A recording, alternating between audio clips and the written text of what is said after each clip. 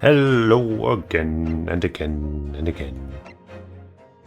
And welcome back to Great Ace Attorney 2, where I had to infinitely restart my Switch and the capture card software so many times, which is mostly the reason why I am a little late.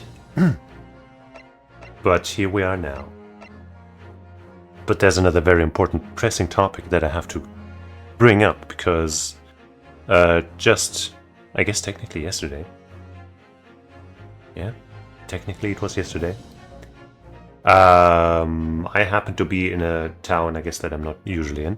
And while waiting for the return train home, I went to a very nearby supermarket in search of chocolate and zero sugar energy drinks to consume. And they didn't have any of the, brands and stuff that I knew as far as energy drinks go, right? No Monster, no Rockstar, no Bullet. I don't know if that's considered off-brand. I feel like it's just a cheaper brand. Anyway, didn't have any of that. So I saw one that was cheap. And I could have sworn, I was entirely sure that on the can it said somewhere zero sugar, prominently. So I got 2 cans and bought them, and only afterwards did I realize it doesn't say zero sugar on that shit anywhere. And in the ingredients, the second ingredient mentioned is sugar. So yeah, I'm pretty sure this is not zero sugar. And as far as I can tell, it's also not of of any particular flavor, which means it's just a very cheap off-brand energy drink with a regular energy drink flavor, which means it's probably not going to be very good. But I bought it, so, gotta drink it eventually. So why not now? So let's open it up and give it a taste.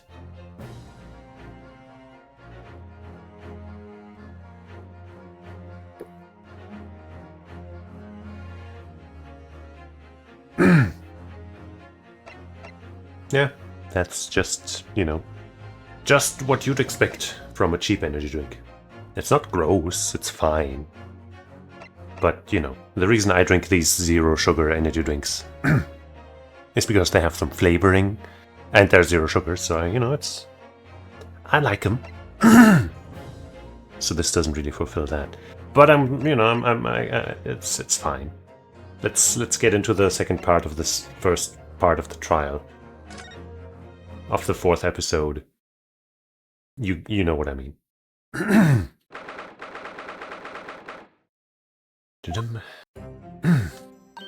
Oh, there you are, Otto. What kept you, my dear fellow? The trial that I was just in? Maybe? Hello, Mr. Holmes, Gina? Sure about what you said in there? That the boss, actually died the day before? It's pretty hard to swallow. It seems not unlikely. Yes, I was shocked by the revelation too, Gina. As was I, possibly more shocked than both of you. It's not a competition, Mr. Holmes, but anything can be a competition if you want it to be. But I was more shocked than all of you put together, was I? This is the autopsy report in question, is it? Yes, it's strange that there's no time of death noted. I suppose there's a simple explanation, or perhaps it was a deliberate omission. Maybe the coroner themselves actually put down the time of death. But somebody else removed it. Don't know why they wouldn't then also remove the time of death portion to make it less obvious, but hey. Maybe that's just for gameplay reasons. Oh dear, if it was deliberate. It puts me in the mind of the last case we worked on. And Dr. Scythe. Look man, Dr. Scythe is still fine, okay? I'm sure she had good reasons and it's not her fault, and she's a queen. I know. Anyway, it seems that on the day before Lord Van Zieks discovered his body, Inspector Gregson was investigating the Red-Headed League, so perhaps something happened with them. Come to think of it. You had trouble with those League men too, didn't you, Mr. Holmes? You were taken in by their trick? No. Naturally, I wasn't taken in, as you put it. My sleuth-hound interest was merely piqued slightly by the rare scent of a weekly £4 income. And that scent masked the underlying scent of deception, I suppose? The two criminals in question are the pair we saw being arrested yesterday, aren't they? That's what I was wondering, but I guess that confirms it. In Mr. Holmes' suite, I mean. That's right, Zeus. And it was me what took him in. Thanks to a tip-off by a good law-abiding citizen. Indeed, yours truly. So it's going to be that pair in the witness stand next, is it? The crying guy. Something doesn't quite make sense to me, though. The day before Inspector Gregson was found, you hadn't had trouble with the Red-Headed League yet, had you?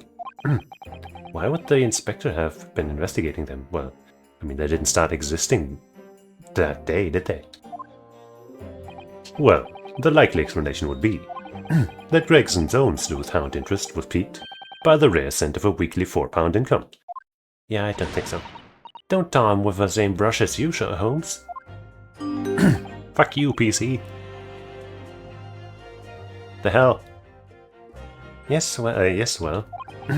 Then there's the whole issue of Inspector Gregson being investigated by Lord Van Zieks for some reason. The Reaper, the Red-Headed League, Inspector Gregson, Lord Van Zieks, and Casimir.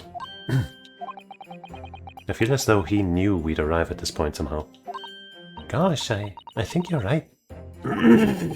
What's he really trying to achieve here today? All the answers will soon be revealed. Observe the time, my dear fellow. This recess will be over very shortly. Yes, you're right. Okay. Casimir was determined that he should be the one to prosecute this trial. And he was determined that I should take the defense. Just what is it that he's hoping to make me see, I wonder? I get the feeling we're a long way from the end of this trial yet. Maybe it'll be the first 3-day trial in this Great Ace Attorney series. Are you ready then, Mr. Soto? Yes.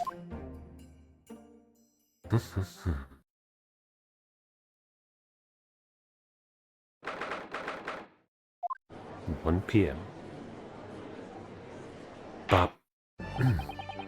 In the name of Her Majesty the Queen, I hereby declare this court to be in session again. We resume the closed court hearing of Barak Van Zieks, here present, who stands accused of murder. Now then, Prosecutor Asogi. My lord, have you summoned the witnesses as requested?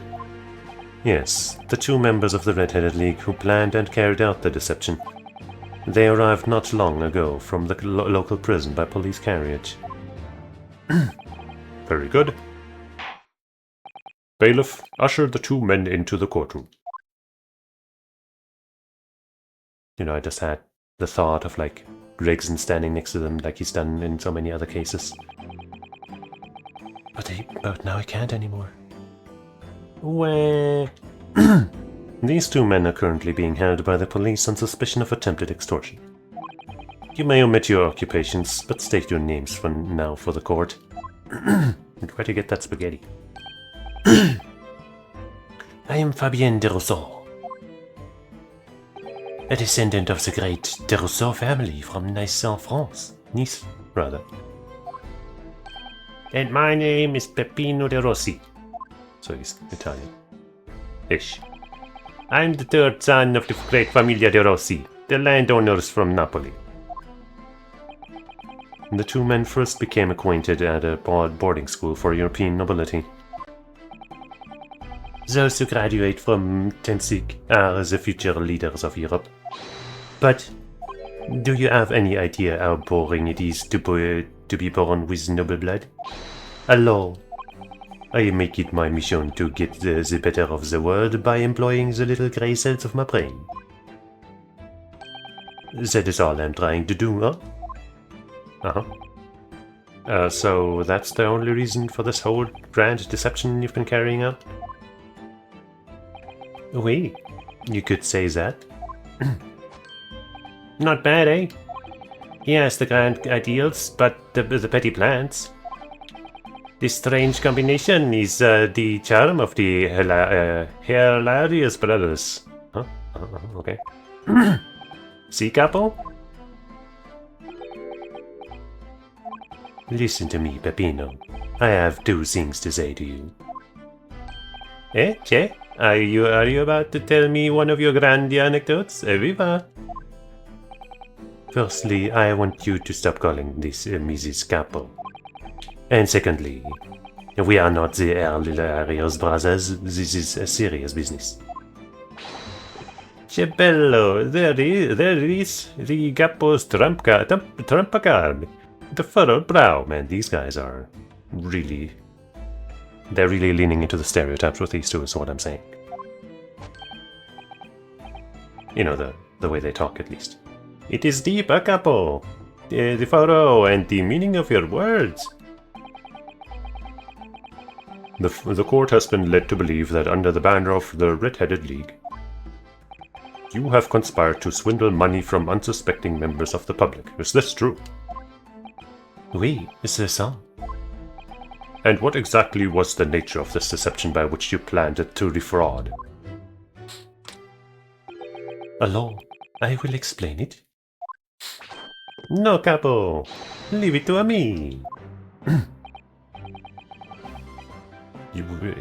It kind of just looked like his neck, or maybe his entire body from the head down was a darker, like his skin was a darker tone.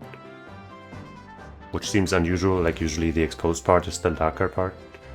But maybe I saw that wrong, maybe it was just an undershirt.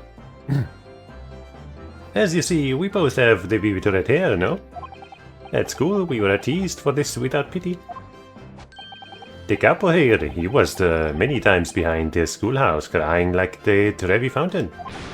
Well, those dogs, one day the world will respect us redheads. But yeah, you saw it there, on his neck. Looked a little darker. C'est bien, Peppino, enough. I will explain the rest. What was the last part that Peppino said? Every night he would bury his head in his pillow and weep for the injustice. Great. The first step was the newspaper advertisement.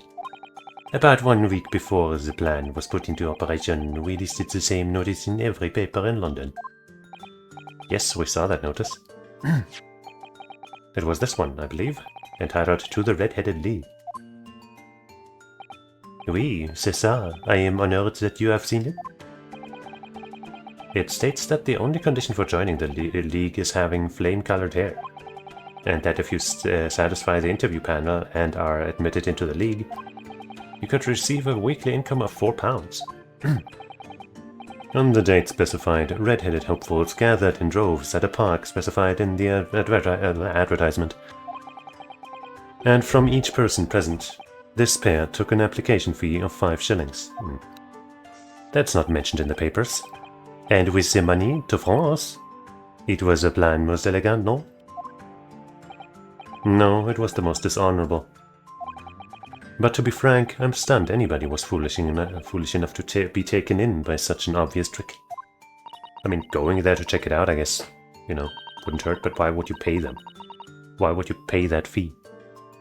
The park was described by one witness as choked with red-headed folk, like a coaster's orange barrow. Coasters, rather. So I don't know what that's supposed to mean. And the day on which all these men gathered to apply was the day before the victim was discovered. What a coincidence. Crucially, these two men spoke face to face with every single person present that day. Oui, I have seen more red-headed people in one day than I will see the rest of my life. See, and now every time I see the Capo's hair, I feel sick to my stomach. Anyway, why have we been summoned here today? Sorry? The date for our trial was not until tomorrow, I was told. Naturally, neither of these men have been told any details about this trial. They've only been shown this photograph. Very good. So, Mr. de Rousseau and Mr. de Rossi, you will now give your former testimony for the court. Is that read in French and Italian? or something. On the subject of the gentleman pictured in this photograph. Of course, we are always ready to help with the law. When you're not breaking it, probably.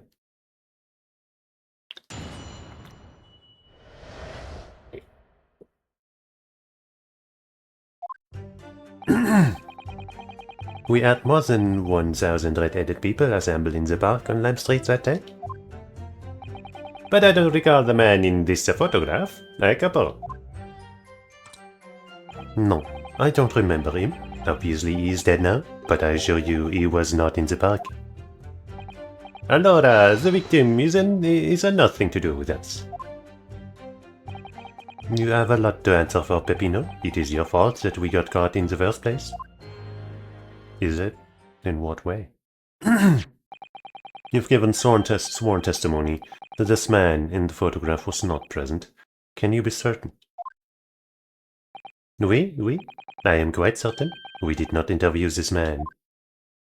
Nobody looking like this came to the park. This I can promise. You just said there were 1,000 or multiple thousand people there. How can you, positively identify all of them? It must be noted that you have been arrested for grand deception, however. Accordingly, this court has little confidence in your assurances. With this attitude, we get to nowhere, huh? He is really sulking now. Oh. This confidential document was obtained directly from Scotland Yard. It records an entry from the inspector's private diary dated the day before the incident. It reads, Lime Street Red-Headed League, undercover. Ah, I have the answer. Maybe there was another similar event in the park on the day in question, eh? That is ridiculous. There's no question that Inspector Gregson was investigating the Red-Headed League, which means it's quite possible that's when he was killed. Very well, the defense may proceed with the cross-examination now. Ah, yes, my lord.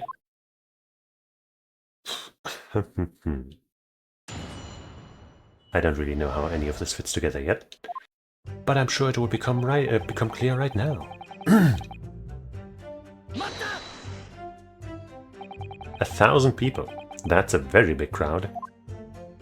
It was quite a spectacle. Redheads had come from all over the capital.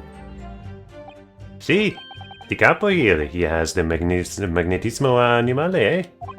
Nobody else could attract so many people. If I could be born again, I would be a capo. All those people wanted was the money, Peppino. The £4 per week. Are you suggesting that you spoke personally with all of 1,000 applicants? Oui, that we did, because every one of them paid us 5 shillings. We take their names and we take their money, and we take their addresses as well. Then I tell them we take some days to let them know by a post, finito. Maybe 2 minuti. We start early in the morning and we stop late in the night.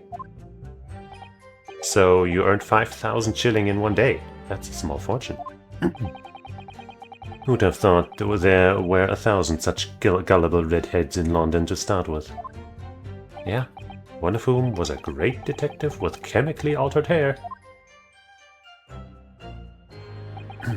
But I don't recall him. Wait.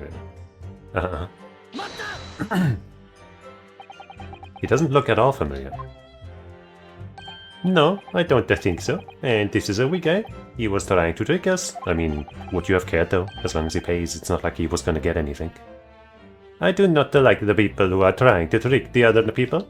Right, says the con artist. If between them they interviewed 1,000 people with red hair, it would be unreasonable to expect them to remember every face. No, signore, I may be small, but my memory is very large. I never forget a thing. In my opinion, I do not think this man was in the park. But he's not going to give the court a definite, it seems. Hey, Capo, you didn't see a man like this, huh? No, I don't remember. Obviously he's dead now. How can you be so sure? But according to what you've said, you spoke with 1,000 or more people that day. Oui, that's true. My eyes were burning by the end of the day. Surely then you can't actually remember every single face. How are you so certain that this particular man wasn't present? Normally the red hair is very distinctive, eh? But not when you have 1,000 red heads crowding around, then it's just an eyesore. If there was some other information you could give us, maybe then we could recall. That is not the line, Peppino. Remember, we do not remember him.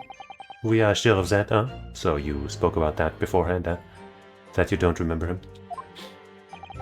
If there was a man with a red hairpiece, but his mustache did not match the color, then I do not think I could have forgotten him. Kalima said these two had only been shown that photograph and they'd been told nothing else at all. But what if I fed them just one other detail about the victim? For example, his fish and chips. I don't know. That's the only visual thing that they might remember. But I mean, so his mustache is visible here, and it is not red. That's true.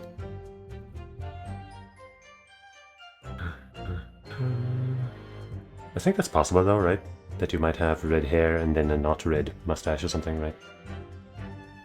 Like lots of people have darker facial hair than head hair, I think, and stuff. Anyway. The chips. Just because that's visual and also I think that's funny to bring up. I can certainly appreciate that just knowing the man had red hair wouldn't help you remember in this situation. But what if I told you that the man was always munching on a packet of fish and chips? Do you remember a man who was eating incessantly? Not really. I was looking only at the head of the applicants. I wouldn't have noticed the fish and chips any more than the caviar and smoked salmon. What? Oh, the spaghetti! Me, I love the spaghetti. Right. Really, I had no idea.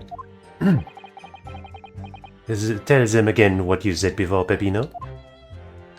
Si, capo, si. I say it again and again.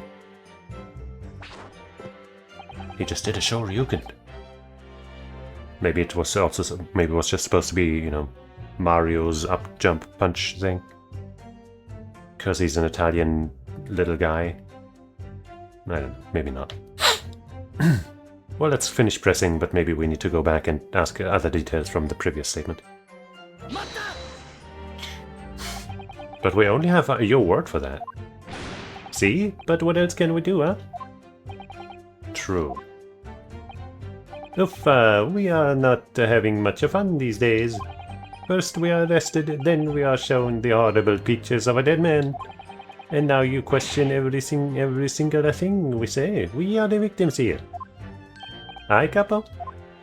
No, you were caught carrying out a plot to swindle hundreds of innocent people. Ah. You had to bring that up, eh? It's not fair.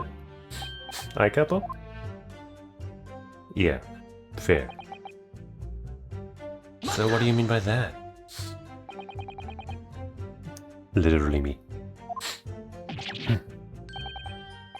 Cavolo, you promised not to say, ah, capo?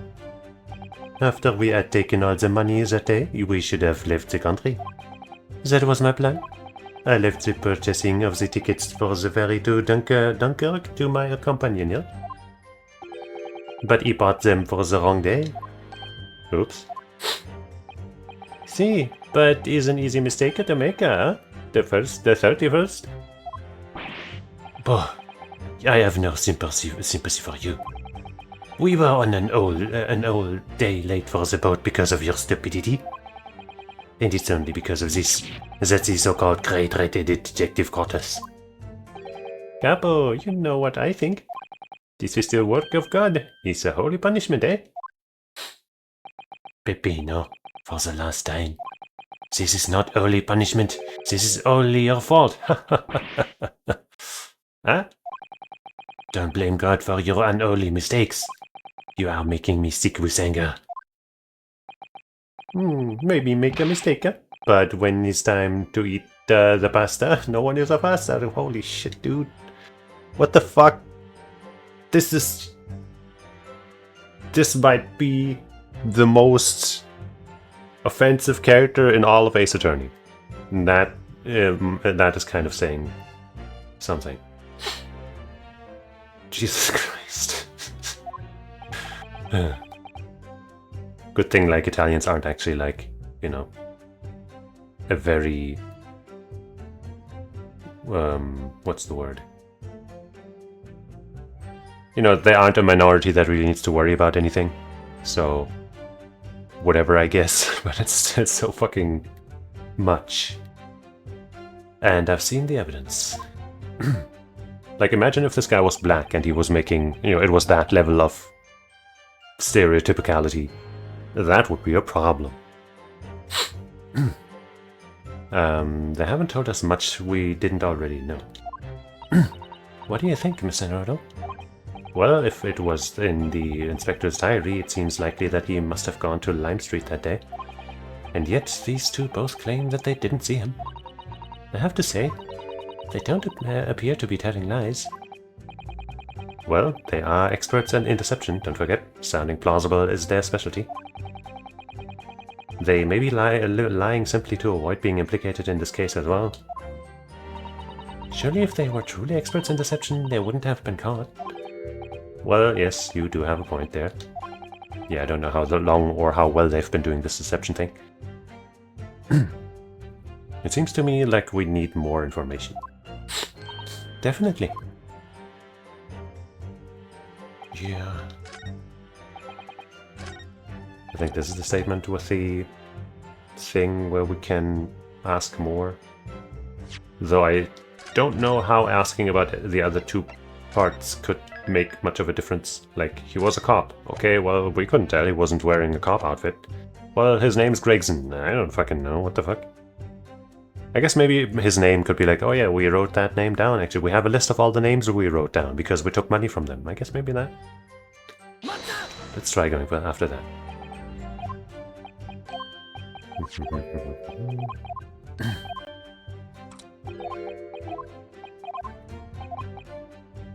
His name. I can certainly appreciate that just knowing the man had red hair wouldn't help you remember his situation. But what if I told you that the man's name was Gregson? The man in the photograph is Monsieur Gregson? Yes. Names, they are boring. I did not listen to any of them. Oh. It was not a real interview, huh? It was just for show. Why would I remember the names? That's right. This changes nothing. The man in the photograph was not there, as we have already said. But then, Ayo Jr. Yeah, the blue guy is French, the green guy is Italian. And the green guy is offensively Italian. I don't know if the line is still on screen. Let's see. It's probably not. Maybe there was one line that really stuck out to me. There. Maybe I make a mistake, but when it's time to eat the pasta, no one is a pasta. Like, what the fuck? That was a statement from the Italian guy. Anyway. Didn't they say that they wrote down everybody's addresses or something? Wouldn't they also need their names for that? I guess, yeah, they are committing to that. The man in the photograph was not there, as we have already said. Let's see. It seems there's little to be gained from pursuing this point further. Tell them again what you said before, Pippin. No? Okay, well. Huh. Unless we have evidence? No, I guess we wouldn't be able to present it, because they didn't give us a chance. Well then, fine, I'll try the one that I haven't picked yet.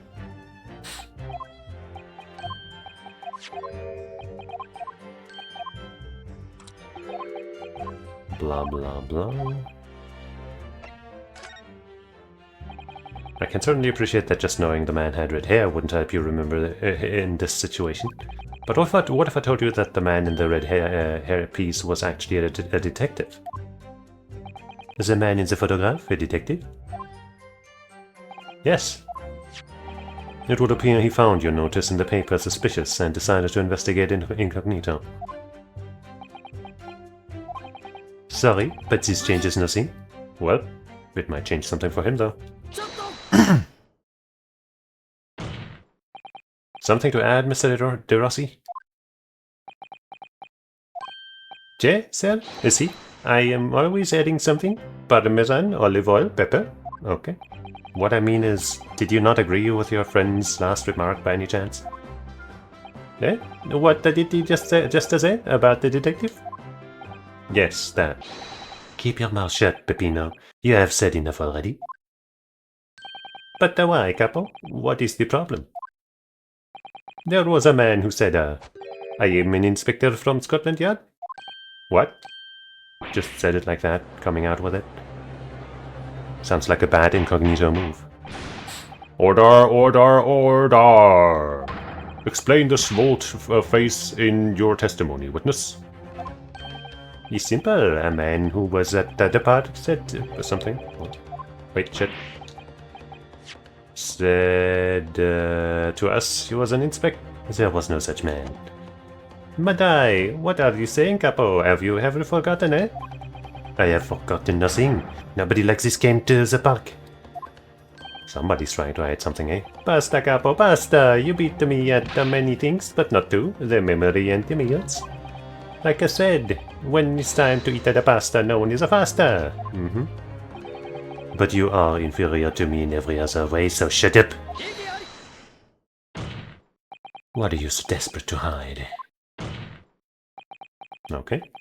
The double slam sandwich. The slamwich. Trop tard. The damage is done. Indeed it is, sir. Oui, there was a man who came to the park and he said he was an inspector from Scotland Yard. However, he looked nothing like the man in the photograph. He was someone else. I mean, it's very possible that somebody faked it. I'm sure there's people going around claiming they're from Scotland Yard all the time. How can you be so sure? Because, to start with, his face was completely different. See, it's true, it's true. The man who came was a younger. His face was clean-shaven, his eyes were sadder, his chin was thinner. No resemblance whatsoever, then? Was it Holmes? Anyway, I was going to be fooled. I was not going to be fooled. I took the obvious precaution and said to him, if you are really a detective, show us the proof. See, the capo here, he doesn't take a nonsense, yeah? But he was well prepared. He said he had an identification. Identification? You mean official police inspector's identification? That is most unconvincing. Sorry, my lord.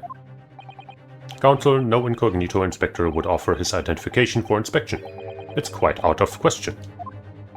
Definitely. Why would he expose his true identity? Yeah. Clearly the papers were fake. Certo, Capo, you are a genius. As we say in Italia, it takes a thief to recognize another, eh? Very nice. And what happened after he announced that he was a detective? He became very annoying. He said, you are under investigation. So I took his papers from him and chased him out of the park. It was fantastico, and look, here is the identification. Okay, well, thanks, cool. So you stole it from the man. He had it coming, he made us very scared. But he was not who he said he was. Indeed, the person described does not appear to have behaved as a true inspector would. However, I believe it would be prudent for these identification papers to be entered into evidence. Yes, me too. But I like it then. Show me. Show me. Wait, sorry, what did the description say? Confiscated, okay. Metropolitan Police warrant card. Okay, well, let's open that sucker up. Well, I suppose we should see what this inspector's identification looks like inside. No photo. 997? I know that number. Yes, it definitely looks fake, doesn't it? Out of interest, what name is given? Probably just something plucked out of the air. It's Tobias Gregson. Wait, what? This Scotland Yard insignia looks genuine to me. But how? And the department and identification number details are all correct as well. Since we have, since when have you know those? Do you mean to say? I know it seems incredible, but yes. I think this is a genuine identification book issued by Scotland Yard. But that's unbelievable. This is the real thing after all. Yeah, but it might have been Gina or somebody else who used it.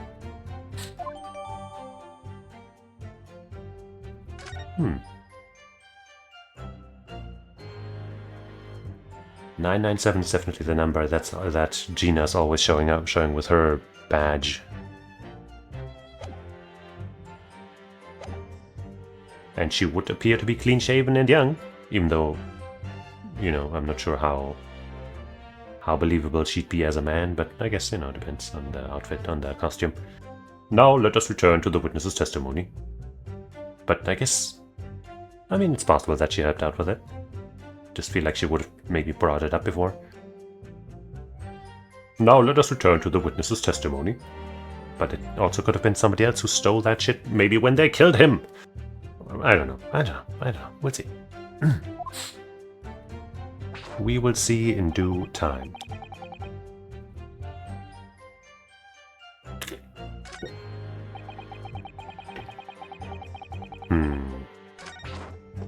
Where do we now present this new testimony, if at all? I don't really see a fitting statement. Okay, maybe here, I guess. I don't recall the man in this photograph. Maybe. Oh wait, no, he was not in the park. But that's the statement we just got it from? But maybe that's still the thing to do.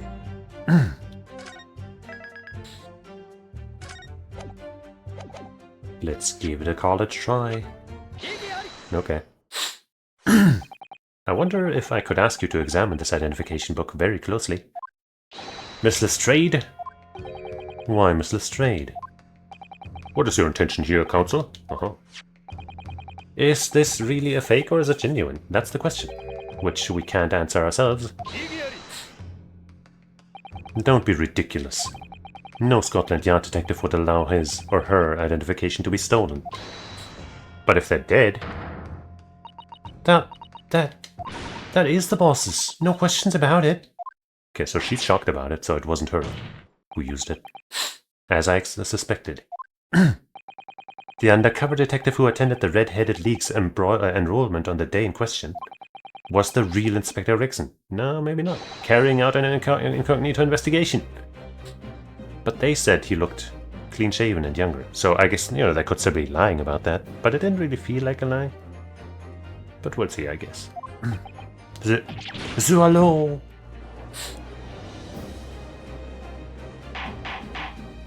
Oh, order! But if the boss had his identification stolen, he would have reported it straight away. Yeah, that's what I'm saying, maybe. He was always on at me about it. If you lose some, report that at once, he said. Could it be, then, that the inspector was physically unable to report it? Physically? Aye, what are you saying? Unable to? You're not suggesting. Yes, it's quite possible that he was killed before he had the chance to report his identification stolen. That's what I'm saying. No. Order! The defense posits that the victim was killed the day before his body was discovered at a different location. Do you two have anything to say about that? I know nothing. I done nothing. Pull yourself together, Peppino. Mon Dieu, you can behave a little more like a master criminal than that, no? Now I wish I had returned to Italia. Stop crying, Peppino, please. Otherwise I... Lume. Lum. Stop your whining and start talking. Well, I believe the court will need to hear your story and consider... I know nothing. I know nothing. But you will tell everything, or face the worst possible outcome.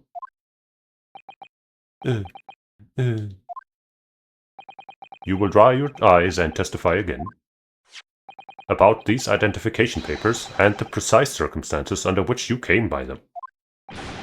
I mean, so far, it sounds like from what we heard before that, you know, somebody else had them and showed them. So why would it be bad for you? For crying out loud. Haha.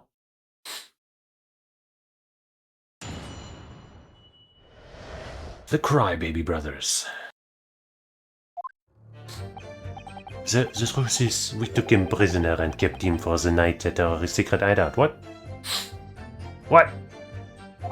Even though I didn't think he was a real detective, I was too scared to let him go that day, just in case. We took the man's identification from him and shut him in the room next to ours.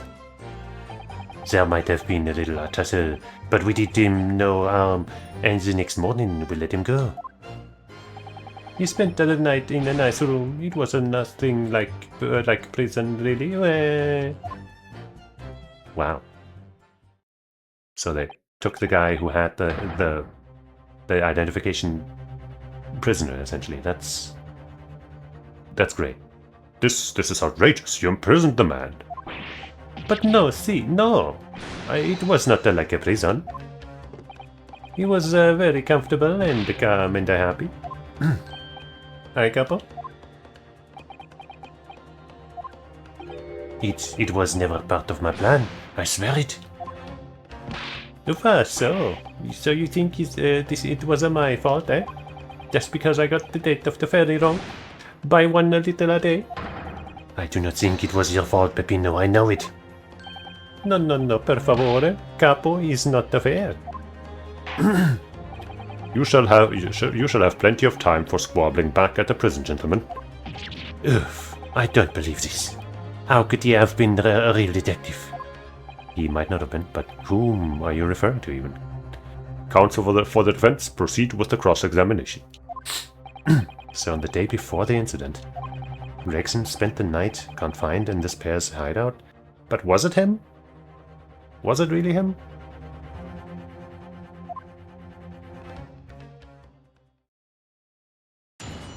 So I guess I misunderstood what they got out of that, which is when Naruhodo said that he was dead. I guess he meant, and what everybody else understood here in the game, was that these two might have killed him, and that's why he couldn't report it. What I thought was, it was stolen by somebody else and brought there when he was dead, so it was missing. And these two might not have anything to do with it, which is still what seems more likely to me, kinda.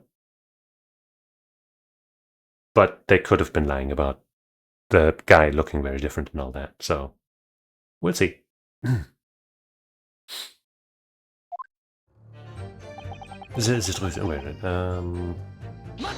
Describe what the guy looked like? Do you realize what you're saying? You have to believe me, I never intended for that to happen. And I'm sure the detective did not intend it either. Do you think? But there was nothing else I could do. See, nothing else. This was the first crime for the couple. He was at the end of his wits.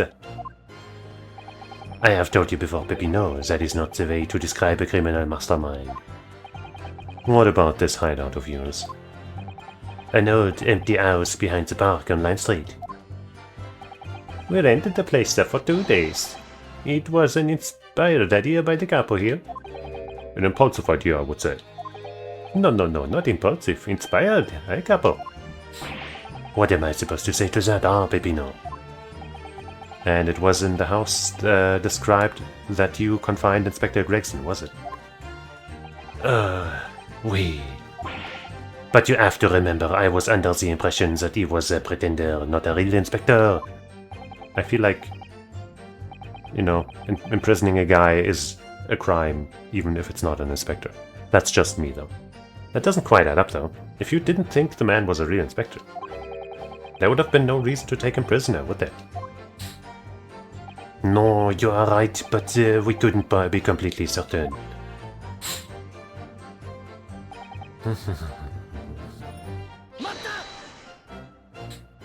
Too scared? Why? Because why had he come to the park? We didn't know. There was a chance that he had been seen through my plan. And if that was the case, he would go straight to the police station to blow the whistle on us. Even if he was just feigning to be an inspector. He was up to no good, without a doubt. I think most people would agree that it's you two who were up to no good. Well, see, you may be right. Aye, Capo. The point is, we were not able to escape from England immediately. That is why we had no choice but to take the man prisoner. What I don't understand is why the inspector felt the need to show you his identification in the first place. Yeah. See, I ask myself the same question. We were writing down the names and addresses of all the people we took 5 shillings from that day. See, that's what I just said. That's why I asked for the name thing. But then you said, oh, we don't care about the names. Huh, but we can't bring that up anymore, can we? I have forgotten what name he said, but the address, it startled me. See, address, Scotland Yard, Homicide Division, he said. What? He probably didn't like your face, Peppino. Anyway, I was not rude. I just politely asked him why he had said it. And that's when he started to say he was an inspector. And long afterwards, he took out his identification. What was Inspector Gregson playing at? Tell the court what happened next. You took him back to your hideout, you say. See, we did that.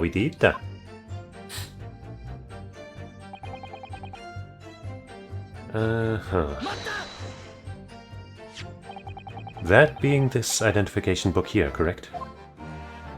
See, that is the one. What made you believe that it was a forgery? I never seen a real one, of course. But he was so suspicious, this man. Allora, I was thinking it must be falso, eh, Capo? Oui, it is just as Peppino has said. We were convinced it was not genuine. And so together, the hilarious brothers, we took the man captive. All we did was shove him inside a locked room. Then we made preparations to transport all of the money. Were they actually like a comedy duo before, and that's why they're called the Hilarious Brothers? And then it all went wrong. In for a penny, in for a pound. There might have been a little tussle. What kind of tussle? What do you mean by a little tussle, exactly? Buff, it was nothing, just a minor incident. The falso inspector, he was a real piece of work, I Capo. What happened? It was a disaster. We gave him a nice room, and what does he do? In the middle of the night, he tries to escape through the ventilator. Can you blame him? We chased him, monsieur. Pinceau, bien sûr. And we caught him again? Can you blame us? Yes. Wait, you didn't shoot the man in your haste, did you? Who do you think we are? Of course not. I simply caught hold of him again and took him back to the room. You choking on your spaghetti?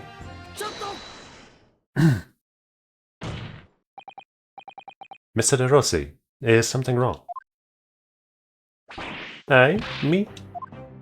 Something Mr. Rousseau just said seemed to make you, well, it seemed to make you act even more strangely than usual. What was that all about? Cavallo, at times like that, you don't want to have the capo after you, believe me. And I speak from personal experience. Personal experience? That is enough, Peppino. There's no need to say more. The truth is, the night before we put the red-headed league plan into action, I was scared. I was not fair to the capo, but I tried to run away. What? It's a shame you didn't manage it. But the capo here, he come after me like the turbine, huh? And he dragged me back to the house, kicking and screaming. I still have the bruises to prove it, hi capo. Bruises, you say? Oh, okay. I guess that's the markings that I mentioned. Ah, you wanna see? Yeah, you wanna see my fantastical bruises? That's enough now, Peppino. No one wants to look at any part of you. Rude. What did I do? I show you or I don't. I show you or I don't. Okay. You do now. Allora, if everybody wants to see, then I do it. Strangulation mark-esque, one might say. Didn't we have somebody else with strangulation-like marks recently? What was that about? Ecco, you see, he's still very visible, eh? That red ring around your neck. You got that when you were dragged back to the house? See, the capo, sometimes he is very rough. I said that's enough. What did you say? And, okay. Peppino's neck is nothing to do with what we're talking about here. You have my word. Yes. What is your opinion, Counsel? About this red ring around Mr. De Rossi's neck. I wonder, does it matter? It's most certainly important. And you can tell how certain I am by me saving the game.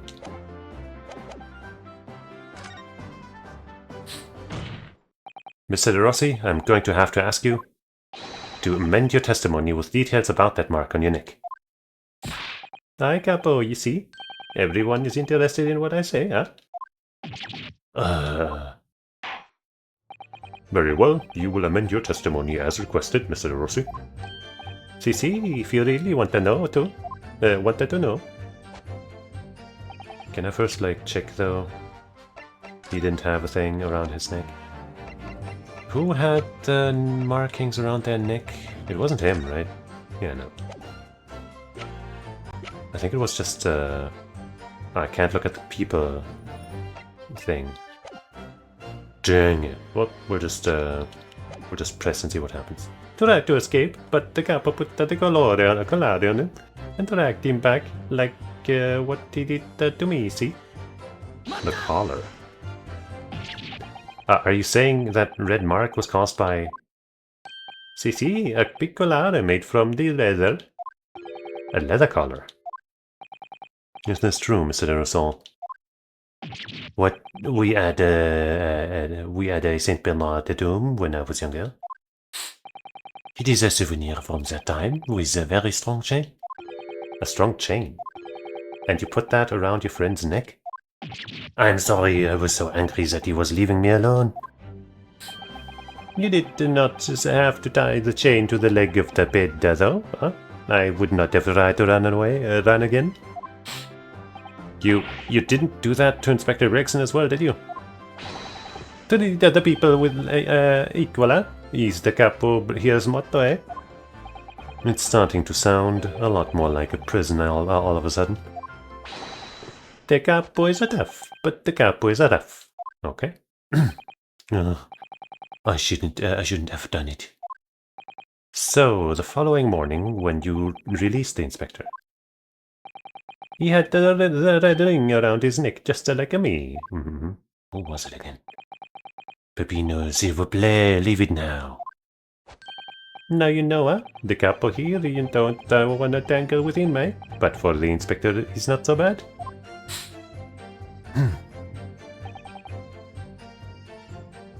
Well... Do I present the photo of the inspector now? And go like, he doesn't have a thing on his neck. If only I could look at the people's bracket, then I would probably remember who it was again. But I guess I'll just try my idea from just now.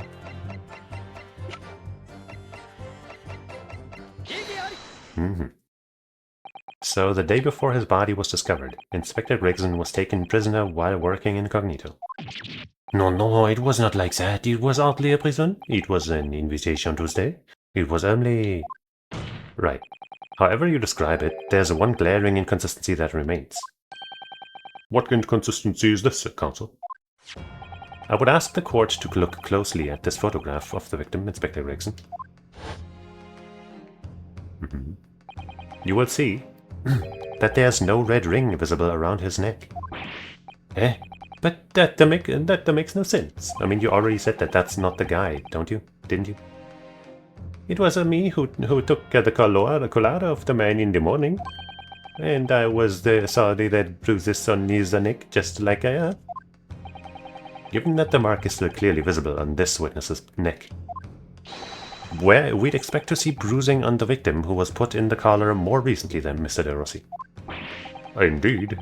That is most peculiar. I mean, it's also possible that the inspector used makeup or something to hide the collar, the marks, because he didn't like them or something, but probably not. But what we are telling you, we say this from the beginning, many times. Oui, Peppino is right.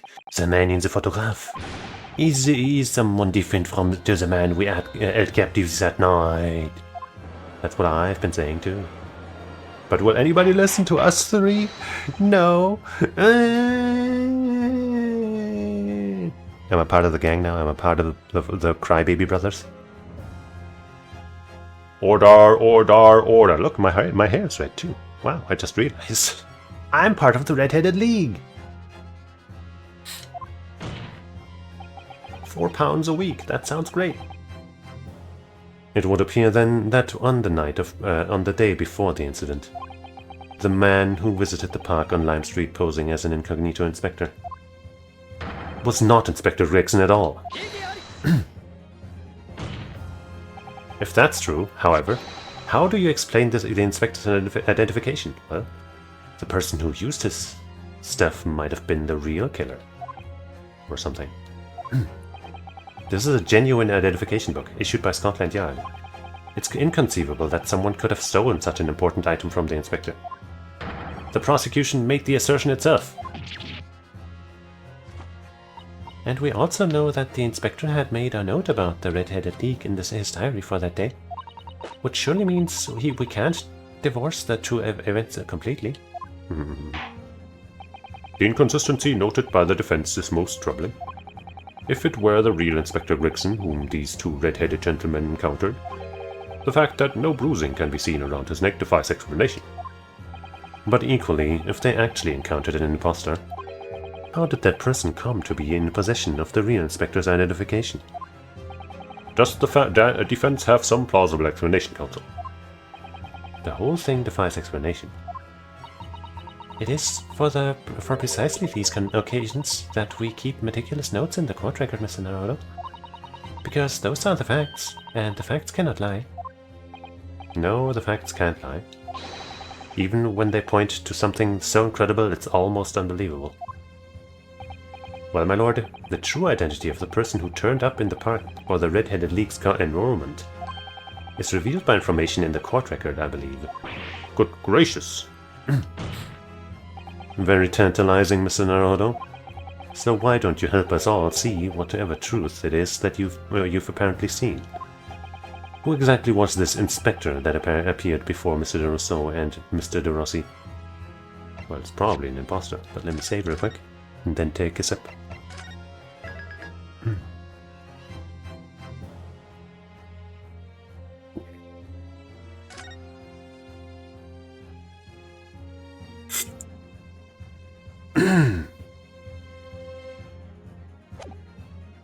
but I suppose... Let's take a look at the court record.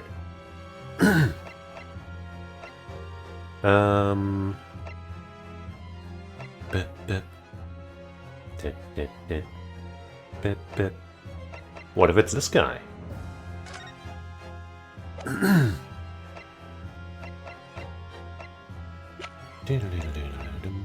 But that would also mean that the person we saw with the bruising around their neck would be this guy, and I still don't remember who that was!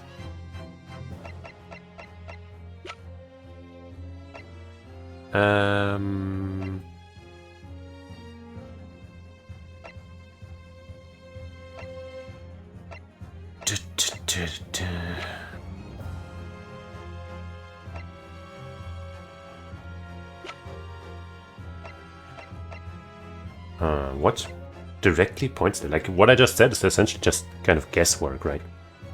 So... Mrs. Vigil. That photo was in that one room, so maybe there's a connection there that counts for something, but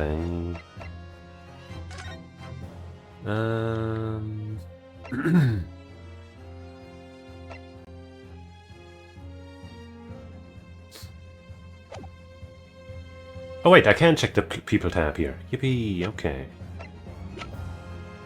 This guy, he has the goddamn bruises. There we go. And I guess with enough makeup, he could be Vigil, maybe? I mean, that's the second step for later, though. You know, they have a similar hair thing, kinda. And, I mean, okay, the facial features are... You know, with a lot of makeup, maybe...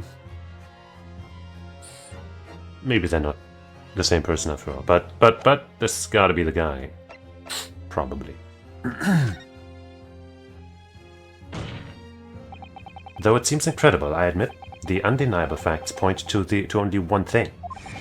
Since no bruising can be seen on the victim's neck, the person who these two red-headed men took prisoner that day cannot have been Inspector Gregson. In other words, your whole argument up to now has been a waste of time. Nuh-uh. On the contrary, I haven't finished.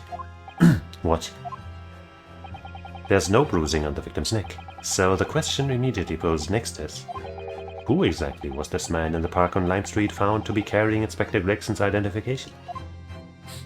See, that's alright. We tell the same story every time. Whoever this man was, the capo direct him from a pillar to a post with the dog collar. Mon Dieu, Pepino, I was not so harsh as you say, huh? So who was that the false inspector, eh? Who was he? Clearly, the defense has an idea about that. About the true identity of the man these two imprisoned that night. I must ask the counsel for the defense to elaborate post-haste. Who did the witness encounter in the park posing as Inspector Gregson? This guy. Goodness me, isn't that? One of the witnesses who was in the stand in this very courtroom earlier today. A nameless man whose only occupation appears to be peddling hearsay to passers-by. What on earth would a street seller be doing with a police inspector's identification papers? Well, witnesses, is this the man or not? What has happened to his lip? Huh? See, this man is not for the Red-Headed League, eh? He's looking for Twisted Lip League, no? Perhaps rather than making such a rash claim next time, you should bite your lip instead. It seems improbable, yes, but one undeniable fact remains. During his testimony earlier, I noted something around the man's neck. A red ring of bruising. Eh? What? The defense demands that Mr. Gossip be brought back to the stand. And you know, he could also easily have been wearing a wig. Order, order, bailiff. Bring the aforementioned witness back into the courtroom. Immediately.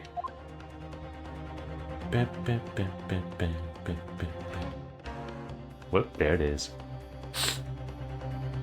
He looks so happy showing it off. They both do. Well, I never.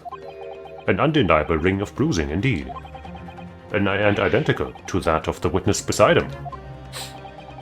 Now, what's going on here, eh? I've always had this, me. It's a birthmark, isn't it? Hard to believe. Birthmark, you say? I assume the reason you've been recalled to the stand has been explained to you.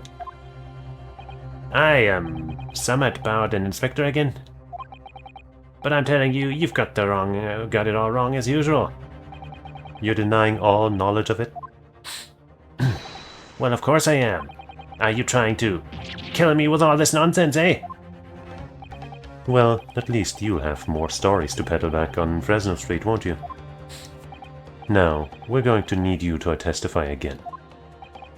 And you, Mr. Russo and Mr. Rossi, I'm sure you'll cooperate, won't you? Do we have any choice?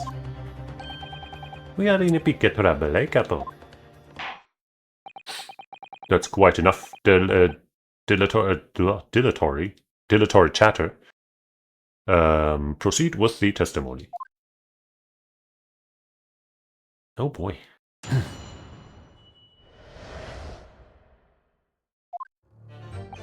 The man who claimed to be an inspector that day was definitely not this man. He's right, see? You think we would forget these grand leaps, huh? I never leave Fresno Street, alright? I have no interest in any red-headed league. I'm all alone in the world, me. I have no kinfolk or nothing. Why would I be involved in something like that? Just look at me, eh? Does it look like I could carry off a disguise with a face like this? Well, I think that might be makeup. And a lot of it. It would certainly appear that we have the wrong man. What have I been telling you, huh? There was no need for this pointless testimony. That's right, I'm just a simple peddler, remember? Fresno Street's all I know. How would I have come by a police inspector's identification book, eh? Well, yes, that's hard to explain, but maybe you were working with the guy. With Riggs. Because you're his son after all. That's something I said earlier, isn't it? Because, you know, they have similar eyebrows. And that's definitely a good enough reason to believe that.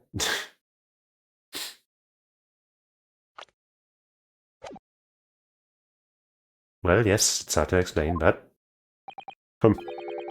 A brief cross-examination, I think, Counsel. Very brief. Isn't there anyone in this courtroom who thinks I might be onto something? I stand steadfastly at your side as always, Mr. Naruto. Susato-san!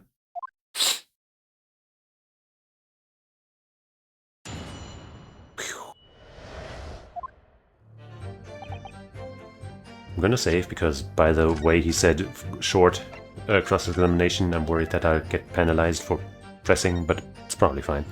They're usually more explicit about that when it happens.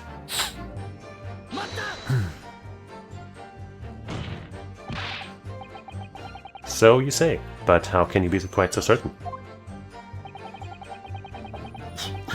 There's no need to hurt your hands on the desk, monsieur. Surely the reason is obvious, no? Because I have never before seen lips like this. Nevertheless, there's a clear red marker on Mr. Gossip's neck.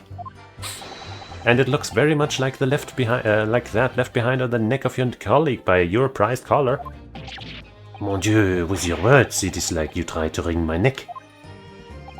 You would know a thing or two about that, huh? It does look very much like my neck, though, eh? No, this is a birthmark, lad. The biggest lips in London and a neck to die for. Hey, they broke the mold when they made me. For the first time in my life, I feel lucky to have been born with red hair. And I thought being Japanese made you stand out in London. So you maintain that you've never seen this man before? Oui, c'est ça, I swear to it by the flames of my hair.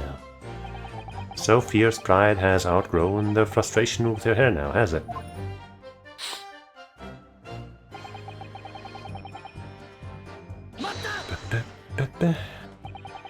Well, yes, I don't imagine I'll forget those lips in a hurry either.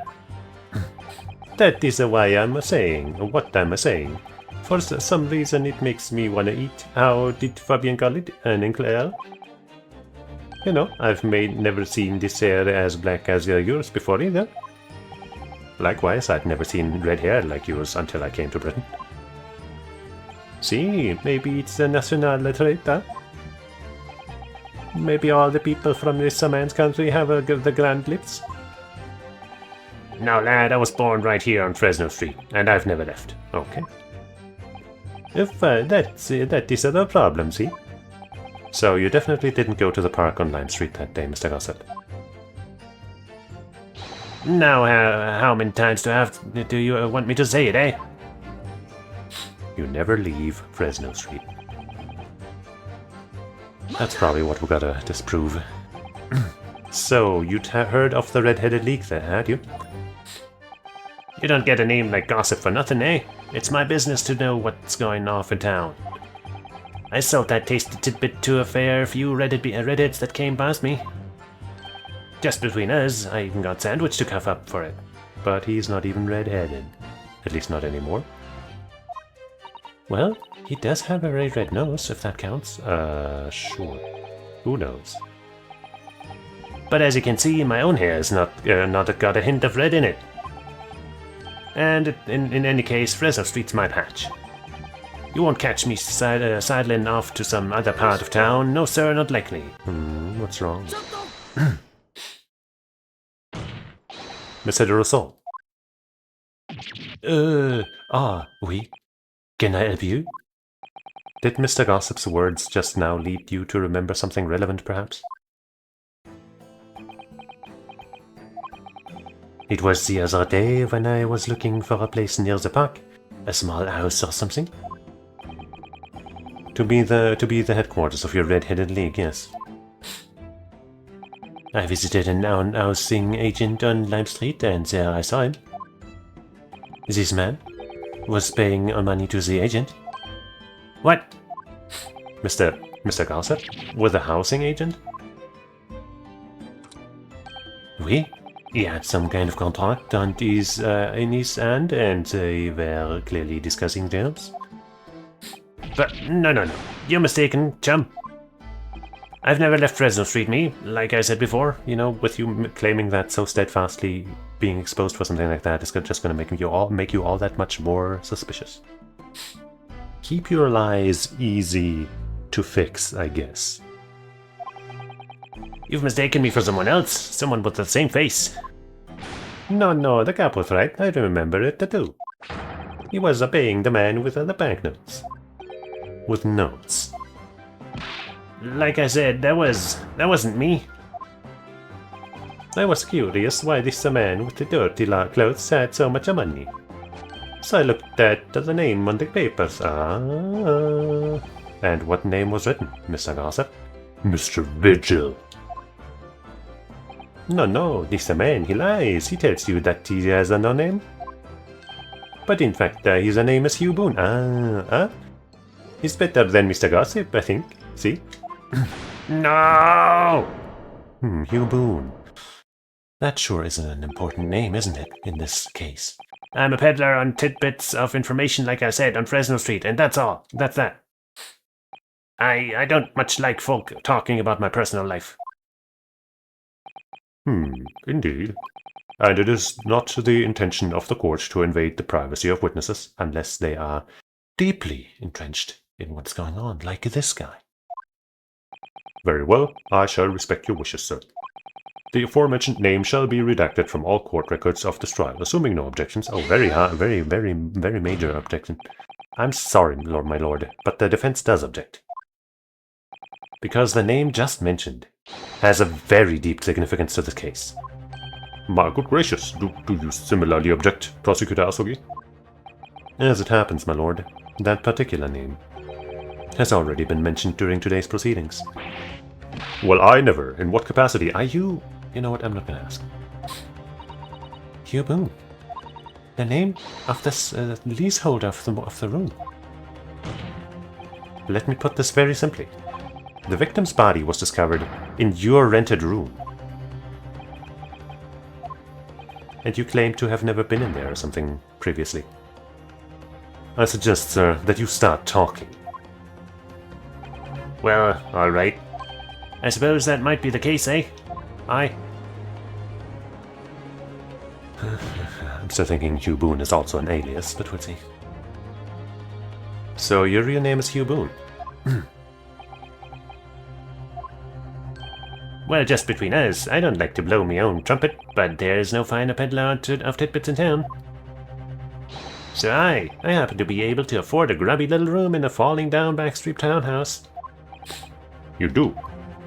And once every 6 months, I go and pay the rent to the agent on Lime Street. Aye, I remember now. There were 2 vulgar redheads in there last time. Aye? If either of us is a vulgar, it's not to me. Think again, Peppino. Why didn't you bring this up before? It's like I told you already. I don't like talking about my personal life. I'm a tidbit peddler as far as everyone else is concerned. No fuss. A likely story. Maybe peddle some better ones next time.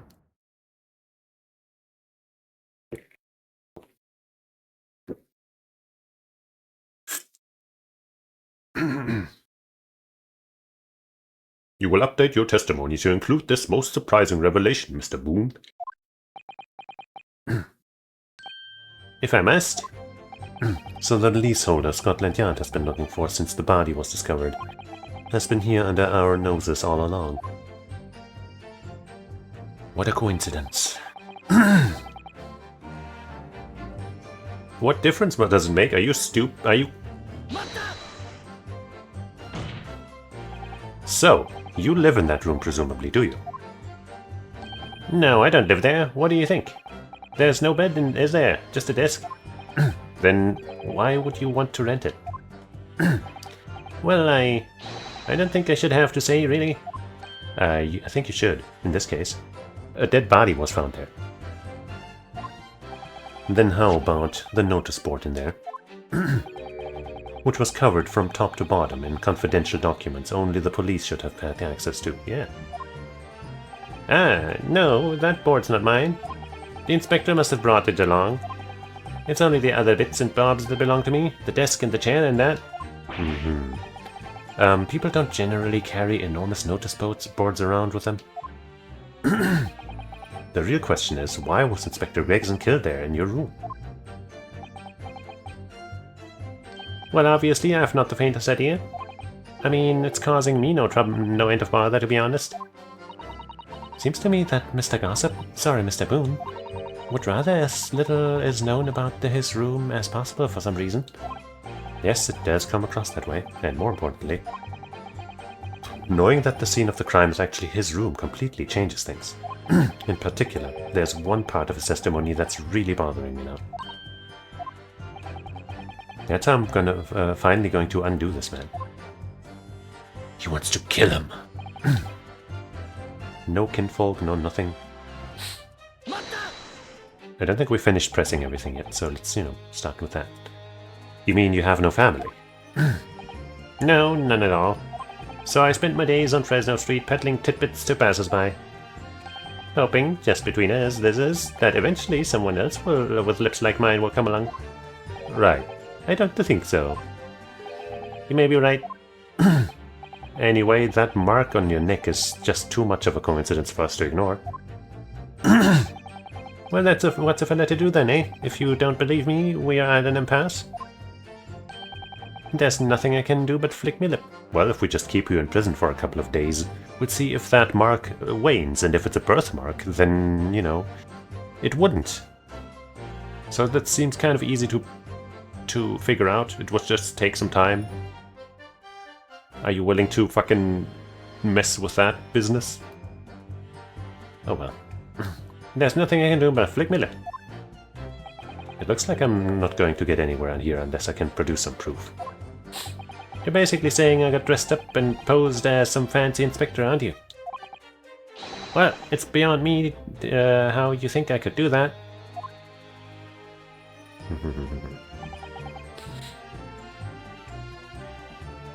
Well, it's the other way around. Because your regular face is so normal, you could put stuff like that on your face.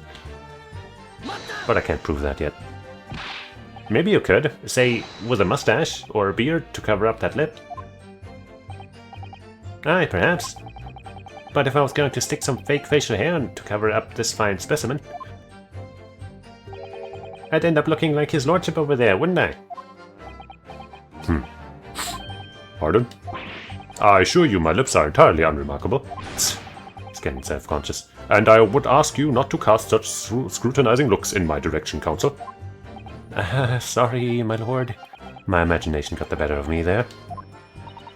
Well, Inspector Gregson did wear a mustache, of course. You're right, he did. So perhaps he was hiding something himself. He could barely have hidden a crumb in the mustache of that size. And anyways, this detective we spoke with had no facial hair at all. Yet I mentioned that. See, the cop was alright. He was a clean shaven. It certainly seems beyond the reason of possibility that this witness could have disguised himself as the victim. Wrong way around. I does and it is. That's the extent of their testimony, is it? What's your feeling, Mr. Naruto? Well, what Mr. Boone says is undeniable. It would be all but impossible to hide those lips with any form of disguise. Perhaps yes, but nevertheless the mark around his neck is equally undeniable. And it's identical to the one that Mr. De Rossi suffered. Yes, that's true. But why does this whole disguise idea just keep playing in my mind? Very simple reasons.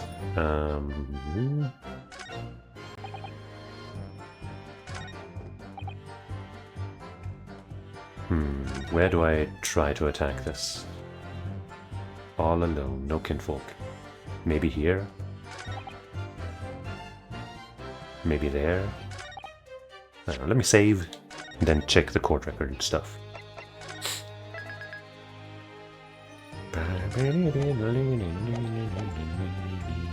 So...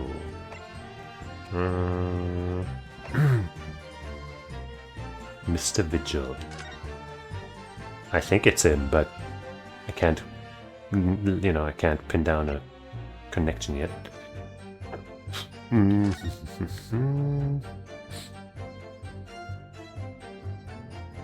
There was nothing about Boone on this there, right? Harsh reprimand.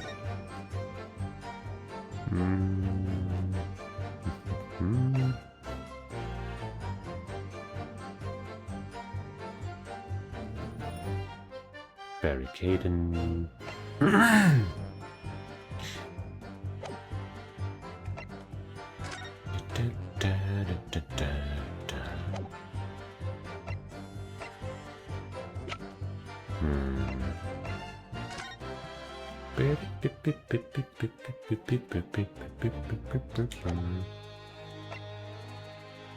Autopsy report.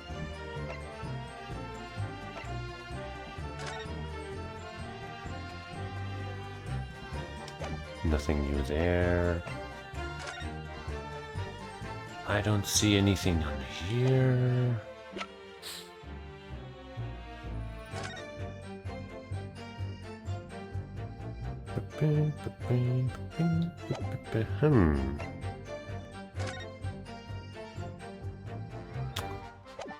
Huh. Sadly, the ideas I have are not presentable in any way.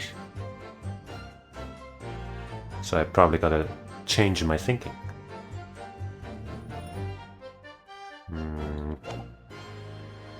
Maybe I just gotta, press another topic now that we got that info.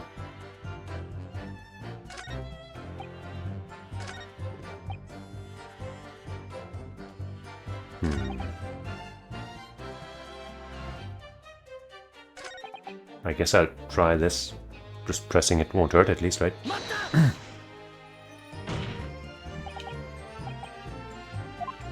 live there. I think that's not new. No bed and stuff.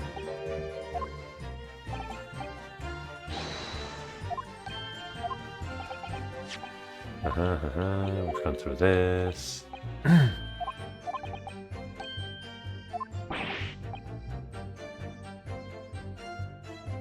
I guess maybe one of the bits and bobs from that room is gonna be a thing to point out.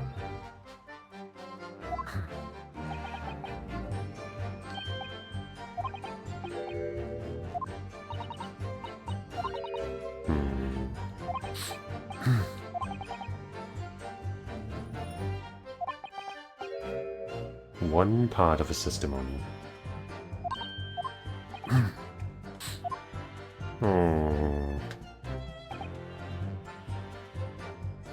Oh, I guess, you know, because this was found in the room. There we go. If you have no kinfolk, as you put it, then explain why it is that among the sparse furnishings we found this photograph in the room. So that, you know, once again, obviously, does circle back around to him probably being this guy. Then explain why it is that among these sparse furnishings we found this photograph in the room.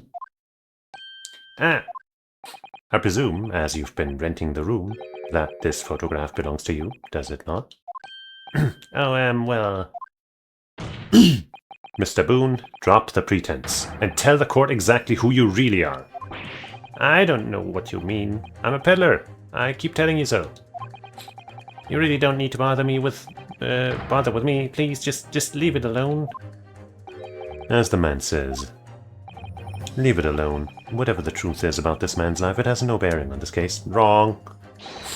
Because it's simply not possible that he impersonated Inspector Gregson. Nuh-uh. How can you be so sure? Just look at the man. No amount of disguise could ever hide those unmissable features.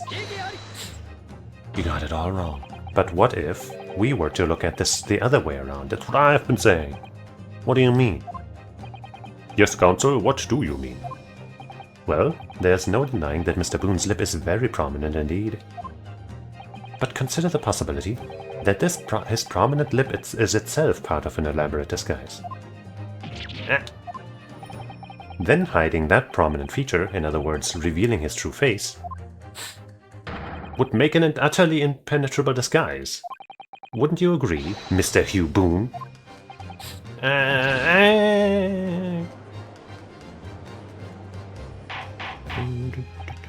But witness, are you still hiding the truth from this court?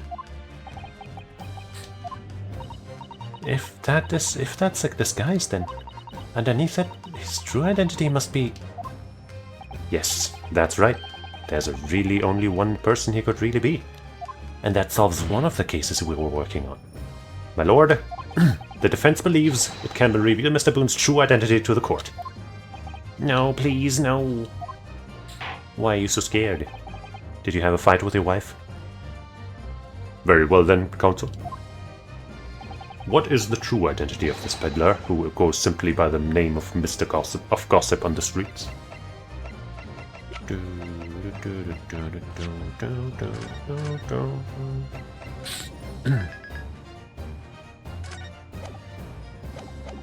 It's this guy. Your real name is actually Mr. Vigil, isn't it? Mr. Daily Vigil? Yay! I don't recall that name, counsel. Who is this Mr. Vigil? It's a name I encountered yesterday, my lord. It has to do with a certain client of Mr. Sherlock Holmes. A young gentlewoman came to the detective asking him to locate her missing husband. The woman in this photograph, in fact. This is Mrs. Vigil. What? From what I understand, you haven't returned home since the night before the inspector was found dead. But of course, on that night you were being held captive by the two red-headed leaguemen. And last night you were put up by the prosecution service in preparation for testifying in this trial. Because we'd been led to believe that you, Mr. Venus, and Mr. Sandwich were all homeless. Miss Venus, rather. Being important witnesses in this case, we needed to know where we could find you, of course. And that explains why you've not only been unable to return home, but also unable to contact your wife, who's been beside herself with worry waiting for you at the Vigil residence. No, just you hold a minute. I don't... What I'm talking about, really? It's a simple enough matter to confirm my suspicions. All we have to do is pull off that disguise. No, please. Bailiff, bring soap, a sponge, and a wash bowl at once. Mr. de Rousseau and Mr. de Rossi, you will restrain the witness. Oui, my lord. Si, my lord. Nice work. Why? No. Stop. Get off, please. Don't. And then they tore off his physical lips and he bled to death. You know, the nose is the part that surprises me the most about that being a disguise. How do you do that? That's actual magic.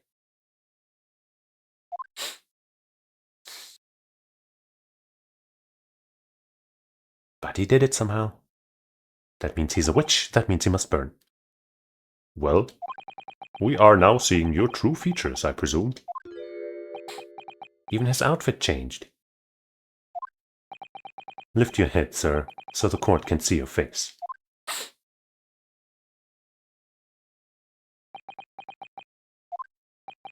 It would appear that the defense counsel's assertion was entirely correct.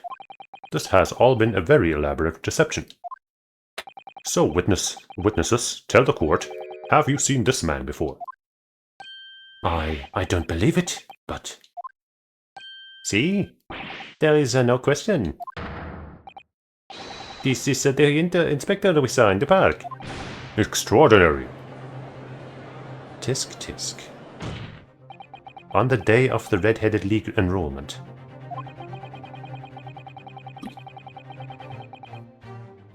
So hold on. Enrollment is spelled with only one L. Some of these English spellings are so stupid. Like, what's the other one where there's just where one of the double letters just goes missing? I remember that one, of course. Well, if I remember the word, but this one surprises me. Why would they drop the L? I mean, it could be a typo, but why would they drop the L? Anyway. I mean, I guess enrolling might not be necessarily related to the word rolling. But I feel like enrolling would be super. You know what? Let me check. How do you spell enrolling? With a double or one L? Enrolling or enrolling with only one L.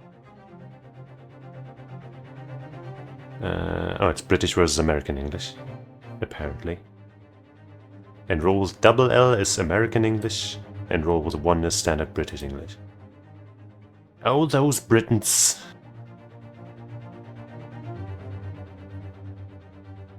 Oh, those British people. The man claiming to be Inspector Gregson, who appeared before Mr. de Rousseau and Mr. de Rossi in the park, was you disguised as the inspector, or rather, was you posing as the inspector in no disguise at all? Mr. Vigil was formerly employed as the chief warder at Barclay Prison. The chief warder? Then your career had promise. Why, you would quite possibly have become the future governor of this prison. Yeah, but so yeah, he didn't make his money via the Red-Headed League because that had only just been established and was a scam, so that theory that I had early on is not holding water. So then how did he make money? There is... So, I'm not actually too familiar with most Sherlock Holmes stories, but I do know of one where it's not a murder or anything. I don't remember what the problem was exactly. Maybe it's similar to the case here of the wife trying to find her husband or something. But there is one where there's this guy who just kind of uses makeup and stuff to make him look really fucked up. And he poses as a, as a homeless person or something, beggar. And he makes a lot of money because he looks that fucked up and people are so, you know, like they pity him so much. And maybe that's what this guy has been doing. Posing as a very successful beggar. But I don't know how likely that is. We'll see. Then your career had problems. What on earth have you been doing, peddling tittle-tattle on Fresno Street? I guess maybe he was, you know, undercover working something. Gathering intel. For Gregson, maybe? Well, it's been 10 years since Mr. Vigil worked at the prison. 10 years.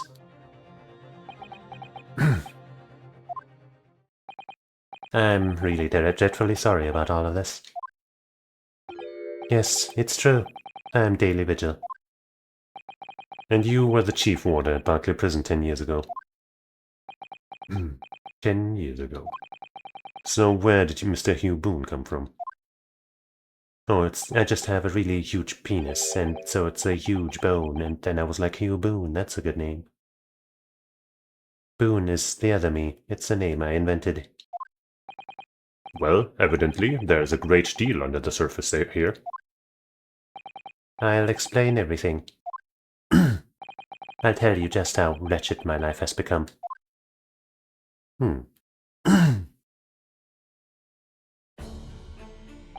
As you say, it was 10 years ago now that my employment at Barclays as Barclays chief warder came to an end.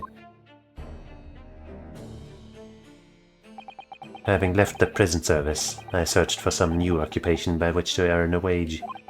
But times were hard in London, and I found no suitable engagement at all. In desperation one day, I turned my hand at selling wares on Fresno Street. But your wife appears to know nothing of this. She still maintains that you are the chief warder at Barclay Prison. I was utterly determined that my wife should not know of my failings, which is why I've never told her. But how do you come about so much money? I opened an account at the bank under the name of Hugh Boone, and I rented the cheapest room I could find on Fresno Street. The scene of the very crime we're investigating. Yes, that's right. A place from which I could emerge every morning at 8 as a squalid peddler, and transform myself back every evening at 5 into a well-dressed man about town before returning home. That quickly became my daily routine. I was puzzled by the lack of furniture in the room, but that explains it. But why on earth didn't you just tell us this in the first place? I have a wife, sir, and 2 sons. And without wishing to sound self-conceited, they regard me with some pride. I couldn't bring myself to disappoint them. So instead you decided to conceal your occupation from them? Yes. And successfully so, it seems. I've made such a terrible mess of everything. Still, one thing doesn't add up. No matter how many tidbits of information you could sell to passing gentlemen, even at 6 pence apiece, you couldn't hope to match the salary you must have commanded as chief warder at the prison. Yeah, that's what I'm saying. Very true. To have kept your family in comfort despite 10 years of somewhat misbegotten employment. Tell us the truth. That was all thanks to Inspector Gregson. That's what I'm saying, too. What? Inspector Gregson? What on earth? It was some years after I had invented Boone and begun my other life as a street seller. He, the inspector, that is, recognized me one day. Do you mean to say the victim was an acquaintance of yours? I knew him from my time working at the prison.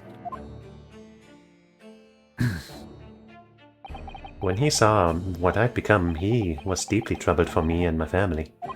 And from that day forward, he visited me on Fresno Street with increasing regularity. Then one day, he asked me if I would carry out a secret assignment for him. A secret? What was it? I was too. Impersonate the inspector? What? Impersonate him? So you did that multiple times, or are you talking about this current affair? We always met in that little room so the inspector could brief me. Visit Orcsey tomorrow and take a statement from the proprietress.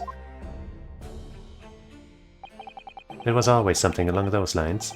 Surveillance work, interviewing people. On those occasions, he would lend me his identification so people would believe who I was.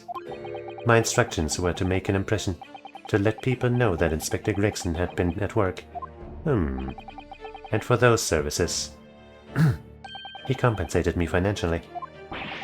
A Scotland Yard inspector willingly relinquished his identification into your care with intent to deceive. That, as I'm sure I need not point out, is a very serious criminal offense.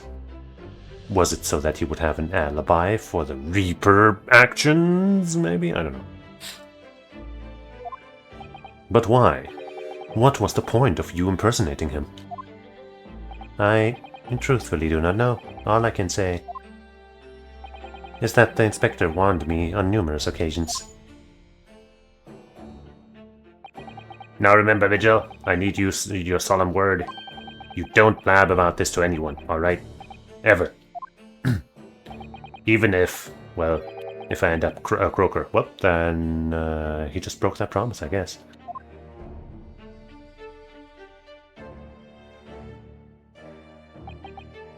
In time, he started to bring papers with him to the room as well. It became something of a second office for him. So, in fact, the person who declared himself to be Inspector Gregson at the park on Lime Street was really... Yes, it was me, acting on the inspector's orders. As usual, I removed my boon disguise, and then went as instructed to the park, armed with the inspector's identification book. It never occurred to me that the bruise on my neck might give me away, really. With your apparent disguise skills, you would easily be able to disguise a bruise, wouldn't you? I saw what you did with your nose. Oh well. No one claimed he was a genius.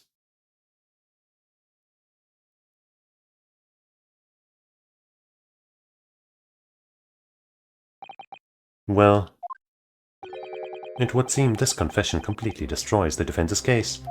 No, it doesn't. In what way does it destroy my case? What the fuck are you talking about? Explain yourself, Professor Asogi, prosecutor.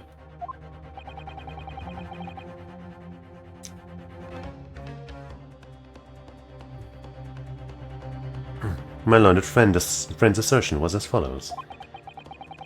The victim was killed at another location on the day before his corpse was discovered. At the hands of these two red-headed leadmen when they imprisoned the inspector. I did not claim that it was them. That was a possibility, but it was not the main reason for anything, okay?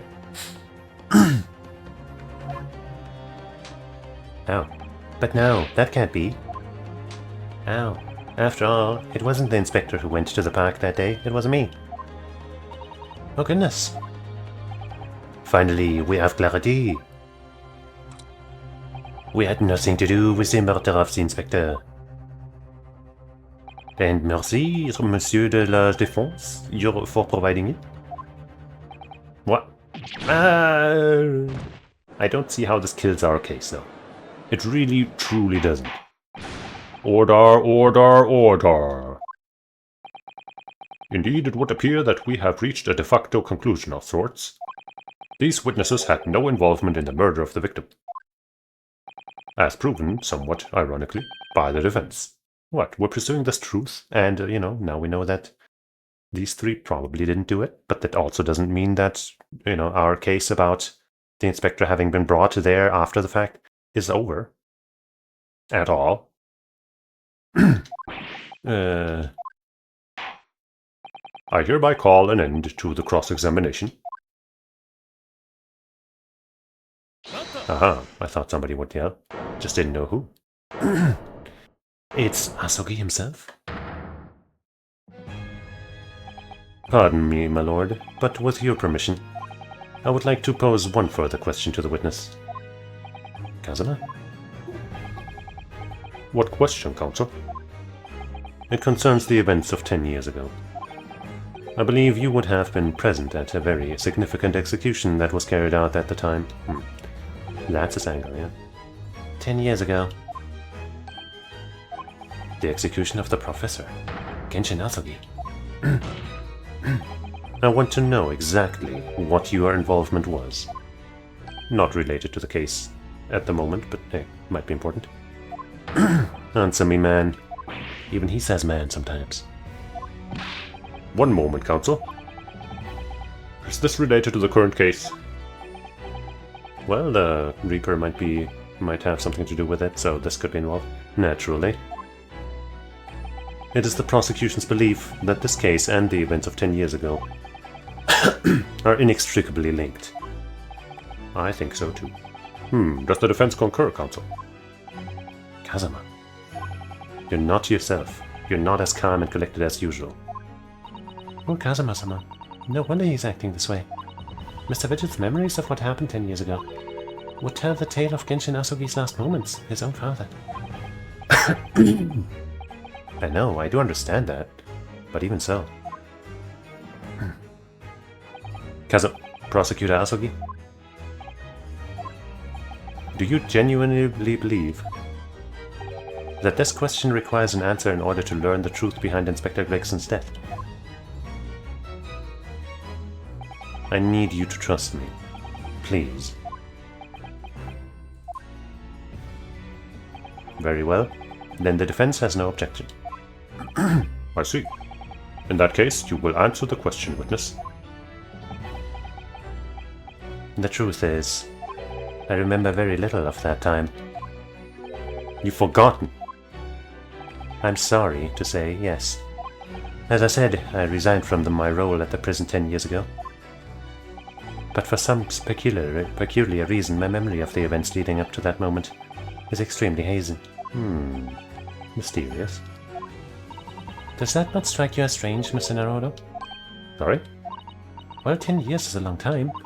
But to have forgotten the reason why he left such an important job? Yes, you're right. And not only that. Mr. Vigil's claim contradicts what we already know. The human spirit is a fragile thing. It's broken all too easily. Which is why we have a tendency to wrap it up for protection. Sorry? The human spirit? I'm afraid I don't understand what you mean. When we experience pain and suffering that we feel unable to bear, we block it out, obliterate it from our memories, seal it away. But it never truly leaves us. If the seal is broken, the memories resurface. And when they do, that fragile spirit may finally be crushed. But I really don't. Kazuma-sama? But if it must be crushed, then so be it, because the truth will not be buried. It's coming out one way or another. Dang. He really wants that statement. And I gotta sneeze, but it's kinda not coming. Nah, maybe I don't need to sneeze, I don't know. It's one of those, you know. Right, now I understand. It's clear what his intentions are. He means to expose the truth, at any cost. Perhaps if I pointed out the contradiction in what Mr. Vigil claimed earlier, might cause some crucial memories to return to him. But should I? Should I present the evidence or not? Of course! And I obviously totally know what evidence we're talking about here.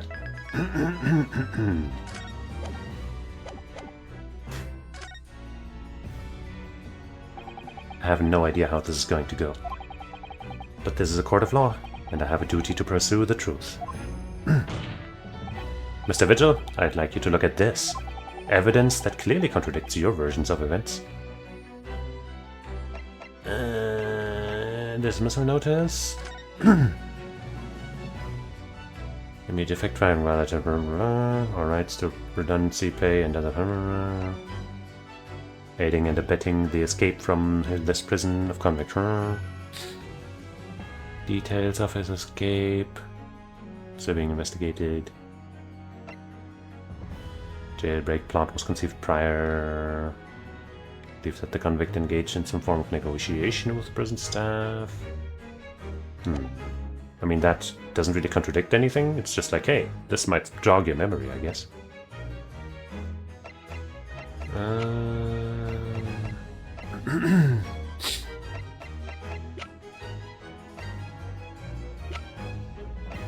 We are talking about, you know, him claiming he doesn't remember something. Let's check where we said the thing about him, about something.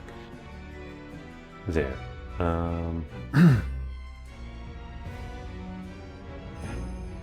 The truth is, I remember very little of the time. As I said, I resigned from my role. Oh yeah, he didn't resign. That's the part. He didn't resign. He got fired.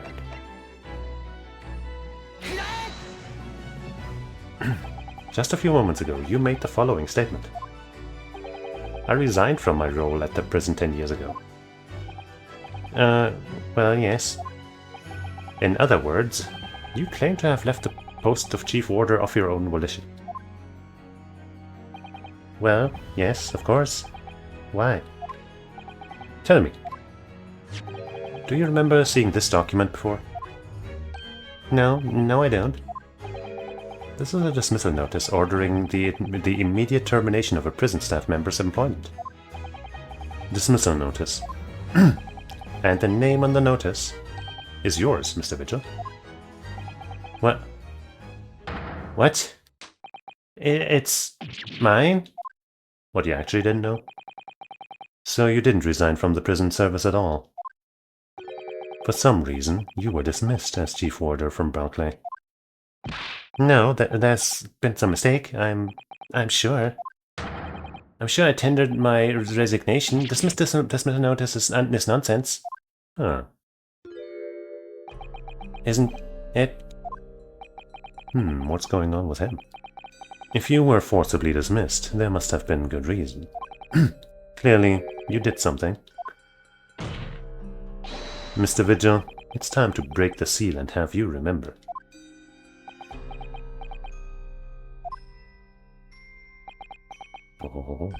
According to the few remaining records, the final execution that you supervised was on the 7th June, 10 years ago. What a specific date. And on that day, something very serious took place in Barclay Prison. The 17th of June. Was that the professor's execution? Professor? As you were the chief warder at the time, it stands to reason that you would have been present throughout the proceedings. It does sound familiar. And yet, that execution never took place. The convict ostensibly executed earlier in that day later re-emerged from his grave. The convict came back to life. In the cemetery, in the middle of the night, there was a witness. However, the witness claims that a moment after he saw the convict clambering out of his grave, a gunshot rang out from over his shoulder, and the bullet pierced the professor's chest, killing him instantly.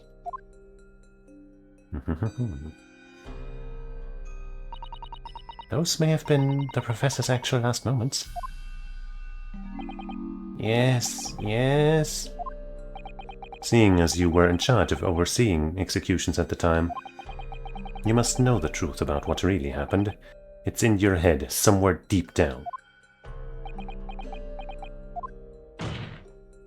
Well, Chief Warder Daily Vigil, I know there are memories in your head that can explain what happened on 17th June 10 years ago. And now it's time for you to drag them up.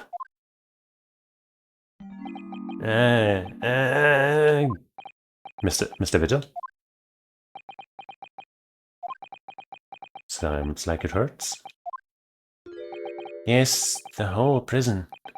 It was complete chaos. The prisoner escaped, He was killed in the cemetery. The shocking news ripped through Berkeley like a hurricane. What? What? So everybody heard about it? But that's not what we know. Order, order, order! Do you mean to say, Mr. Vigil, that your memories of the time have returned? My head, it's like some floodgates have been opened. The images, the secret screams. Oh my goodness. The papers. There were reports, articles about a man who'd seen a ghost. Yes, in October. But truly those reports were exaggerated. There were traces at the scene. Traces of what? In Lowgate Cemetery, at plot number 139, blood. Lots of blood. That's where the man was buried, of course. Obviously, something terrible had happened there. Is he gonna get killed by somebody off screen before he can finish the story? The depths of conspiracy and depravity from which this tale is emerging are quite staggering. I've reviewed the police records from that time extensively. A thorough investigation was conducted by Scotland Yard to ascertain how the convict managed to escape in the first place. And the conclusion reached by the investigating team was that a member of the prison staff must have been involved. Are you suggesting that a prison warder abetted the man's bid for freedom? That's what it kind of says in the dismissal, yes. Yes, and I was suspected of doing it. Of using that mass murderer's execution as a way to help him escape. You did what? I remember now. The horror of it all is coming back to me. One evening, a few days after the execution, some detectives came to the prison. I was called to the governor's office at the top of the watchtower.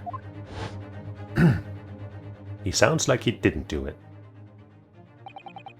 I'm sorry, Daly. This is a serious business, but I can't help you now. As chief warder, you were responsible for overseeing the execution of 4, eh? Well, it seems the fellas at Scotland Yard want to have a few wee words with you about it. You'd better pack your things, laddie. You're to attend in person. As soon as he told me that, my mind just went completely blank. And the next thing I knew, the professor, the most hated killer in our country's history. And I let him escape. I'm finished. My life is over. What, did you run out of the... Okay, well...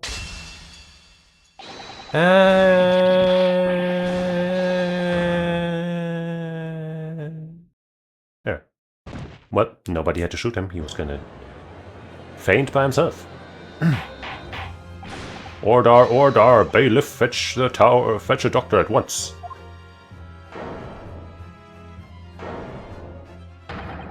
Court is adjourned for today with immediate effect. Maybe he thinks he jumped out of the window, but... Hold on.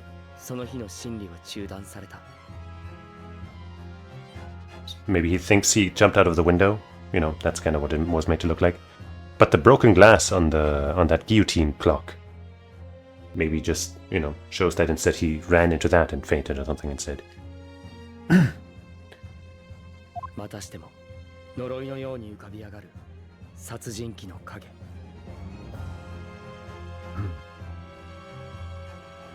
バンジークス卿、ミテルモン氏、アソーギ、そしてグレグソン刑事。彼らを縛り付ける重い鎖は過去からの闇を引きずっている。そこに光をもたらす奇跡は。Man, the text, speed, and Japanese voice acting are not aligned at all. もうそこまで迫っていた。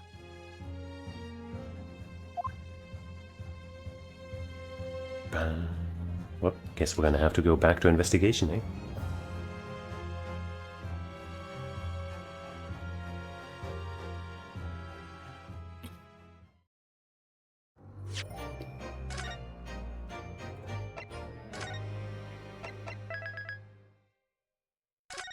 Investigation part 2.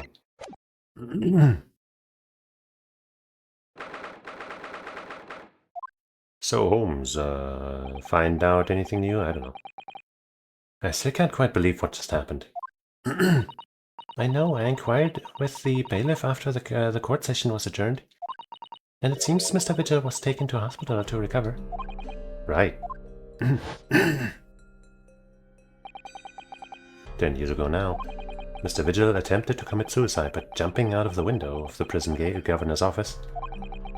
But ever since then, he's completely blocked the memory of those events from his mind. Nobody knew his secret. Not his family, not even the man himself. But I forced it out of him, out into the open. I mean, I'd say Kazuma did more of the forcing. We just dug it up. Was it wrong of me to do that? Did I overstep the mark? I want to know. It really was Kazuma doing the forcing. We brought it to light. Kazuma forced it open. Okay, that's.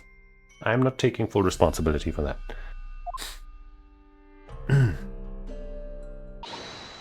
Runa.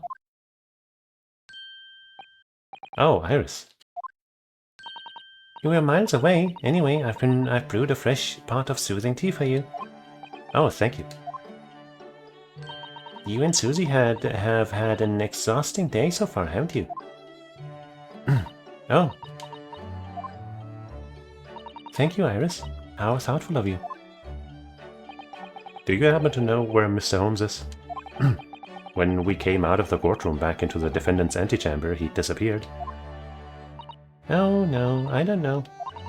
He just suddenly sprang to his feet and left. All he said was, I must leave. Good old Holmes. Very free spirit. I wonder if he's pursuing the mystery of Inspector Greggson's death. And how do we talk to Mrs. Vigil about this? Well, you know what Shirley's always saying, don't you? There are mysteries in this world that should perhaps never be solved.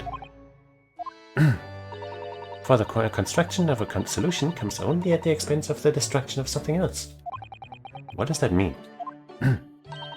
He knows very well that when you open someone else's old wounds, they often open your own too. You often, rather. But he just can't take his own advice and leave well alone. Solving mysteries is too important to him. That's so true. But that's what I like about Shirley after all. Don't we all?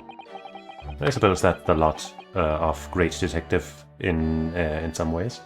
Of a great detective. So then, let's have tea, and then I'll give you a hand. With your gun? Oh, do you have time, Iris? Yes, I've finished this month's manuscript at last, with barely a day to spare before the deadline. Good work. Oh, I'm so looking forward to it. A brand new story to read in the adventures of Sherlock Holmes. You know, I always hide Shirley's violin in the days before I have a deadline. You do? Or Mr. Holmes? I'm sure that's very wise, Iris. How sensible of you. Now then, my dear fellows, let's make a plan of action before we continue our investigation. Let's do that. Interesting about this guy, eh? Iris, have a look at this. That's not right. I thought you were supposed to say objection, or the like when you present evidence. No, that's only in court. That's not fair. If you won't say it, then I won't look. Look. Uh-huh. Yay, that was great. Right, next. Alright, I get the message. Someone's not in the mood for looking at things. True though. Why do we only say objection in court? Missed opportunity. You want some firecrackers? Apparently not. I guess she has enough business with explosives in this office already. You want these? Wait, actually that was actually... Hold on, no wait, I shouldn't have... whatever. Iris, about this. I guess anything related to Gregson is gonna elicit this response. Oh no, what was I thinking? Oh, why on earth did I show her that? Poor Gregsy. Sorry. So I guess this, maybe, and this, and maybe this, and maybe this, and maybe this, and maybe not this. But some of these things are gonna elicit that Gregson reaction. Anything new to see here? No.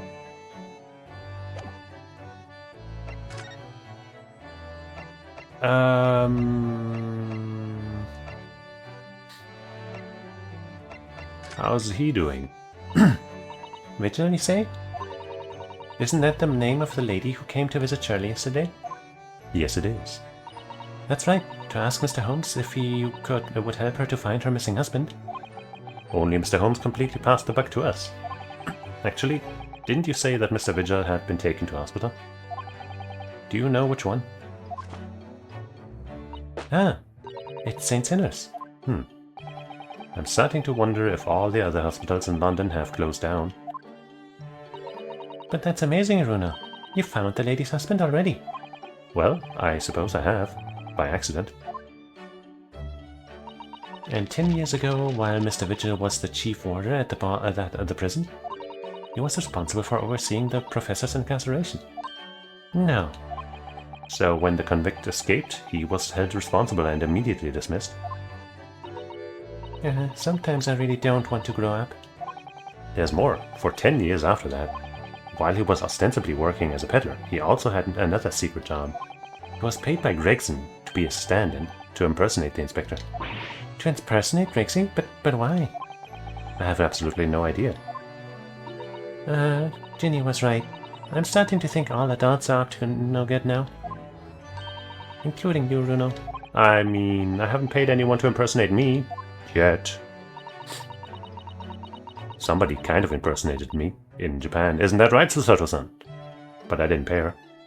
That means he has ties to the professor and to Inspector Gregson, though. So I do think we ought to pay a visit to Mr. Vigil, don't you? Back to St. Sinners, then. Let's hope we don't hurt the guy when we visit.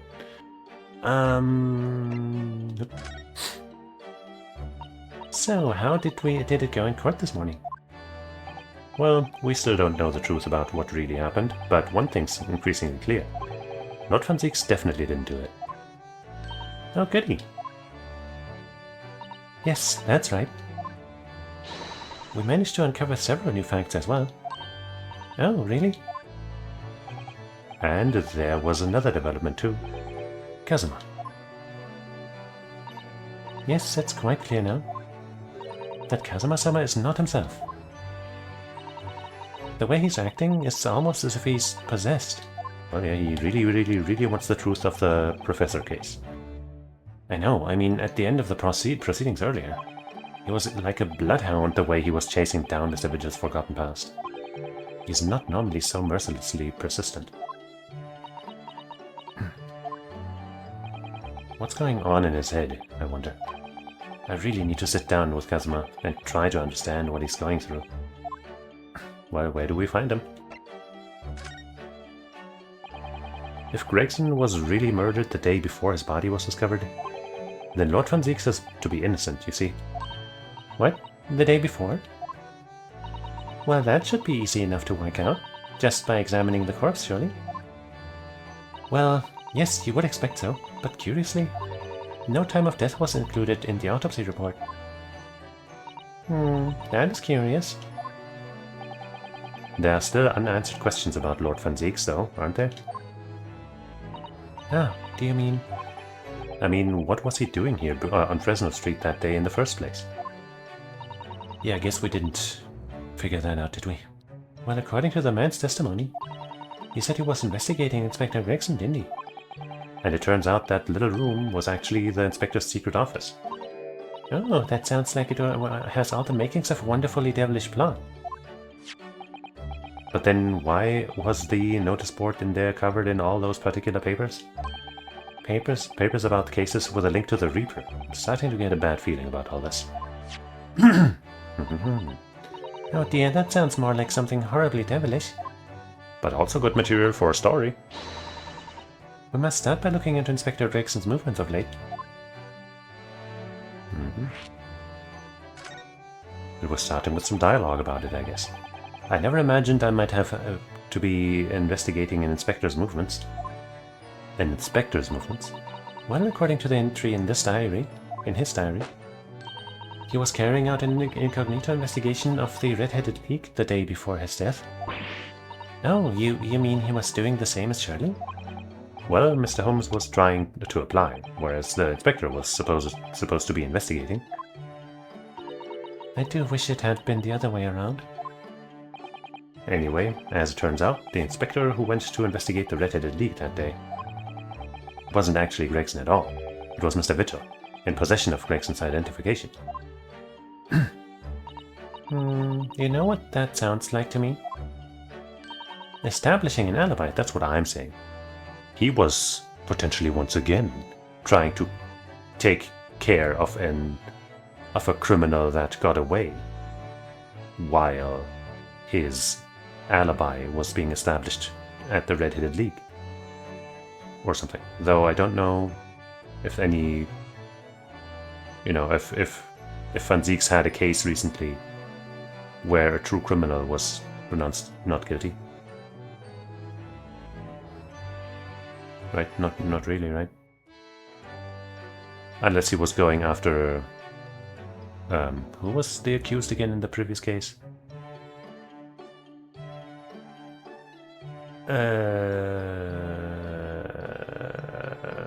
The guy who was back in Germany already, I guess. Right? So, couldn't really be him. I don't know. We'll see. Maybe I'm off course. Oh my, yes, you're absolutely right, Iris. But why would would Gregson need an alibi? It would appear that the inspector had something to do with that he wouldn't wish to keep secret. And not just once. I don't believe it. I always thought he was just a harmless lover of fish and chips. But perhaps they were seasoned with something a little more potent than salt and vinegar. Oh, I think perhaps we should try to move away from food analogies. No, food analogies are always good. Well, anyway, if Lord Van Zieks felt the need to investigate Gregson... Yes, I agree. We must try to find out what he knows. Yeah. Well, I think it's clear what we need to do, isn't it? Let us investigate, my dear fellows. Oh, Iris. You're even more enthusiastic than usual today. If anyone has anything to hide, my special Watson shooting iron will soon set them straight. That water pistol? It's stuffed full of piping hot extra special blend of mine. Then I'm quite sure it will be very effective. Will it stay hot though? I'd better be careful not to hide anything. Well, it feels a little strange that Mr. Holmes is nowhere to be seen, but still. Let's go and see what we can find out. Yes! No extra option here, yep.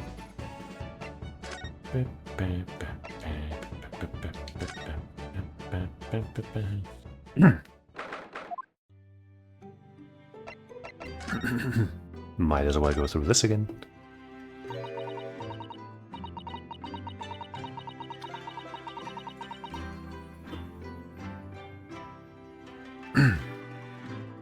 Are you alright, Mr. Naruto? It's rather unusual to find ourselves here in the middle of our investigations. It's just occurred to me that I might have forgotten something when we left this morning. Please don't worry. As long as you continue to investigate thoroughly, you won't go far wrong. Oh yes, of course. I must get back to work as soon as possible. Sure.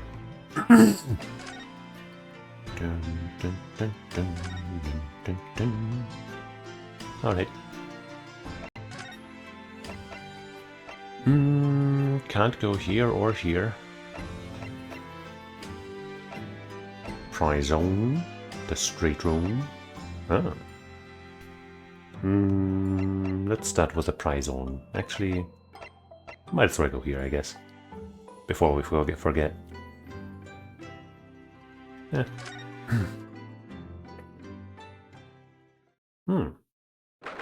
There he is.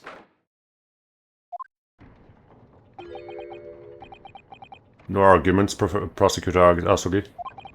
You will continue with the trial exactly as I instructed. Is that clear? Perfectly. It's Kazuma-sama. Defying Lord Strongheart by the sound of it. He never did know when to back down.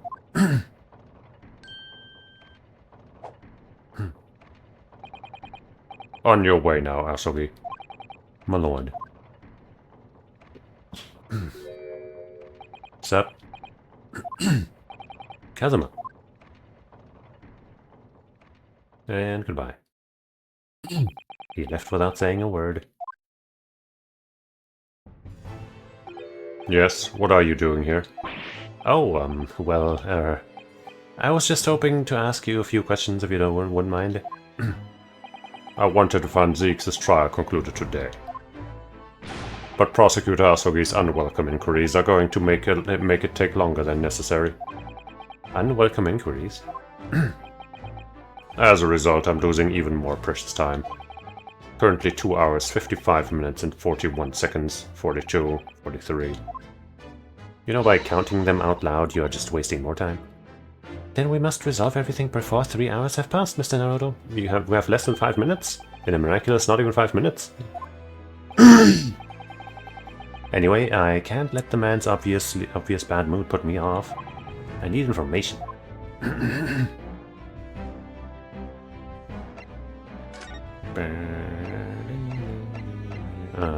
Hey, why, you know, close trial and stuff? This country hasn't seen a close trial for 10 years.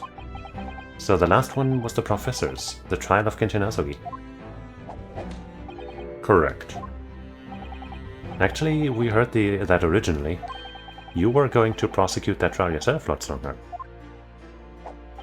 Van Zieks entreated me to relinquish the prosecution to him, that he might avenge his brother's death. And here we are, 10 years later. With the son of the man Van Zieks had condemned now looking to avenge his father's death in the same way. What a twist. They do say that what goes around comes around. However, it would seem that the new young prosecutor is harboring some ulterior motive as well. Kazuma is? I'd like my organization to run smoothly in the exact manner that I prescribe. Yeah, that's kind of apparent. As with the giant clock in here, I won't tolerate a single cog being out of step with the others. Ah, so that's what all these gears are about in here. If the young man refuses to mesh with the other parts of my great machine, I will be forced to take steps. What? What do you mean? Steps toward the cake shop to present him with some scones later that day. Not something with which you need to concern yourself. In any case, all your questions will be answered tomorrow. Ah. All of my questions. Does Prosecutor Asugi believe that Lord Van Zieks is the Reaper? I wouldn't know. It was 10 years ago, in that fateful close trial, that Lord Van Zieks made a name for himself among the judiciary. But the next trial he fought, he lost. Oh. It meant the ringleader of a criminal organization was acquitted, thanks to all the jurors being under duress. But that's awful. The man's freedom was short-lived. He lasted just 3 days. Yes, let me see. He died in a rock slide at his place of work, I believe. That seems like an accident, maybe. Correct. That was the inauguration of the Reaper of the Bailey. And people believed Lord Van Zieks was responsible. He was brought to trial himself, but it was shown to have been an accident. So he must have had a solid alibi then. Speaking of alibis. Nevertheless, the mysterious deaths continued. In total, 16 persons perished in unusual circumstances, ostensibly at the hand of the Reaper. That's a long run of coincidences. It sure is. Well, the Reaper's true identity may well be revealed by this trial. And the impact that revelation would have on the British public cannot be understated. Is that why it's a closed trial? Precisely. I feel like we got a better answer to the closed trial question in that one than in the closed trial question. Now I shall have to ask you to excuse me. As of this moment, I've been delayed from attending my next meeting by precisely 3 hours. Oh my, that is a long time. And I hold you entirely responsible. What, we were here when you were already 2:55 late, come on. Even though we miraculously managed to fit everything into not even 5 minutes? Seriously. I wonder if you might agree to us, talking with Prosecutor Asogi. Discussions between the defense and prosecution outside of the courtroom are generally frowned upon. However, I will make an exception in this case. Now go. You can find him in his office. Oh, thank you. He has an office. Let's go see him at once, Mr. Naruto. Kazuma's my best friend in the world, but I'm really not at all sure I know how to talk to him at the moment.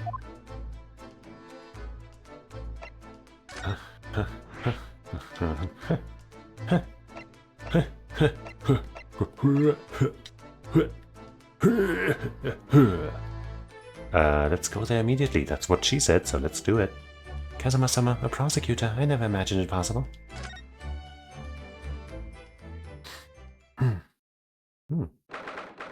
I guess that is Van Ziek's office, isn't it?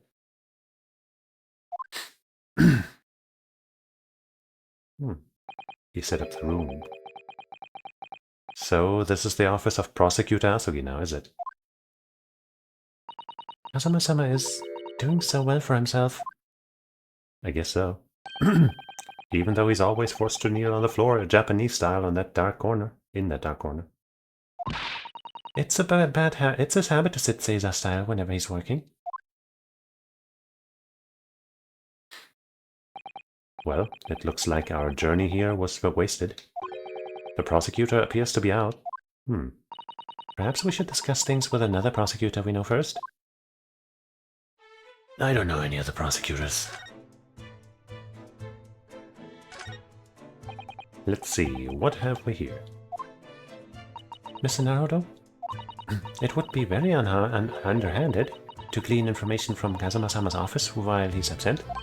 We should wait until he's here before we start nosing around. Oh, of course, yes. She doesn't take any nonsense when it comes to Kazuma, does she? But it could be important. Oh well.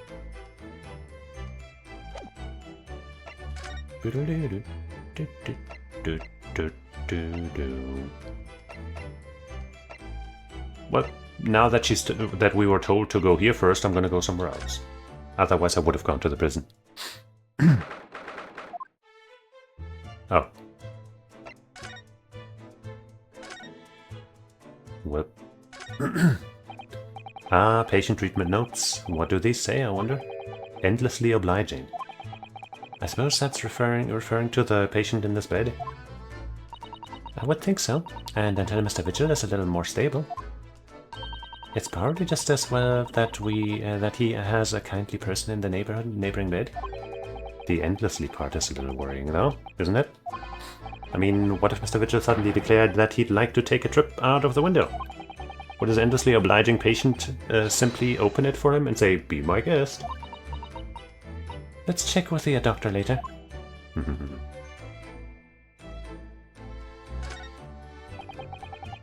There are lots of bottles in that cabinet there, aren't there? You think it's safe to keep them there? If you were a patient here, I feel sure you'd take some medicine by mistake when you were half asleep. That is a worry, but at least the cabinet has a lock, even if it's only a flimsy-looking one. Oh, I've no doubt that you managed to unlock that somehow while you were half asleep as well. Pretty sure we've had that before. That statement. There are limits to even what I can do when I'm half asleep, you know, Mr. Sutter?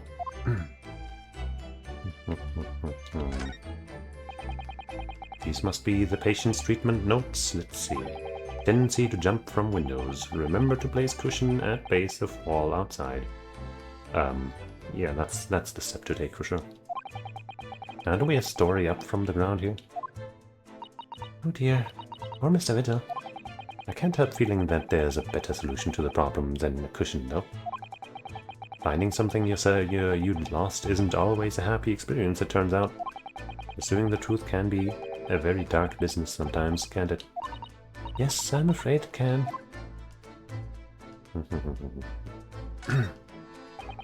There are all sorts of medicines in this cabinet, look. I'm not sure it's safe leaving them in reach of everyone like this. Yes, you're right. I can imagine if you were peckish, you might try some of those pellets. And we've had this before, I'm pretty sure too, so fucking whatever.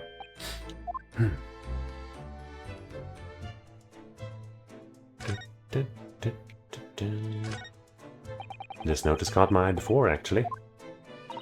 I suppose it's some sort of slogan for the ward? A cheerful welcome message, perhaps? Let's see. Pay with good cheer, leave with good cheer. Well, look at that. You were spot on, Mr. Sutter. It's full of cheer. I wonder how many discharged patients pay their medical bills with good cheer, though? Yeah. Once I had to have a very painful injection when I fell ill with a cold. I felt awful already. So why did I have to suffer the sting of the injection as well as the bill? I yelled at the doctor. Oh dear, what a terrible treatment. Of the doctor, yeah.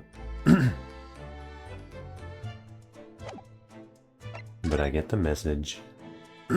Well, fine, let's go to the prizing then.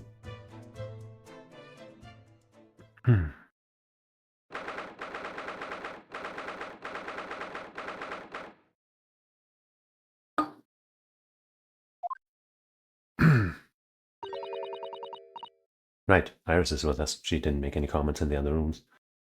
Lord Van Zieks is reading. Look. Is reading. Look. He doesn't seem like he wants visitors, does he? But he must have noticed that we're here, surely?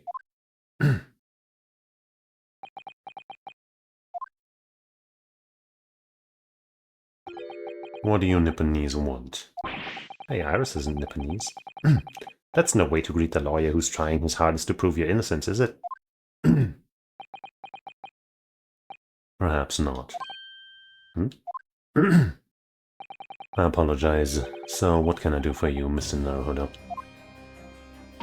Lord Van Zieks, speaking earnestly. Oh, the fog will lift over London for the first time in months tomorrow. This does feel very, very strange. I must say I was impressed. Oh, well, thank you. Not by you. By your fellow Nipponese, your prosecutor friend. Oh, I see, yes.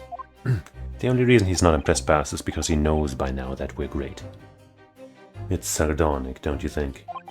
For a man such as me, so loathing of the Nipponese, to be entirely at the mercy of you two.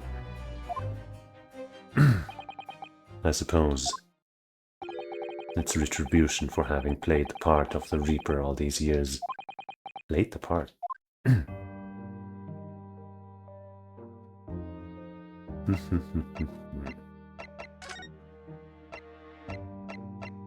What do you mean? I mean, we kind of know what he means.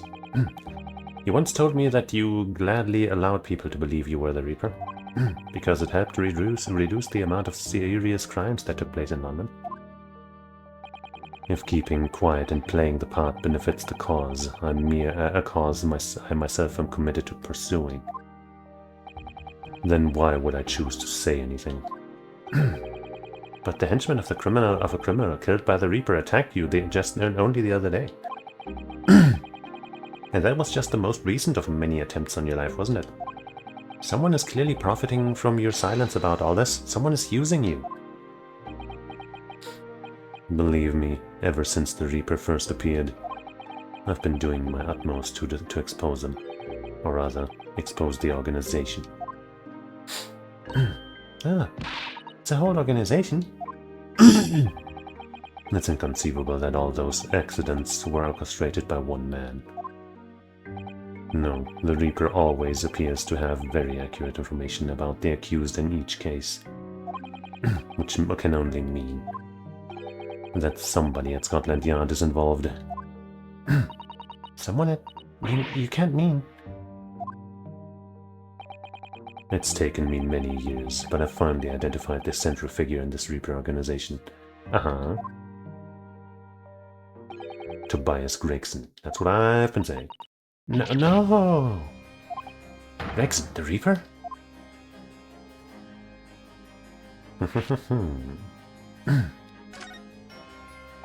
So, the reason you were investigating Inspector Gregson is because you intended to expose him as the Reaper?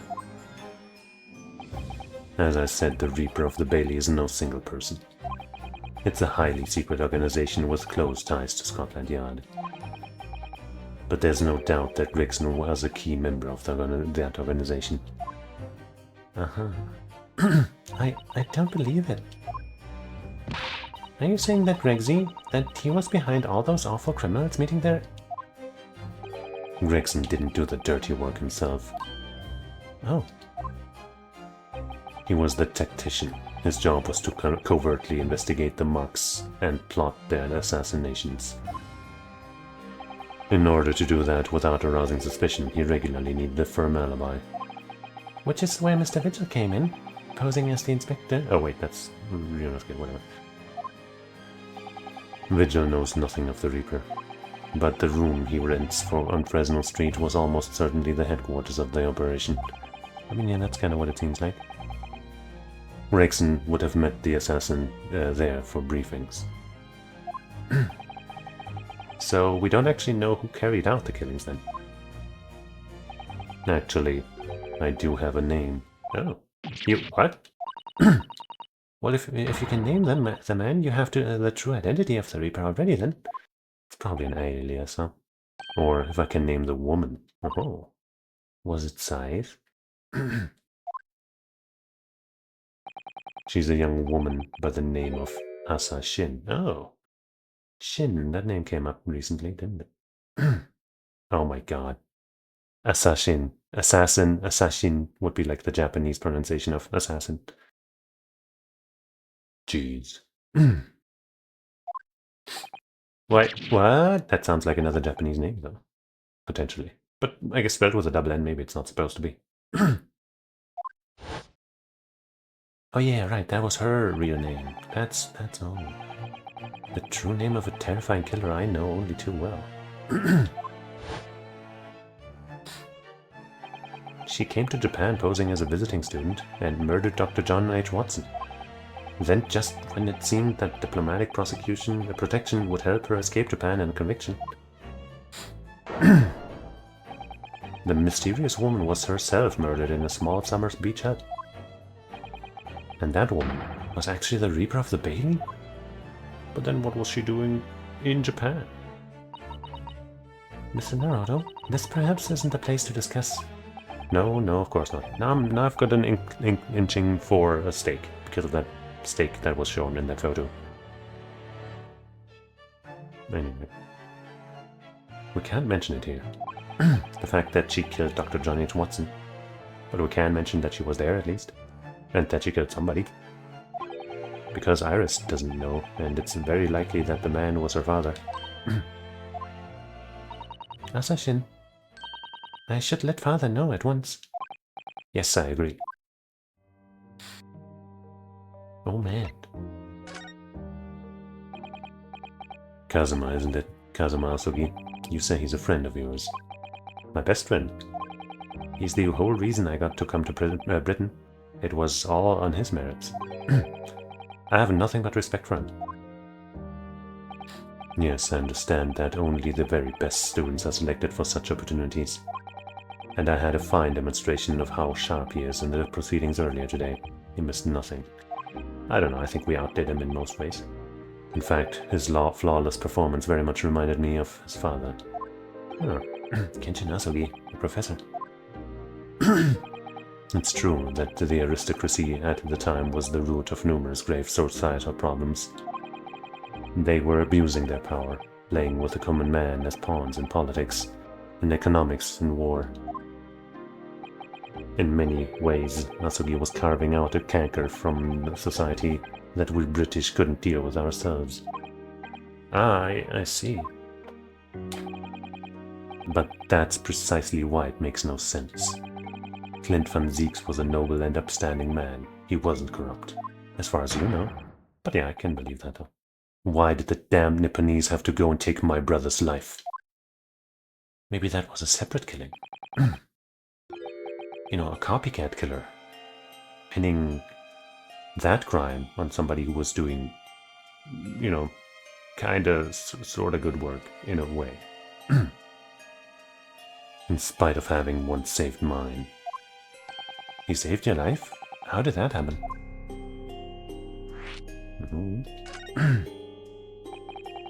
It was 10 years ago, on a foggy night.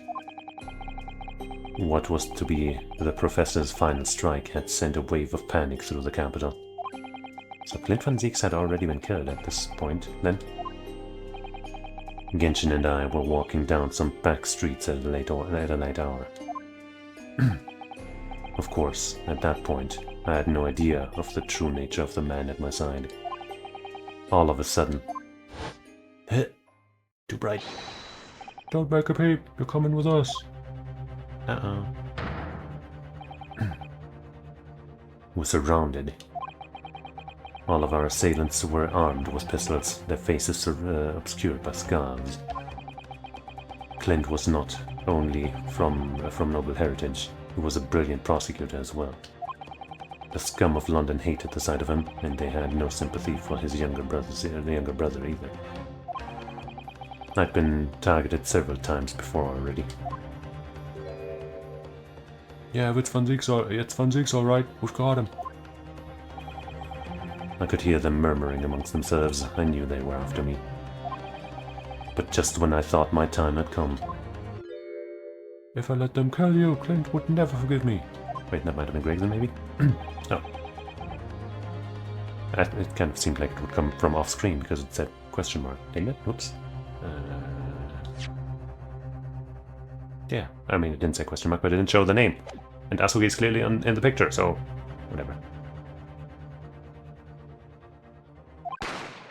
Ouch. Bang.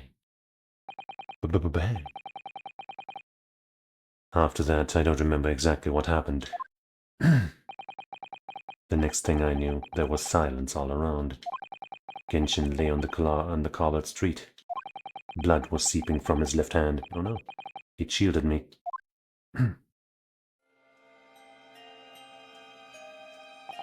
2 days later, they arrested him. On suspicion of being London's most notorious mass murderer ever. The professor. How awful for you. All at once, I lost the brother I revered, and the foreign friend I held in such high regard. I'm so sorry, Lord Van Zieks. But if it really was his hand that took a bullet, maybe that'll come back to allow us to prove that the guy who died at the cemetery wasn't the professor or something. It wasn't him, or I don't know. That's the end of my miserable tale. I never thought I'd recount it to anyone. Well, thank you for confiding in me. The Professor, the Reaper, and Inspector Gregson. I wonder just how intimately related they all are. I still can't quite believe that Gregson was essentially the Reaper, giving assassination orders to Josiah Brett. Yeah, that seems a little unbelievable, huh? That Brett lady seems of a ill sort, and Gregson, even if he was responsible for the Reaper in some way, didn't seem like a terrible person. But he could just be a good actor, I guess.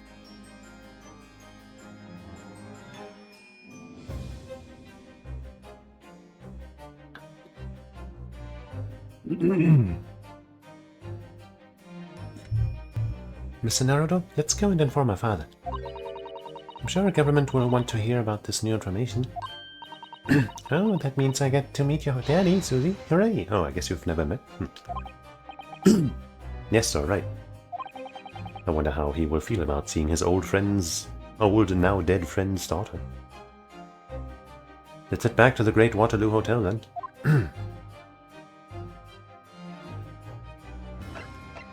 How do you feel about a wig? Wanna wear it? What's that? Ah, it's just something I was hoping to ask your opinion about, that's all. It's a serious crime for the defense to attempt to extract information from the Baskervilles. We've heard this before.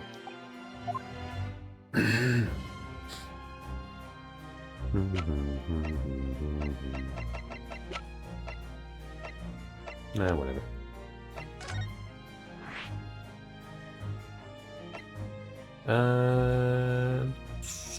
Let's check that place. That's probably on the way to the hotel. It's probably, you know, that makes sense. Coppers all around. We can't let them see us.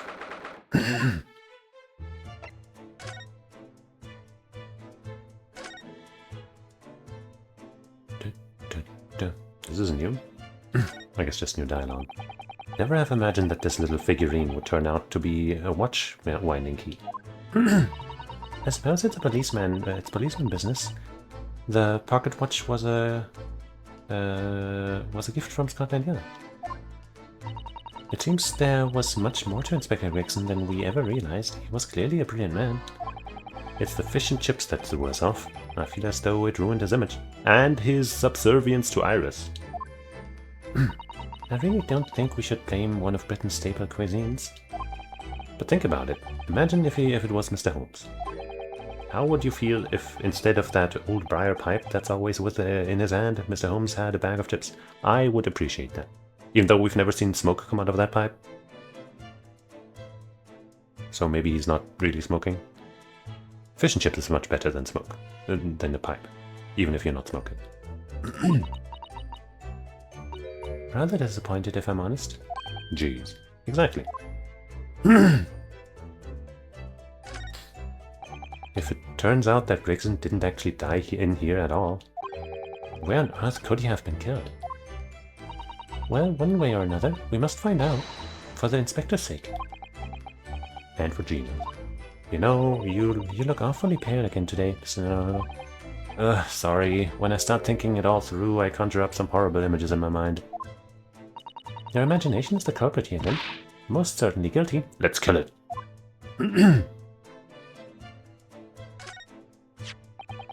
It catches your eye as soon as you enter the room, doesn't it?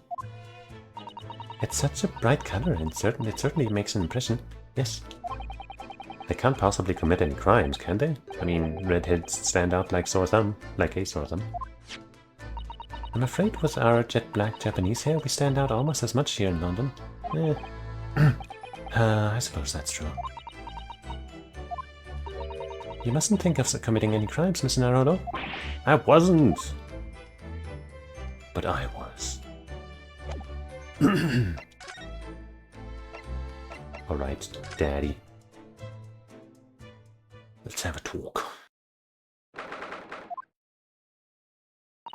I thought it yesterday, and I think it again today. This place is so princely. It's a wild guess, but I have a feeling you'll think the same tomorrow too. My tea has a finer fragrance than whatever they're serving in the tea room here though, wouldn't you say? Look who we have here. This is an unexpected pleasure. Hey dog, we haven't seen Jigoku in a while. Ah, father. Oh, is that your daddy, Susie? How lovely. What a charming young lady. And you are... Ah, really? So you're the author of The Adventures of Sherlock Holmes, are you? That's me, Iris Watson, at your service, sir. Susie's been such a wonderful friend to me over the last year, you know. Well, Miss Watson, I must say I read your work regularly and with much interest. A 10-year-old super author. Jeez. Iris actually lives with Mr. Holmes, you know, Father. Is that so? Well, perhaps that goes some way to explaining that bright look in your eyes. You wouldn't be smiling so airily if you knew just how bright she is, believe me. Now then, young Naruto, it was a pleasure seeing you in action earlier. As an invitee of the symposium, I was allowed to observe from the gallery after I twisted some arms. I must say, it was a truly exemplary performance. Oh, well, thank you very much. Although I'm fairly sure you omitted by Kazuma on the end there. No. We beat him up. We destroyed him. We were the best. No, please don't misunderstand. It was you who impressed me. Damn these Mikotaba and these Susato people and their mind reading. Really? You didn't miss a step against Asogi, and we all know how capable he is. Really, to have matured into such a fine defense lawyer in less than a year is quite extraordinary. It's very kind of you to say so. And really nice to hear. What I saw in court today confirmed what I'd been hoping for. It is nice that we get some positivity, you know, just on our actual skills. The favor I mentioned yesterday, Miss Naruto. I trust you haven't forgotten. Oh, no, you did mention something, didn't you? Yeah, I totally remember. But first, we have something to report, Father. Of course. Shall we take the tea while we discuss matters further? I wonder where Judge Jigoku has gone to. Me too. Anything new and fresh around here? No.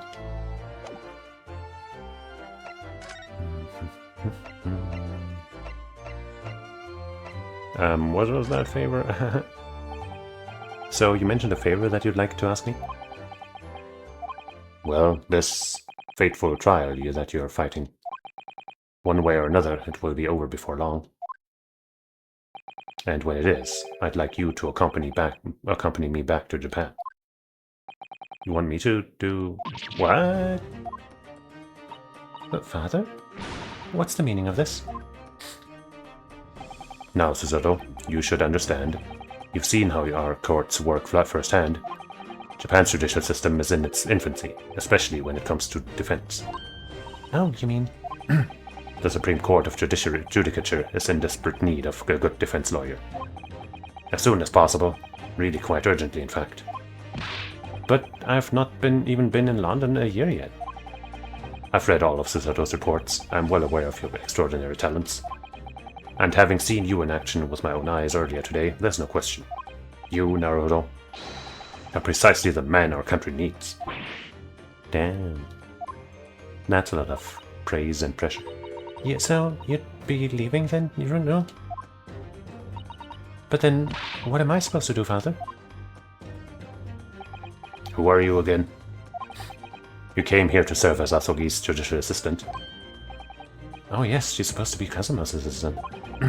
Our government is still in the process of deciding how best to deal with his situation, though.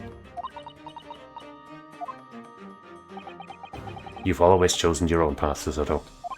And I trust your judgment. In this matter also. Father. So she'd have to make a choice. Please, the pair of you, don't look so downcast. It's merely a suggestion, you understand. A hope, if I'm honest, but I won't force you. Nice.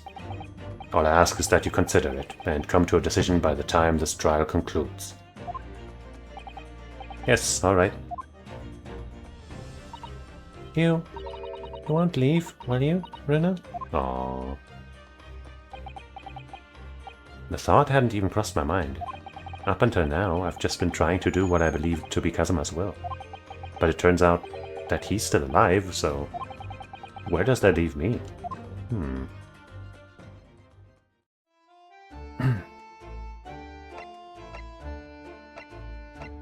So what's Jigoku doing? I haven't seen Judge Jigoku for a while, have you? Guilty, haha. But that guilty is still ringing in my ears. No, now you mention it, I haven't seen him since this morning either. I suppose since the symposium's opening was postponed, he'll have gone to explore at the Great Exhibition. That reminds me of something you mentioned yesterday. About Judge Jigoku having once been in the dock himself. Ah yes, it was all tied up with that accursed trial. The close trial of Kazuma's father. Seishiro was trying to mitigate Genshin's guilt, so he took to the stand to testify. But he got a little carried away and actually managed to break the witness stand. Wow. Oh my. He also said some contemptuous words about the British Empire, for which he was charged. Oh dear. Oh dear. Although it's worryingly easy to imagine him doing that. Well, it was all right in the end. He was acquitted and we returned to home to Japan together. Well, just the two of you. Thank goodness. Ah yes, talking of Seishiro. I have a copy of the photograph we all took together here yesterday, please. Oh. Oh, what a lovely picture. I wonder if anything important is hidden in plain view here.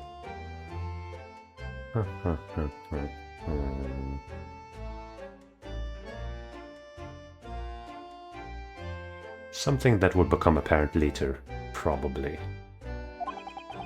It certainly seems to shout, "We've arrived in Britain." Or maybe, you know, it's not the photo itself, but something on the backside again. Nope, we can't look at the backside. At least not yet. None of us have had any idea what was coming when we took that, did we? No, that's so true.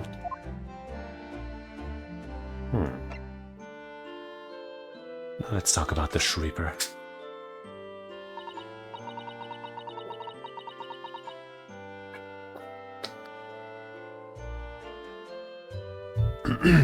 Father, do you know about the so-called Reaper of the Bailey? I've heard rumors. Some members of the judiciary explained it all to me yesterday. Of course, when I was a visiting student here in London, the Reaper was yet to emerge. Right, he didn't appear until after that case, when the visiting students had already returned home. Lord Van Zieks, who was in the dock today, that was Barak, the younger brother of Clint Van Zieks, I believe. Yeah, that's right. And he is known throughout London as the Reaper, as you've heard. But the truth is, it wasn't him behind all of those mysterious deaths. It was somebody else. I see. So what you're saying is there's been a professional killer at work here. Exactly. Someone by the name of Asa Shin, in fact. I beg your pardon? Did you say Asa Shin? You mean that Giselle Brett woman who was responsible for killing my great friend? Oh no, a friend of yours was killed? Ah, I'm Professor Mikotoba. I think perhaps we should discuss this right now. Because the friend the professor is talking about is John H. Watson. I feel like Mikotoba would surely have noticed by the name of Iris Watson. Or at least had a thought about it. That's not something we want Iris to find out about, not like this anyway. She's gotta find out eventually, you guys.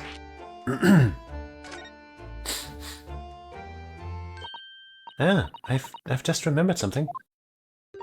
Biscuits. This hotel has the most delicious looking biscuits. That was rather out of the blue. She's doing this deliberately. I think I'll go and see if I can purchase some. I wonder, would you like to come to Iris? Oh yes. You just try to leave me behind. You just try to leave me behind. Well, she won't, not in this case. So that young girl is called Iris Watson, is she? Yes, that's right. And she's the author of all those adventure stories starring the great Detective Holmes. But the name of the credited author isn't Iris, is it? It's Dr. John H. Watson. Dr. John H. Watson. Yes, I know. That's the name of her father, you see. Her father. Dr. John H. Watson. I was deeply indebted to the man for all the kindness he showed me during my time in London. That's why I was keen to reciprocate and invite him to the Imperial Yumea University 4 years ago. But he was murdered last year by Giselle Brett. Why? Why would the hand of the Reaper stretch all the way to Japan? Maybe Watson was involved in, you know, in the Professor case in a way that we haven't heard yet. Not in the being a bad guy kind of way, probably, but who knows? Iris knows nothing about that case, but it seems very likely that the victim, Dr. Watson, was her father. Well, I can't say that we ever spoke about his family, so I don't know if he had a daughter or not. But I think I can say with some certainty that he was never the great detective's partner. Oh. So it could have been another Dr. Watson, you think? Well, John and Watson are both common names after all. Still, it's probably best not to mention this to the young lady until we can be sure. That's what we thought, yeah. We're back with cinnamon biscuits. Oh, they smell delicious, Iris. I think cinnamon will go very well with the tea they serve you. Don't you, Susie? Yes, I'm sure you're right, Iris.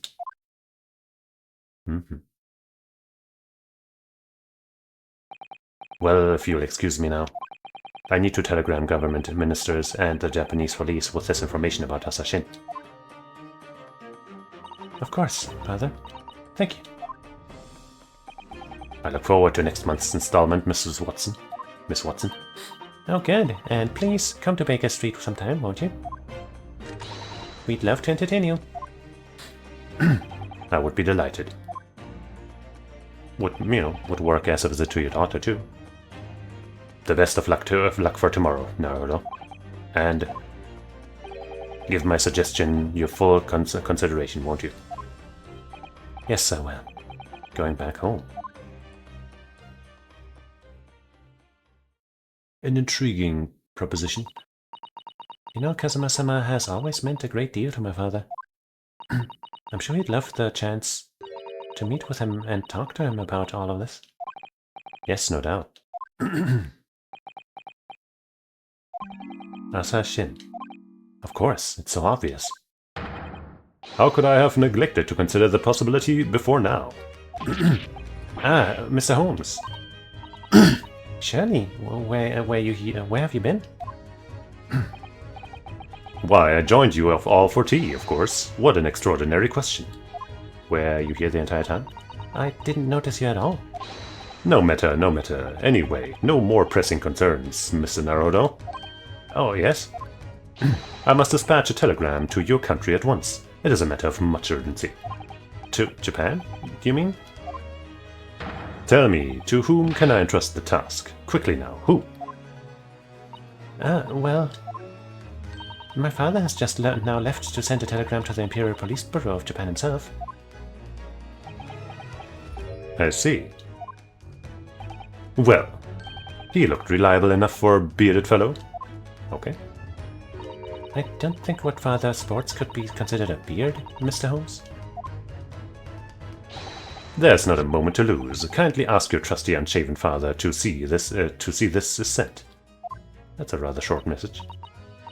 I will, but what is it? No questions at this time, if you please, Mrs. Sato. All we can do is pray that for once my deduction is awry. Doesn't that imply that your deductions are normally correct, Mr. Holmes? Which isn't exactly... Now then. He tends to be better at deducing things while we're not in the picture, maybe? You may be surprised to learn that I am a very busy man. I certainly have no time to hide behind settees and eavesdrop on other people's conversations. Right. So that's what joining us for tea meant. I leave the sending of this in your hands then, my dear fellows. And he's gone. Teleported away. Wait a minute, Mr. Holmes. He just sort of ran off, didn't he? At quite a pace. And left the unpaid bill for his tea behind too. Ha ha ha. That guy. I must catch up with father at the telegraph office. At once. And I'll run and call us a cab. Straight away. Everybody's so busy. And there was me thinking everyone could be clamoring to pay Mr. Holmes' bill. Can't even examine anymore, jeez.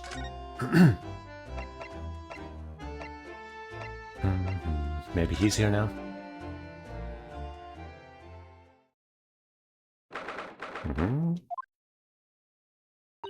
This is the ward where Mr. Vigil was brought, apparently.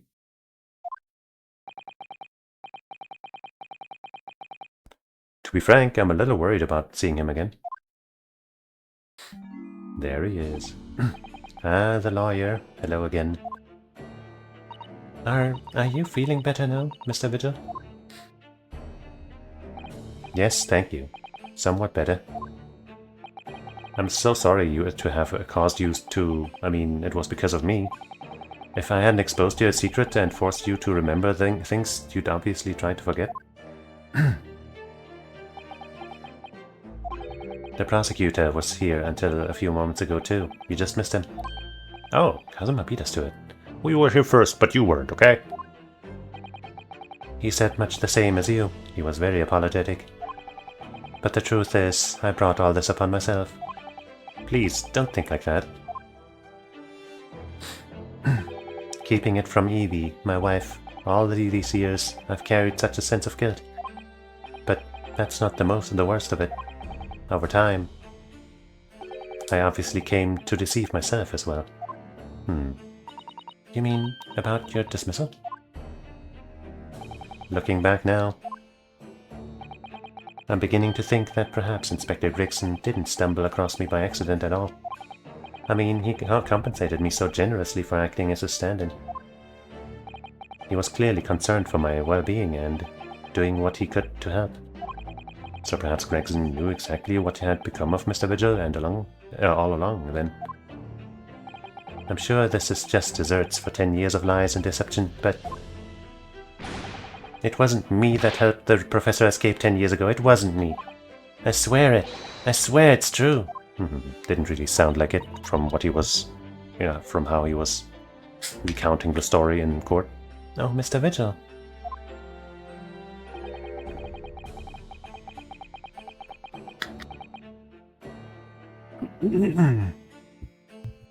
I'm sure you'd rather not dredge up even more from your past at this time, but if possible, could you tell us exactly what really happened?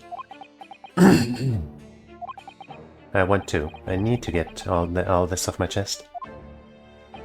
I just want someone to tell me what I should have done.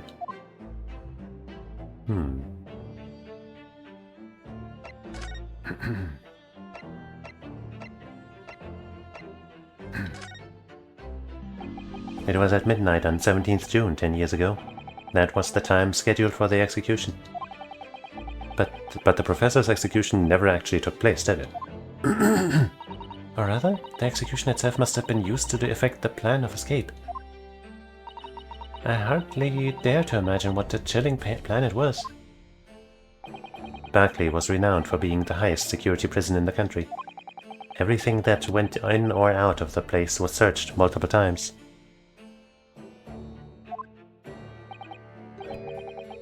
But there was one notable exception. Or rather, one notable loophole.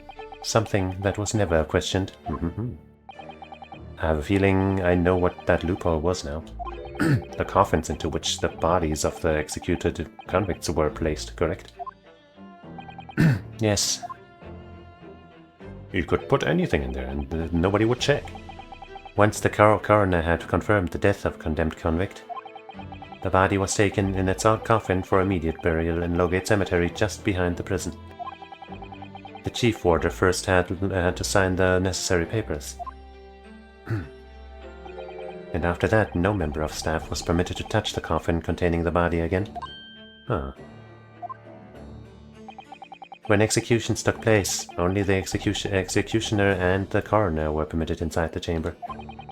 I would wait in the adjacent room for a word that the condemned convict was dead. That seems a little weird. On that occasion, once I had the confirmation, I went into the mortuary to find a lone coffin as usual.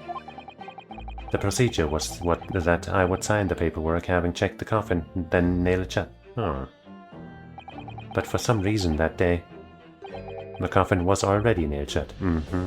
But in a fake way. No. I didn't think anything of it at the time. I assumed that my deputy must have checked the coffin and nailed it shut before I arrived.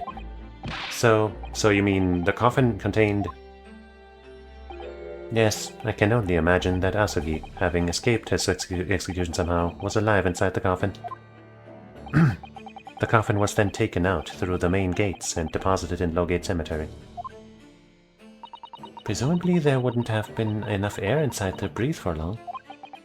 So in the early hours following the burial, somebody dug up the coffin again to set Genshin free. But in the end, he was fatally shot in the graveyard earlier anyway. What on earth really happened in Lowgate Cemetery that night, I wonder? I'm afraid I really don't know. All I can say with certainty are two things. Asogi couldn't possibly have escaped that way without help from somebody working in the prison. And that somebody was not me. Let's talk more about that guy, I guess. Obviously you knew that man, the man then. The professor, I mean. Genshin Asogi. Yes, I remember him well, in fact. Would you mind telling us what you know? Well, having been condemned to death as he was, any contact I had with the man was short, obviously.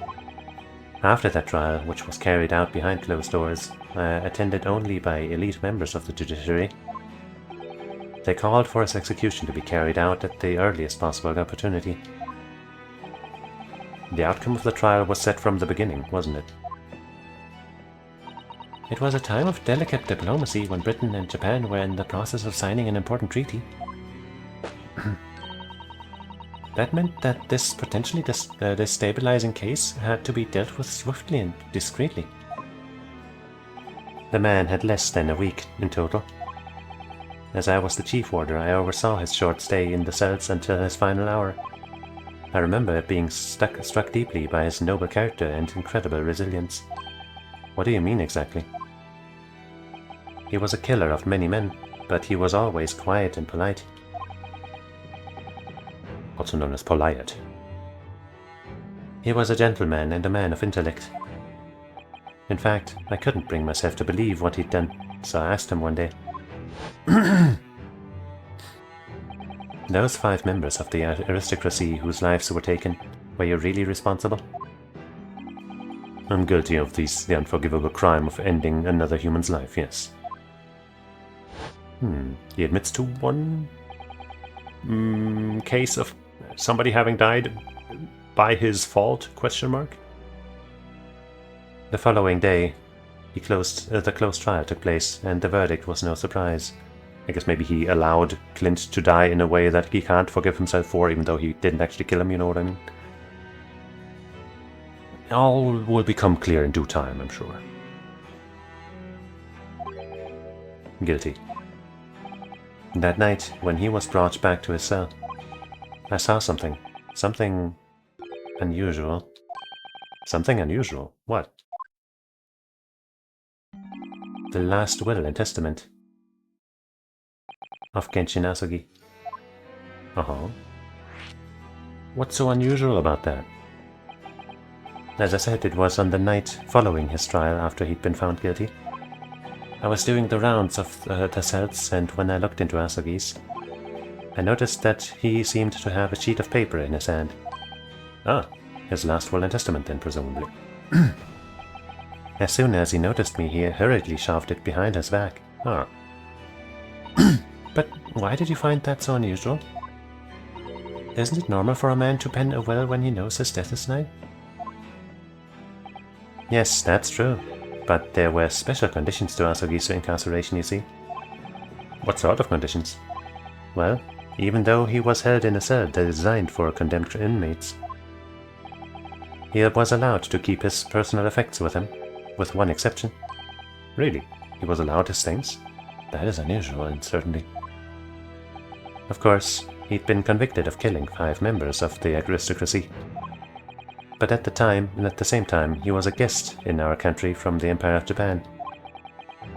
The powers that be were determined that his final days shouldn't be needlessly uncomfortable. Great! That sure makes that a lot better. And what was the exception you mentioned to the personal effects he was allowed? The sword, Karama, maybe? That's the point. He wasn't permitted to have writing materials. Okay, well, then... Specifically, no pens or paper. So he was prevented from leaving any written record of what had happened to him? Yes, that was the long and the short of it. I have no idea where he obtained that paper. Any writing materials would have been confiscated from him upon his incarceration. As I said, he hid the paper behind his back and then he pleaded with me. What did you do just to hide behind your back? Please, please, turn a blind eye. This is my lifeline. Oh. But you know it's against the rules. You're the only person who's seen. If you just agree to keep quiet. Alright then, but what's on that paper? A last will and testament. This will is the only weapon I have left now.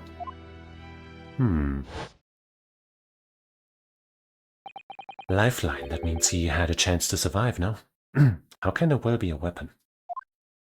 He has knowledge of something, maybe? Of who really did it, and he could use that information to save his life. But then that was cut short after all. So I decided to pretend I'd seen nothing, and I let him keep his will. But then later, it just seemed to vanish without a trace. What? What do you mean, it vanished? It would seem that isn't the end of the story of this mysterious will. Okay. I was the only person who saw Asugi's will then, but somehow it disappeared. It was after Asugi's execution. Well, that must mean it was given to somebody. Which was actually an elaborate jailbreak. The warders gathered up Asugi's possessions that were in his cell. They were all to be sent back to his family home in Japan, you see.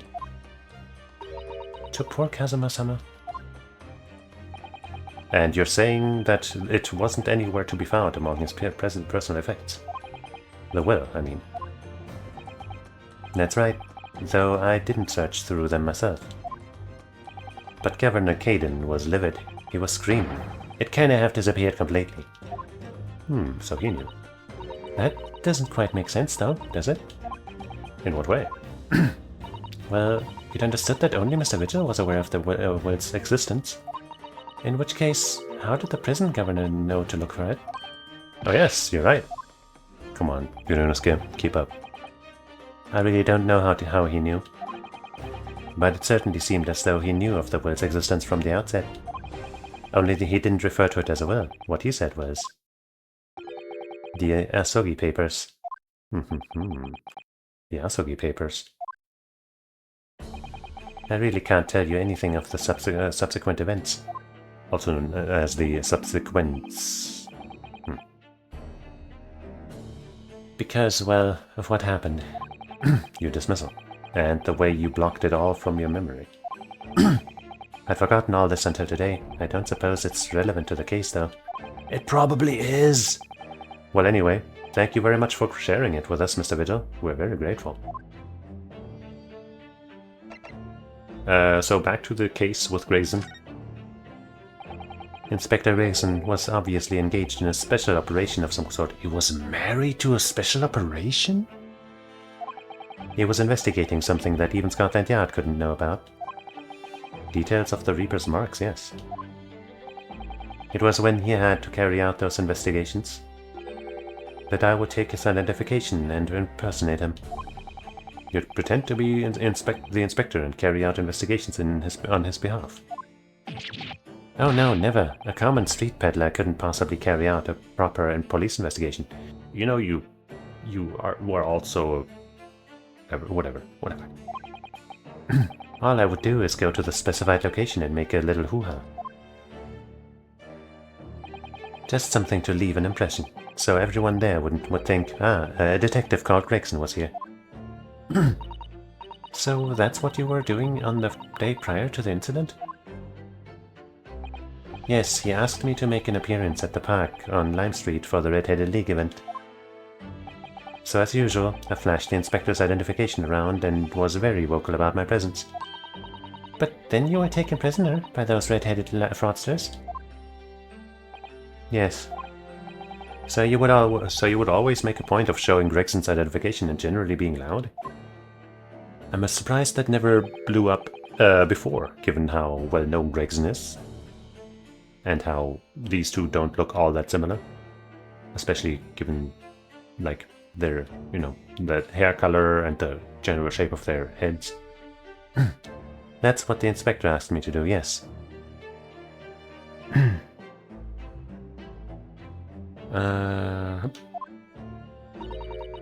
Well, that's one way of becoming a legendary detective, I suppose. Not a good one, though. And as you know, I suffered this bruising around my neck at their hands. But the following day they kept their word and released me. Without returning the inspector's identification to you, however.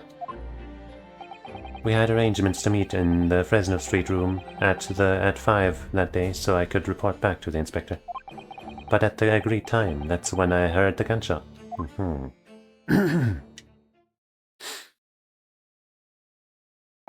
I'm afraid there's really little more I can tell you.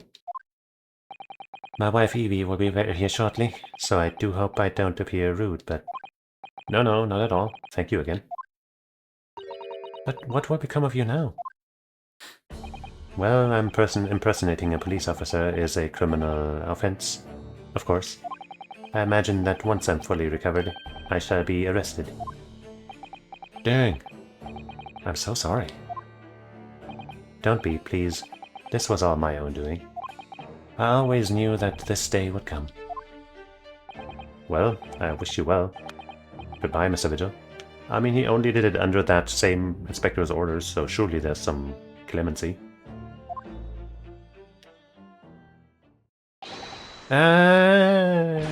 Before you go, there's just one thing. Oh, yes? What is it? That was sudden. The Asogi papers. I'd be very grateful if you'd make no mention of the things I told you about them. Well, that might not be possible. Presumably for some good reason? It's my understanding that their very existence is a closely guarded secret. If it became known that I'd remembered,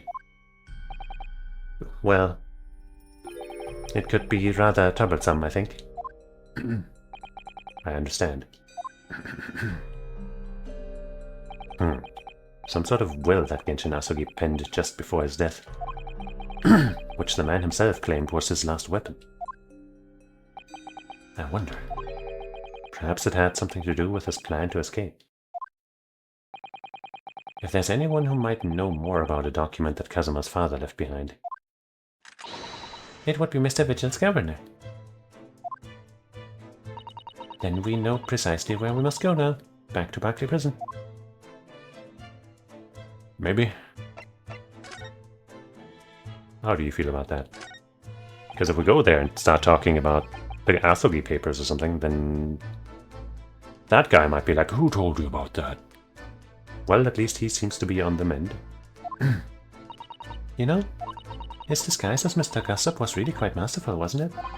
I can't remember anything about it except for the floppy lip. I imagine not even his wife would have recognized him. Perhaps, but did he really have to take it quite so far? Why not?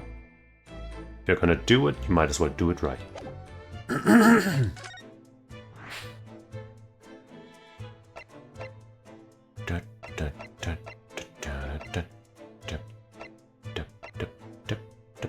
Alright, let's go there, I guess.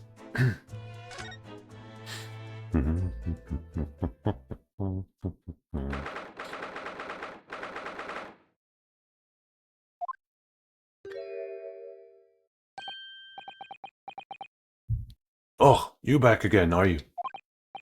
Yes, hello. I've heard all about your investigations. I read the report just now. You found him, eh, Vigil? Yes, luckily. Well, anywho, the laddie doesn't work here no more. So your case is now not to do with Barclay. I wouldn't like you to get the wrong idea about that. Of course, yes. Mr. Vigil stopped working here 10 years ago now, so... Yes, we've seen his dismissal notice, haven't we? Where he was given the chop. Aye, Kibber, you can very well. So how about we have about a wee handcuff biscuit? Oh, they really are like a little handcuffs, and as hard as irons too. Well. So, what's brought you down here to the day? Well, there's something else we'd like to ask you about. Actually. Is that so? We believe there might have been a document that disappeared from Genshin Asugi's cell. I think it's been called the Asugi Papers or something. Are we really just going to be that direct with it? Well.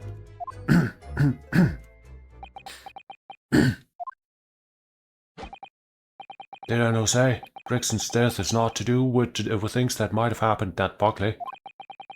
Leave the past in the past, laddie. Let's not fooder about with irrelevant details. By the way, if you're wondering why my accent for this guy isn't very good, it's because I don't even know what that accent is supposed to be. Like, I've read it not a million, but a bunch of times in games and stuff, like the entire nay and stuff thing, but I don't know what it's supposed to sound like. So I'm just kind of reading it as I see it.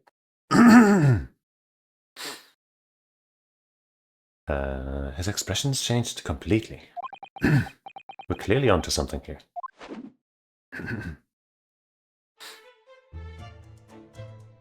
Burp, burp, burp, burp. Whoops. Actually meant to converse.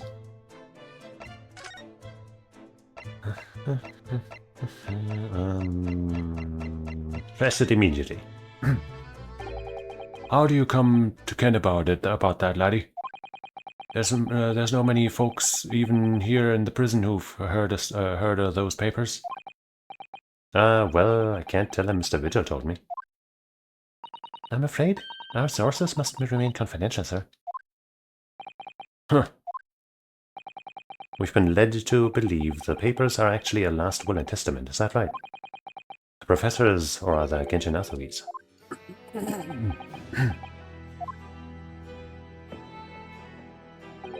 Aye, that's right. You're well informed, Jimmy. Oh, is that the end of the silent treatment? Yeah, I'm Jimmy now. But then after the convict's execution, it mysteriously vanished from his cell, didn't it? Havers no. You're off that half cock there. I think you didn't quite get your facts straight. It was there in the cell, exactly where it should have been. Oh, not what we heard elsewhere. Let me just have a wee hook around ruined in here. I'm sure I can find it. Alright, here you are. See? Maybe part of it was missing or something else. The last will and testament of Genshin Asugi, written with a calligraphy brush. Of course, I can't read a word of those Japanese squiggles. But I mind it says he leaves all his worldly possessions to his son back in his homeland. Yes, that's correct. That's the gist of it. So those are the Asugi papers. Aye, of course they are. Papers written by Asugi. No doubt about it. There's no mystery here, laddie. That's your lot. Yeah, I'm not so sure about that. After all the stramash or that slicer of an execution. We sent the man's possessions back to his clan in Japan, and that was the end of it. I think we ought to make a record of this, Mr. Naruhodo, just in case. Does that mean we can look at them? Kind of. I, Genshin Asugi, hereby request that upon my death, any and all material possessions and wealth belonging to me in London be delivered to my son, Kazuma Asugi, even the Emperor of Japan.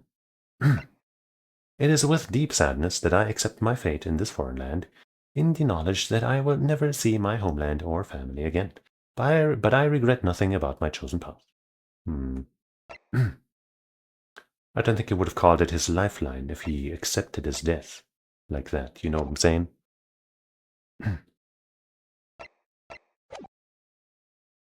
One thing before you go on your way, Mr. Naruto. Oh, yes? Those papers are not to do with Gregson's death. I prefer it if you didn't make no mention of them outside this office, or rather. I wouldn't just prefer it, consider it an order from the highest levels of our government. I understand. But I won't agree. I won't, you know, I won't agree for long, I guess. That murderer's botched execution, and the whole miserable escape. They were Barclay's darkest hour, aye. A shocking embarrassment. Because the convict had a collaborator on the prison staff, you mean? Aye, for shame. The coroner who confirmed the death of the man after his execution, Courtney Scythe. And my chief warder at the time, Vigil, who was in charge of the whole affair. Well, supposedly not. But Mr. Vigil says he didn't know anything about it. The rascal wouldn't say otherwise, eh? More handcuffs? Oh, how could I say no? You can never have too much iron in your diet. When Mr. Vigil was handed his dismissal notice as a result of what had happened, he was so despairing he jumped out of the office window, didn't he? I didn't like to say, but that's just Vigil trying to get out of it. Do you think he wouldn't they have jumped from the shock of his crimes being exposed, eh? I do. You wouldn't say otherwise, though, would you? Of course, I can shun all responsibility myself. I shouldn't have let him deceive me. Actually, there's barely anybody that hints what went on at the time now. With Gregson having been murdered and Dr. Scythe forbidden from having any visitors. No visitors. Someone obviously doesn't want her giving anything away. Yeah, I would have liked to talk to her. Well, we're not going home empty-handed. And I wouldn't dream of sending you packing with no, Kimmer. Here, take a handcuff or two. Oh, well, it would be rude to say no. I wouldn't want to become an anemic. I suppose if there's anybody who might still care about what happened back then, it'd be that lass from the forensic division, Maria Gori. The coroner on the latest autopsy report. Maria Gori? Maria Gori? Aye, Scythe's daughter. She didn't have no more. Just the one. But the wee bairns followed her in her mom's footsteps. You didn't ever see her without a scalp in her hand. Ah. Oh yeah, she was wearing that mask though. Mama, what is this?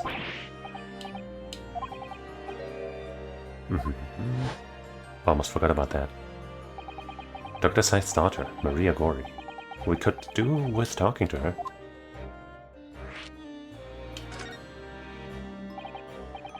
So she's Dr. Scythe's daughter, but her name is Gori?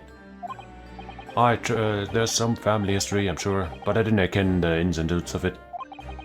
She grew up watching her mom working with the bodies of folk who died in strange circumstances, and decided to do with the same with her own life. I can't understand it myself. Perhaps she was driven by a deep respect for her mother? Perhaps. Anywho, she was in charge of Gregson's autopsy, I believe.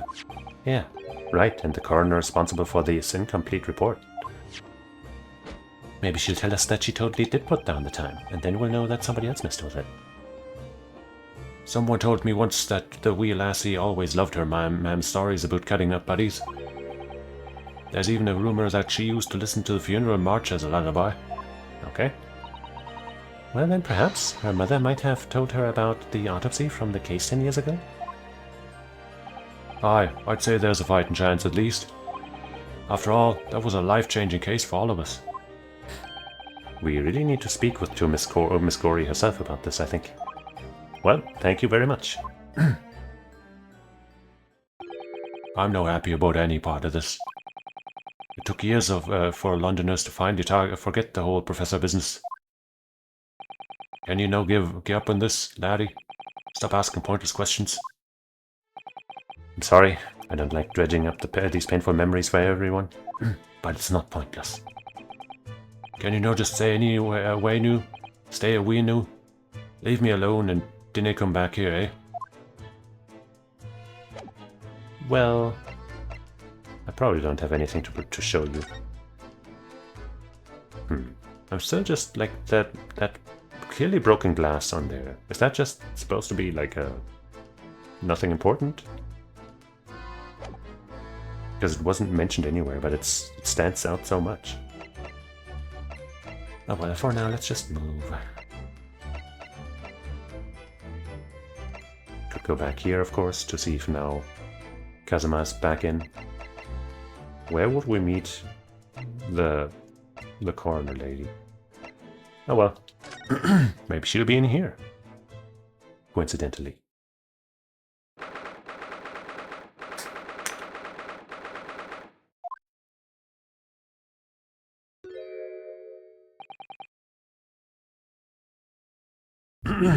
Kazuma.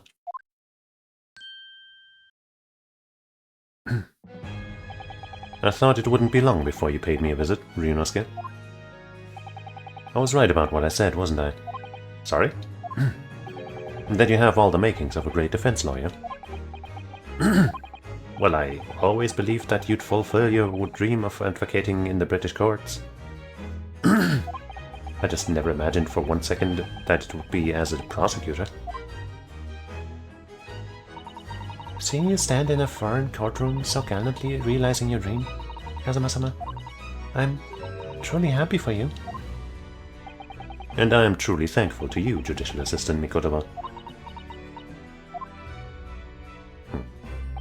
Ryunosuke, I always thought it would be fun for you and I to shake up the British legal system a little together. This isn't quite how I envisaged it, but I suppose it's just another twist of fate. I've learned a lot of things during my time in London. About how Susato-san's father was himself a visiting student here once, along with Judge Jigoto. And about what happened with your father. Then you'll have no difficulty understanding why I had no choice, why I had to find a way to get to Britain as a visiting student myself. So you did know about what happened with your father? I want to hear it from you, Kazuma. As you wish, Ryunosuke Naruto.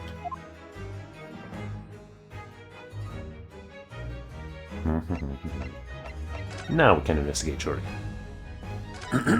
He was standing by that set just now. There's Lord Van Zieks' incredibly stylish desk. It's not my style, though. No, I notice you've been working at the little table on the floor, kneeling down sailor style. Much more humble. I thought it was some kind of punishment set up by Lord Van Zieks when I first saw it. I find it the most comfortable way to work. I can't do it. After a couple of minutes of sitting with my legs folded under me, they start to go tingly. Don't exaggerate, Ryunosuke.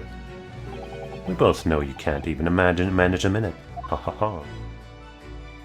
Way to call us out. Lord Van Zieks' fine collection of hallowed chalices and bottles all neatly lined up. Yes, he's extremely particular about all that. He has a strict regime for everything, from the storage of the casks to the bottling of their contents. Gosh, he must be having a really tough time of it being his apprentice. Actually, no. Oh?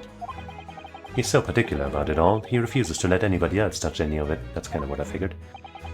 So it's been quite easy for me, in fact. Talk about weird. Hey man, if he just wants to do that work himself, who can attack him? Do you know who the man in the portrait is? Why would I? What? But you're Lord Van Zieks' apprentice. Yes, apprentice, not friend. And during the time I was suffering from amnesia, I didn't even notice that picture. Oh, really? I mean, it's not the smallest picture. I wouldn't have the first idea what the man that decorates his office with. Okay. Seems like something you'd still ask, maybe. What the? It's a scale model of the crime scene. Oh yes, I realize that. Does the prosecution office make a model of the scene for every single case? Apparently so. Sometimes it helps to visualize things better and notice things that you hadn't spotted before. Actually, the miniature notice board is my work. Be honest, you enjoyed making that. A little figure collection, eh?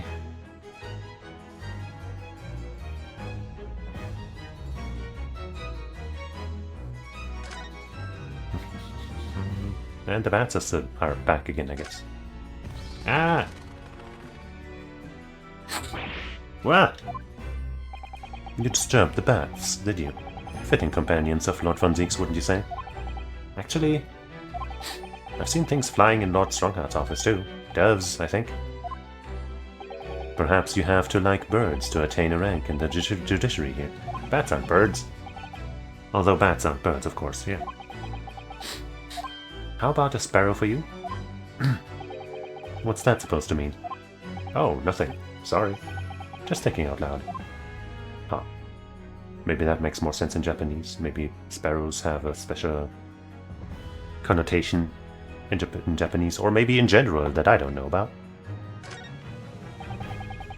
Casks floor to ceiling, just like the last time we were here. Hallowed barrels, I suppose. They're arranged according to vintage, flavor, and region. I almost said religion. That would have been a weird one. Every week, they're all taken out and put back in order. Okay, what? Every week? Lord Von Zieg's can't seem to settle on the perfect way of arranging them, you see. Vintage, flavor, and region don't neatly coincide. That's the trouble. Gosh, being his apprentice must be a real challenge. Nope, because he does it all himself, eh? Actually, no. Oh. He considers the task too important to entrust to anybody else, so he does it entirely on his own. So he's a barrel of laughs here and in court then. Ha ha ha. Why can't we examine this? Come on. Come on then. Whatever, I guess it's time to talk. Where'd you go, man? It's getting on for a year now, since what happened on the SS Beria. We were heading across the oceans from Japan to Great Britain. When a bizarre series of coincidences, I think that's a misspelling, led to those tragic events. Yeah, that must be a misspelling. Jeez. Little typo. I thought I'd lost my best friend forever. I must have been unconscious for a long time. When I awoke, I was lying on a bed. It was a narrow little room. There was a posy of flowers by my window, by my pillow. It took me a little while to realize that I was in the cabin of a ship. I slipped out of the room and headed up onto the deck. Were you already suffering from amnesia at that point?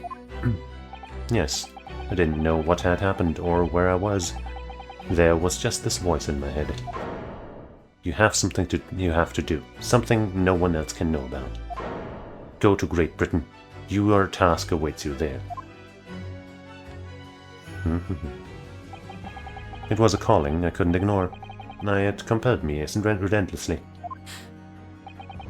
Out on deck, I saw that I was on a huge steamship, and we were docked in a large port. It must have been in Hong Kong. Yes, it must have been. Presumably... Oh wait, yes, it must have been. Presumably just before they were due to carry your body off the ship. I had no idea of the situation, but I did have the feeling that this was in some way my last chance. So I concealed myself among the disembarking passengers and went ashore. Then I disappeared into the crowded streets of that foreign port city. So I could plan my onward journey to Great Britain. That must be kind of spooky. No memories, in a country you have never been in, even, you know, even if you had memories, I guess. And then having to find your way around. Just under a year ago, with all my past memories lost to me, I was left behind in Hong Kong. Everything was foreign to me, the sights, the sounds, the smells, my head reeled. I was truly at a loss. I realized now that I'd escaped as a dead man, with nothing but the clothes on my back, no money, of course. Oh, how terrifying for you. Luckily, though, I had 2 feathers in my cap. One being your knowledge of English, I suppose? That's right. And on the back of that, I was able to pick up some work as a deckhand on a cargo ship. Eventually, after calling at countless ports, I finally arrived at Dover. That must have been some 3 months ago now. Wow, you were... You know, that was a slow trip. A long trip. Your formidable tenacity of purpose showing itself again. I mean, the man had lost his memory and had literally nothing to his name. But he still managed to make his way to London on the opposite side of the world. Of course, I had no idea why I'd moved heaven and earth to get here at that point. So how did you end up becoming Lord Van Ziek's apprentice then? Yeah, that's the big question. That can only be called an extraordinary stroke of luck, really. You see, I was stopped at the border because I had no papers. They took me straight to Scotland Yard. And by sheer coincidence, Lord Strongheart was there to attend a meeting. That's when the second feather in my cap came into play. Would that have been your knowledge of the law? Yes, exactly. Lord Strongheart was curious about an Easterner with intimate knowledge of British law. He took me back with him to the Supreme Court and assigned me to the prosecutor's office. And then, 9 days ago... You finally got your memory back, after the trial involving Drebber. Yes, I did. I'm sure Strongheart had some idea. That wasn't just a coincidence. Well, that trial, eh? Your father? Yeah. What we learned today in court turned things completely on their head. It was an impressive piece of lawyering, Ryunosuke Naruhodo. Lord Van Zieks isn't the Reaper, you know. I almost don't want to believe it myself, but it turns out that Inspector Gregson himself, the victim, was. It's clear that the Inspector was behind the Reaper's activity all along. What? You mean you knew? The real question is, who's behind giving orders to the Inspector? Yes, Barak Van Zieks is the real Reaper. And I know that 10 years ago it was him who decided my father must be a mass murderer and sent him to his grave. Oh no, you are taking it personally? No, he was merely seeing that justice was done as the law dictates. He's not to blame. Ultimately, it's people who condemn people. The law is just a tool that they use to do it. And when a man condemns another, he must take responsibility for his actions. Of course he must. But I know for certain that my father would never have taken another man's life. Kazuma. On the contrary, my father's life was taken by the Reaper.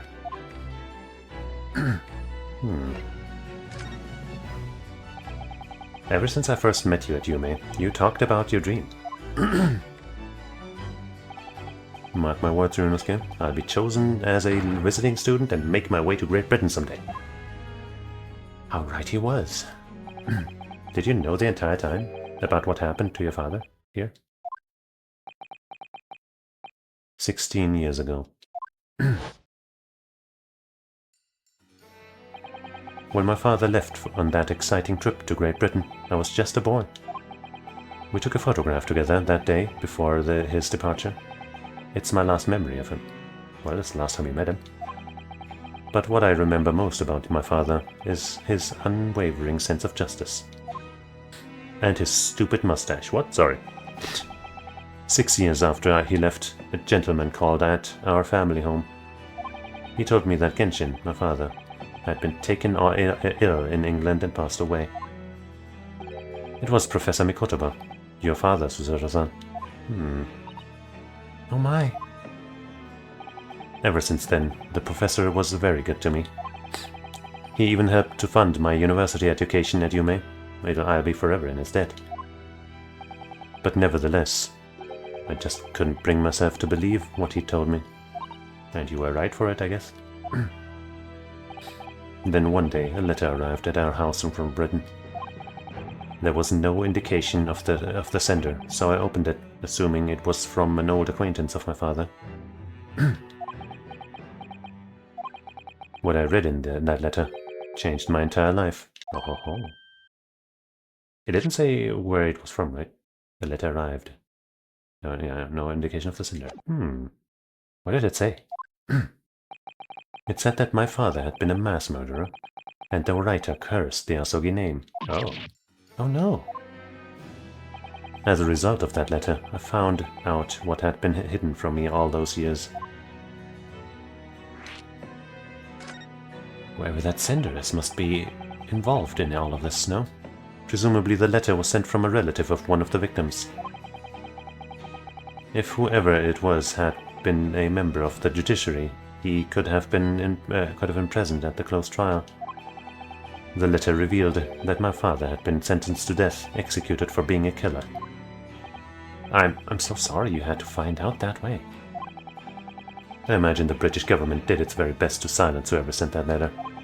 But someone who knew the truth and couldn't bear the resentment was always going to be a problem.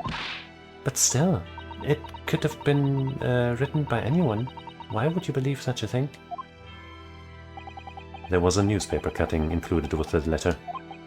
It was the first I'd ever heard of the professor, and his terrible killing spree. Well, what did my father have to say about the letter? I couldn't bring myself to show it to him. What? Why not? Because he deliberately concealed the truth from me, by telling me my father was taken by a fatal illness. That couldn't have been easy for him, and he'd done it out of consideration for my feelings. How old were you at the time? I guess it's 10 years ago. Or it's less than 10 years ago. So I guess he would have been, if he's like 24-ish or something, 25. Where is he? There he is. Yeah, I guess he would have been, over 14. So it's, it's feasible for him to have had thoughts like that, considered thoughts like that.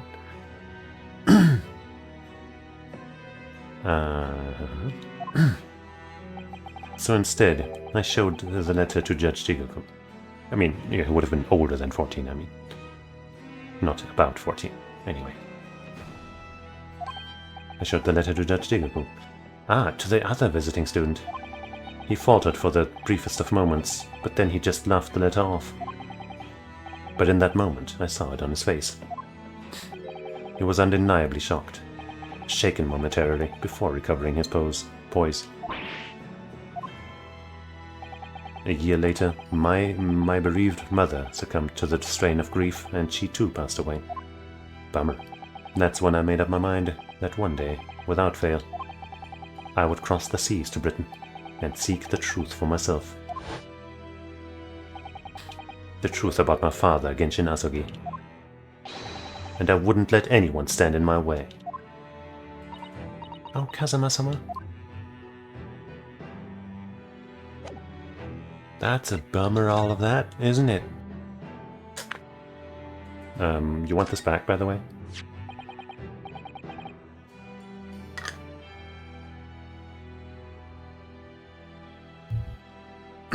Kazama, this is your armband. Actually, I think it's yours now. Sorry? You're the defense lawyer. You have a talent for it. I've always known that you would. And now, you've chosen to take that path in life. As your friend, I couldn't be happier for you. Or more proud. Kazama. So you keep hold of that. Besides, I'm a prosecutor now. That armband would have no meaning for me. Well, if you're sure. Thank you, my friend.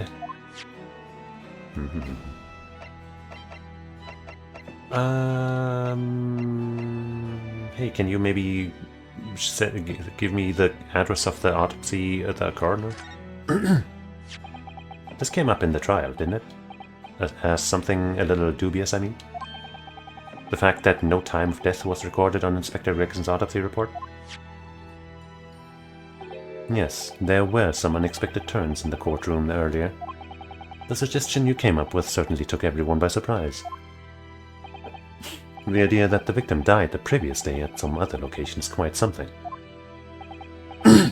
While considering when the pocket watch had stopped and the scorch marks on the candle, it's certainly a distinct possibility. The evidence and the scene both point to it.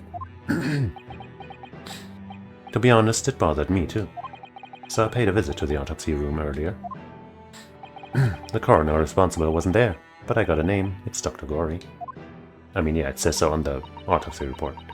If it wouldn't trouble you, Kazuma-sama, we'd very much like to speak with the coroner too. Of course, the last thing I want is for anything to be brushed under the carpet. Scotland Yard's autopsy laboratory is behind Lowgate Cemetery. Lowgate by Barclay Prison, you mean? Haven't you been there? Isn't that where we met Scythe? No, you know, do you? The prison where my father was incarcerated and robbed of his life. Kazama-sama. Well, thank you. We'll pay a visit to the laboratory later today.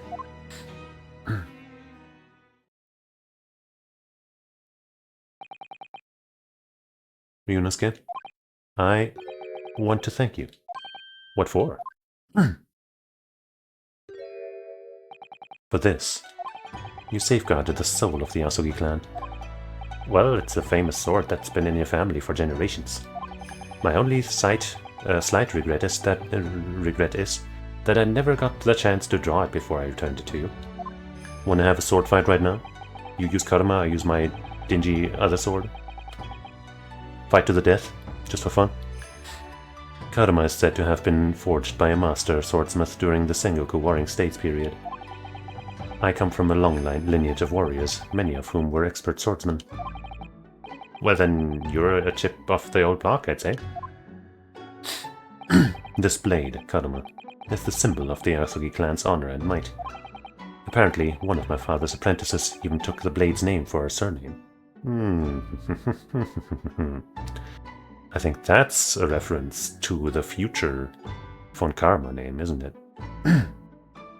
Though I guess I'm not sure what's... So I've seen at least one Japanese playthrough of the games, I want to say. What did I watch there? Did I? I am not sure, but I feel like I've heard Von Karma called Karma. Let's fucking check.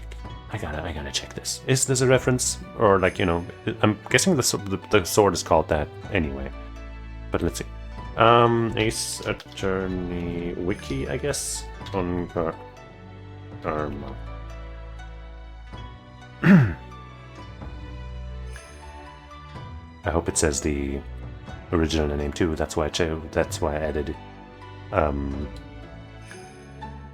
Wiki. Go Karuma, yeah. Karuma indeed. Go. And Franziska is called Mei Karuma. Yippee. I guess let's Karuma.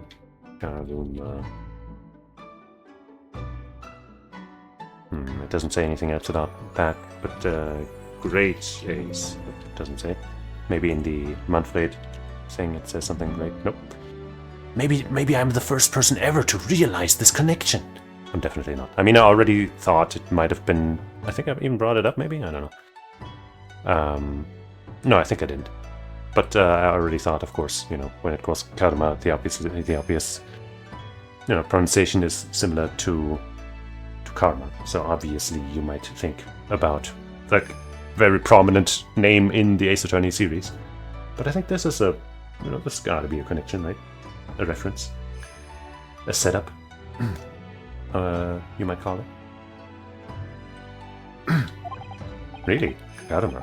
It does sound formidable, that's for sure.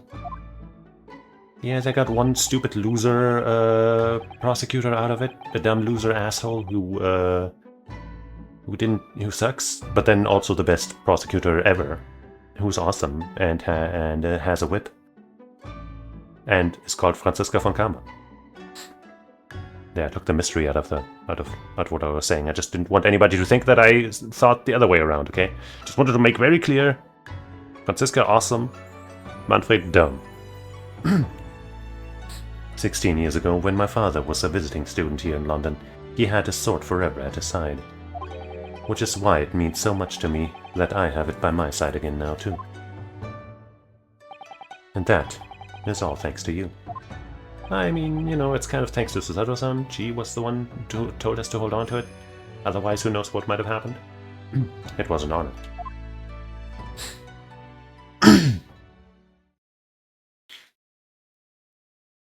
No, I have preparations to make for tomorrow. Perhaps I said a little too much. Kazuma, you've changed. No, Ryunosuke, I haven't changed at all.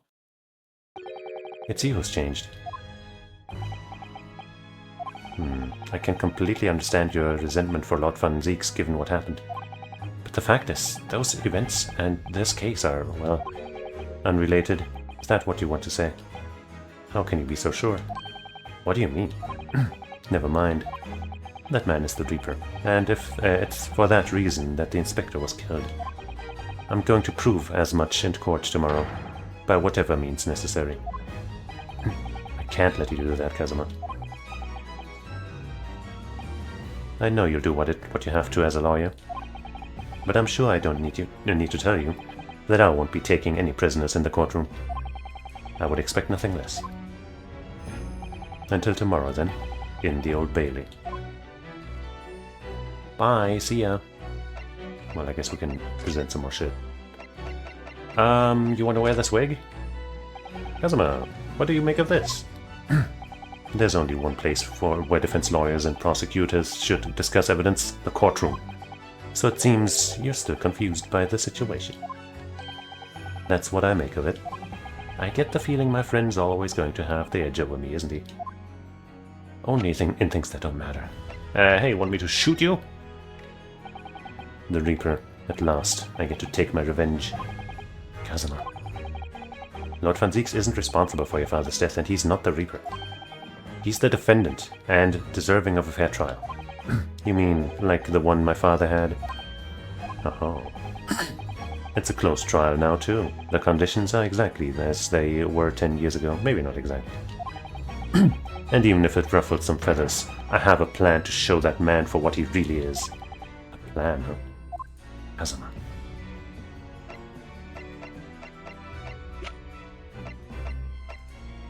Oh yeah, this might be of interest to you, might it not? Kazuma, what do you make of... Really? Alright, well. I really feel like this should have had some kind of response. Even if it's just like, maybe we shouldn't show him this. But okay. Look at this. Yeah, I didn't think so. Look at this. Okay. I think we're done showing him stuff.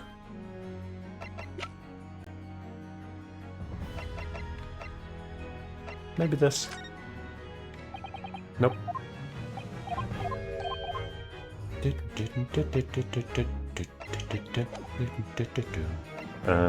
Goodbye. Oh yeah, we can go there now.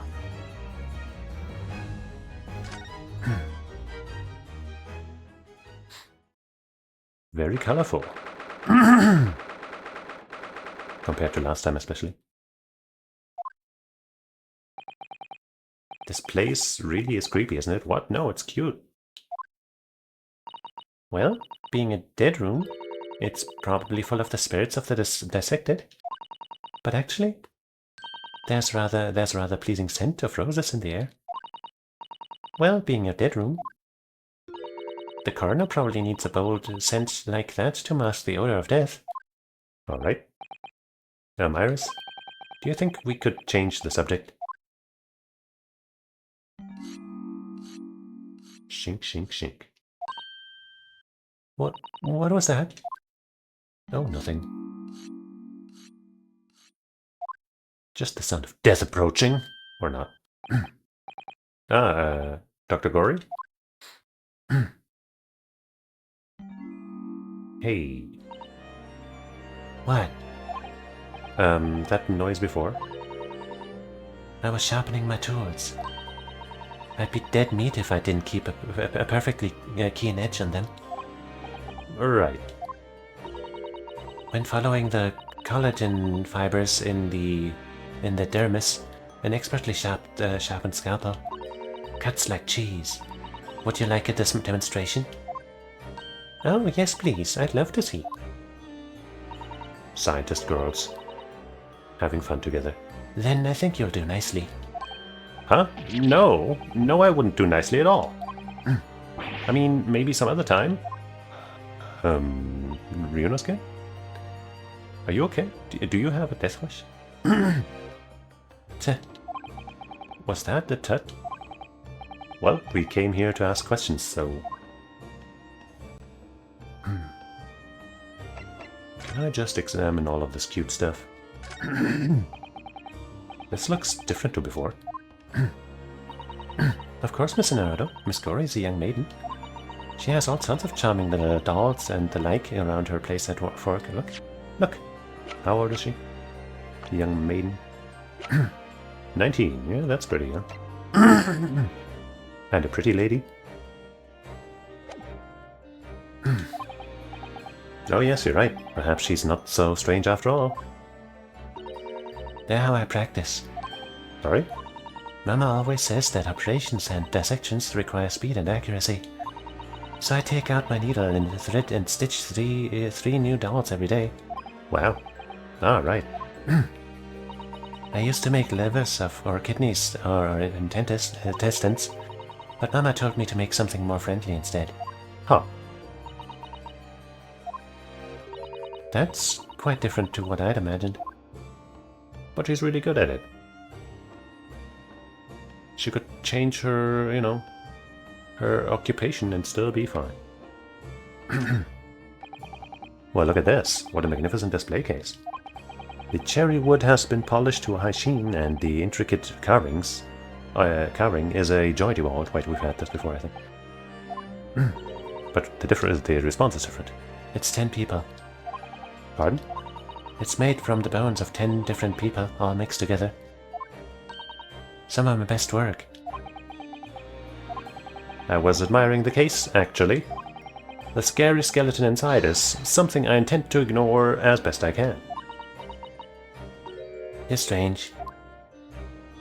I wonder who is the strangest. It's probably us. Kitty kitty. Look at all the bottles on the shelves in these cabinets. What an assortment of chemicals. That's not what I was looking at. These ones are all labeled highly toxic. That's worrying, because there are also things that look like salt and pepper shakers in there. Oh yes, and they actually say salt and pepper on them. Huh. The doctor probably spends a lot of time in this room, I suppose. Perhaps she has meals here sometimes? Life goes on, even when you're surrounded by death. Ain't that the truth? That looks like an owl and a crow up there. I know, and they haven't even twitched since we came in here. Well, no, they wouldn't have. That taxidermy mounts, Miss Naruto. I think we've had this. I was afraid you were going to say that. I've been trying very hard to tell myself that they're just sleeping with their eyes open, which would be scarier, I think. Yes, I think perhaps you were wise to put something like your Dharma doll on display in the office instead.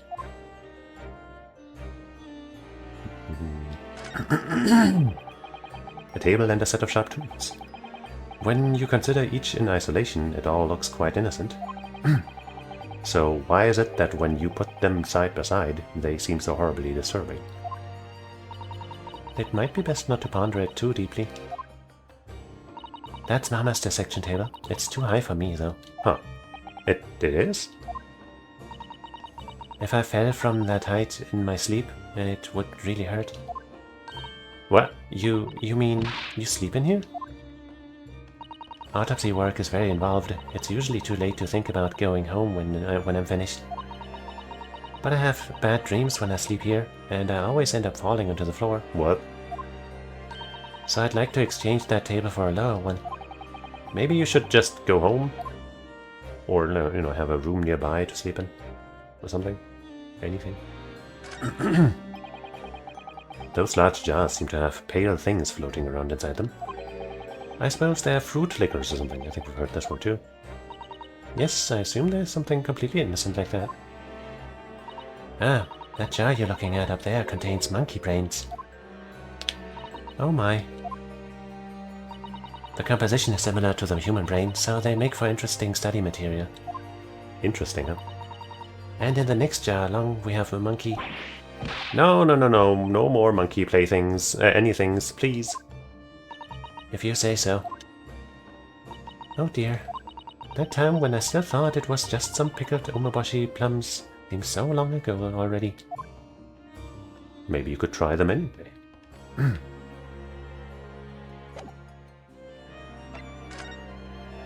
The time of death, what's with that, eh? As I drink some water real quick.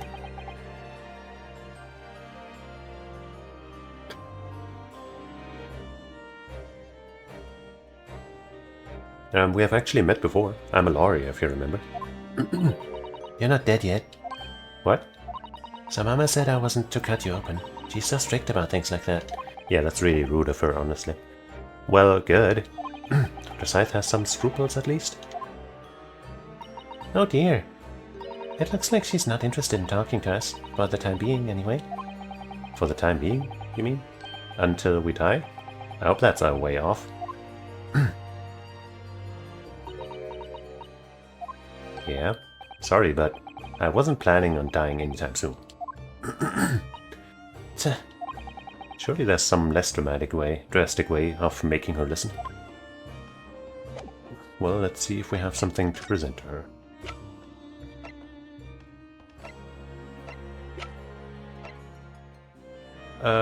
Crackers. Firecrackers, that is. Could I ask you your opinion on this, about this? Don't forget, you're responsible for putting my mama in jail. Oh. Why should I help you? Because I got a gun! Not interested. Because...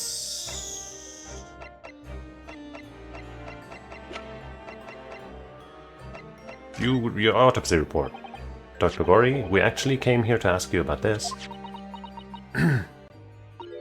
He was very good. Good? Sorry? His skin didn't snag my blade once, and very little mess. His joints dislocated easily, and his muscle tissue was a pleasure to work with. We can skip those details. But there's one thing about the report that's caught my attention. You don't seem to have recorded a time of death.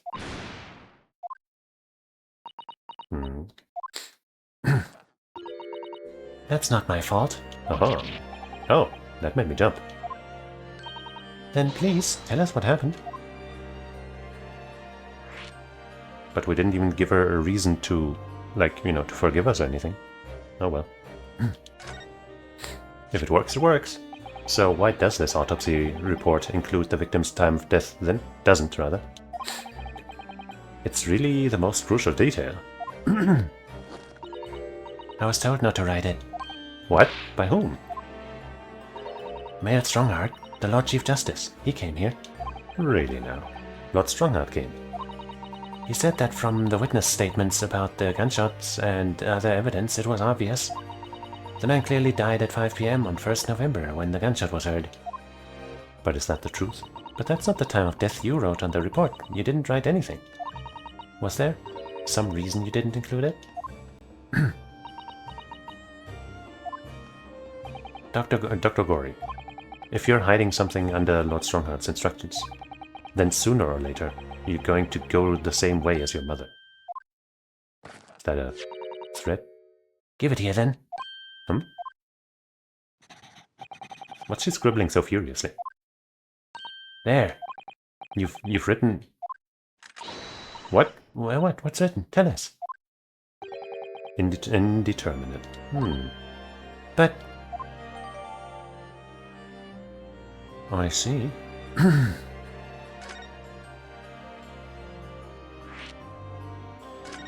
What makes it so that you can't tell? What do you mean by that? Why was the time of death indeterminate? When the specimen was brought in, it was still fresh. So the time of death could easily have coincided with when the gunshot was heard. But there was one small discrepancy. What discrepancy? There was some fried fish in the pocket of the specimen's overcoat. And that fish had started to rot. What? If the victim liked dried fish, he presumably liked to eat it before it went off. Yeah, he very much did. Well, yes. What are you really trying to say? Well, don't you understand, Ryunosuke? It's possible that someone tried to manipulate the apparent time of death. Manipulate the... Is that even possible to do? Yeah, with some temperature adjustments, right? Theoretically, if you were to chill the body in ice, you could delay the onset of putrefaction.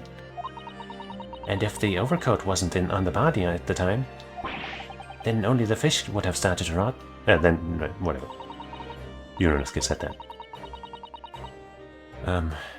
With today's science, it's not yet possible to determine if the body was chilled or not. But today's science is advanced enough to let you freeze a corpse, it seems. But surely, to chill a corpse like that would require an enormous electrical refrigerator. You know, like in a warehouse or something. And I don't imagine many households in London are equipped with such a device. No, definitely not. But maybe in a factory. Yeah, that's kind of what I was thinking. Or some other special places. I don't recall seeing any factories or such like on Fresno Street, though. Well, it doesn't have to be there, does it? I wonder if the inspector's body had been chilled somehow. What might the actual time of death have been? I couldn't say for sure. But at the most, it might have been a day earlier. Well, that coincides with what we were thinking. No. In other words, it would corroborate your previous deduction, Mr. Naruto. That Inspector Gregson was killed a day before his body was discovered, at a different location. Did you inform Lord Strongheart of this possibility? He simply said that there were no electrical refrigerators of that size in the vicinity. Good enough excuse for him to say it like that, I guess. But I don't trust the guy. Oh yes, one other thing. It's something the governor of Barclay Prison told us. He said that your mother, Dr. Scythe, was responsible for confirming the death of the professor after his execution. The professor. Apparently you always enjoyed listening to your mother's stories about her work, so we're wondering if you might know something about what happened then, 10 years ago. That's not all Mama did. Sorry? My Mama carried out the autopsy of Clint Van Zieks as well. Oh. What? Really? The brother of Lord Van Zieks. And the professor's final victim. The idea of carrying out an autopsy on a member of the aristocracy was completely unthinkable back then. But the detective in charge of the investigation insisted, and it was miraculously authorized. That detective being Inspector Gregson, of course. Quite an accomplishment for one man. That autopsy provided the vital clue needed to arrest the killer. And Mama was there for that historic event. What does all this mean? You know, that amazing autopsy happened right here in this very room. Oh, okay. The professor and Clint Van Zieks. They both spent their final moments before their burial on that dissection table there. So this slab, Mama's lab, was instrumental in some of the country's most important events. She really is proud of her mother. I wonder if you'd tell us more about exactly what happened back then, Dr. Corey?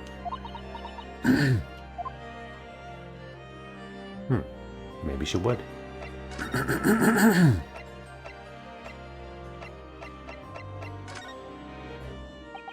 You mentioned the autopsy of Clint Van Zieks. Was it at a time when carrying out autopsies of murder victims was very unusual?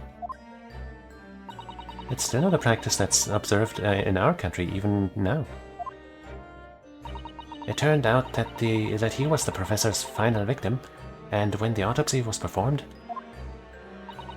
Mama was present, although not only as the secondary assistant. The person leading the procedure was called Dr. John H. Watson. That's right, my daddy. And there was one other person present, the primary assistant. He was a visiting student from the Far East. Oh. Wait, a visiting student? It must have been my father, Eugene Mikotaba. I had no idea Professor Mikotaba had been involved in something so important. But the outcome of that historic autopsy was the discovery of a vital piece of evidence that led to the capture of the professor.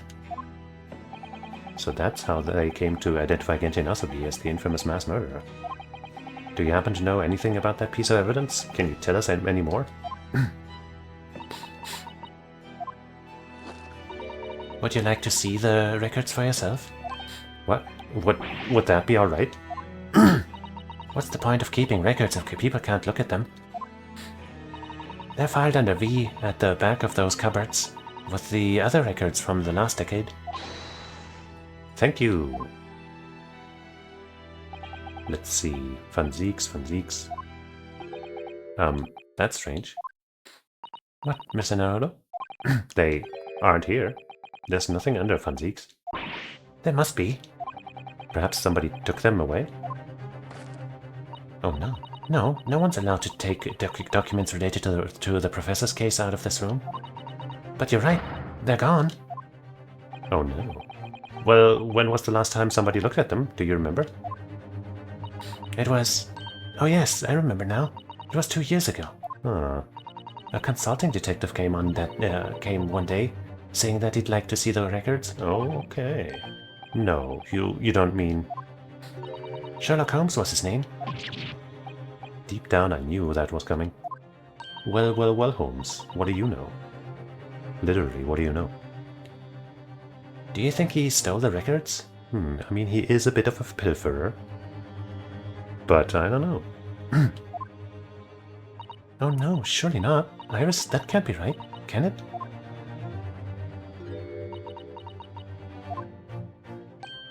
Iris?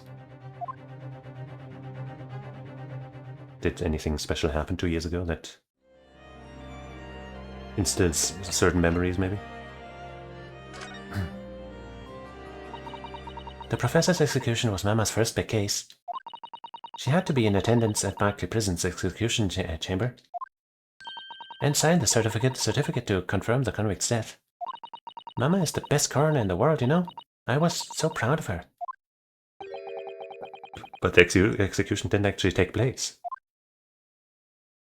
No, and worse still, Mama actually helped with the jailbreak. I didn't want to know. Well, but from what we've heard, it's possible that, you know, the professor, so to speak, wasn't actually Asogi. Or the other way around. Oh dear, you found out recently, you mean? I believed in her, in Mama, but now I wonder if I'm starting down the same path as her. You mean because you omitted the time of death on this autopsy report? But that's because Lord Strongheart forbade you from including it. Well, and she was probably... You know, she might not have done that of her own free will either, maybe? I don't know. Just like Mama, I'm sure she was coerced by somebody too. Yes, that's my feeling as well. There's no doubt that there were powerful forces at play 10 years ago. The execution couldn't have been staged without a lot of people at the prison knowing about it. Obviously, the prison governor must have been in on it as well. The big man with the little handcuffs? According to what he told us. He was tricked by the chief warder. He says he knew nothing about it. No, he says he knew nothing about it. That's entirely different. Of course he said that. I'd say the same thing. Just who was behind that jailbreak all those years ago?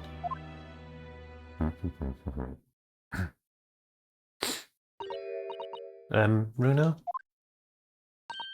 I hope you don't mind, but What is it, Iris? I've just remembered something very important I have to do. I'm going to have to leave you now. Something about homes and documents. Oh, this is very sudden, Iris. Well, we'll come with you then. Oh no, there's no need. You and Bruno can take your time here. Bye for now then. Good luck. Not suspicious at all. Wait a minute, little girl. Me? I remember now. You've been here before, haven't you? Oh, with him at the time? Have you, Iris? Yes, 2 years ago, when that detective came. You were with him, weren't you? You were a living specimen then, too. That's the way it usually works, yes. If you want to call it that, I guess. Was I? I really don't remember. Anyway, sorry, but I must dash. Wait, Iris. I brew up a pot for you when you get home. Well, at least that means we'll see her again, right? What's the matter with her? She's behaving really strangely all of a sudden. Well, in that case, we won't keep you any longer either. It's been quite a while since I had any visitors. This was really fun. Yeah, let's be friends. But next time you come, I'd prefer if you were ready for dissection. I can't make any promises, sorry. It's a bit strange that the records of Clint Van Ziek's autopsy have disappeared. But I think we've asked all we came to ask now. What if Holmes only took them because he knew somebody else would mess with them if he didn't? You know what I'm saying? Let's have a closer look at this. Then again, let's not. At least not while she's armed. I guess that happens no matter what we try to look at. Even though I was just trying to talk to her. Could go back here. You know, because we have somebody to talk to here, if they're home. We could talk to Daddy again about his involvement in... Okay, nope, we couldn't.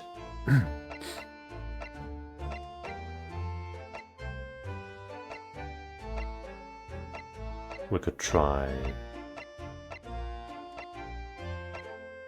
Wait, where did it go? Huh?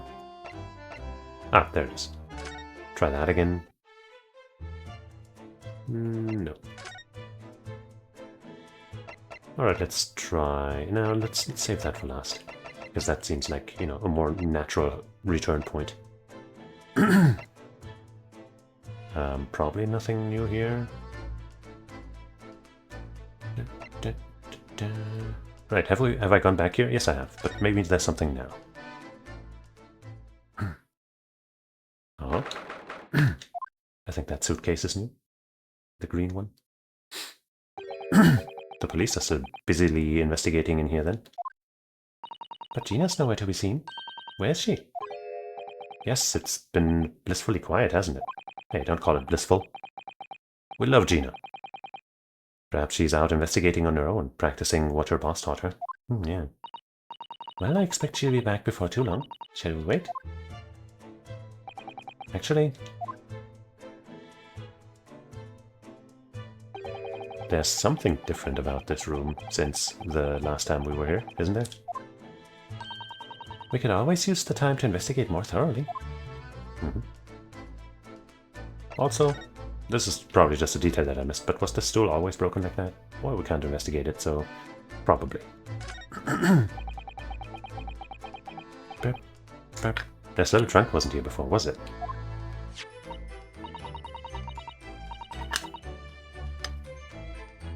And it appears to have a cutlet on the side.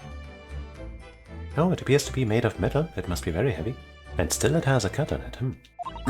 Well, the cut is probably through the outside layer or something.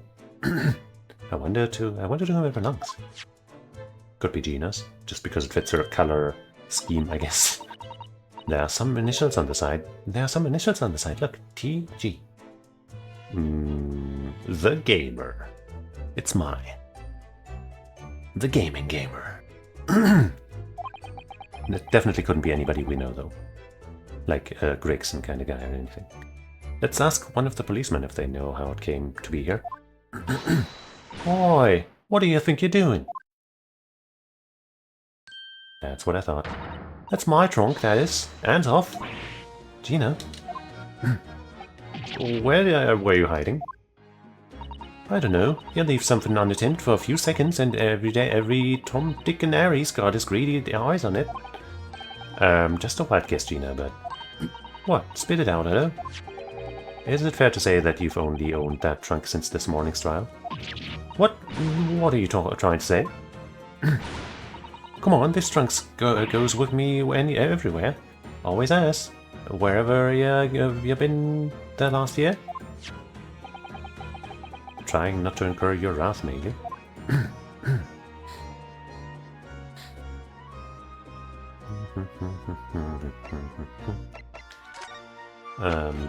You want this back? Gina, what do you make of this?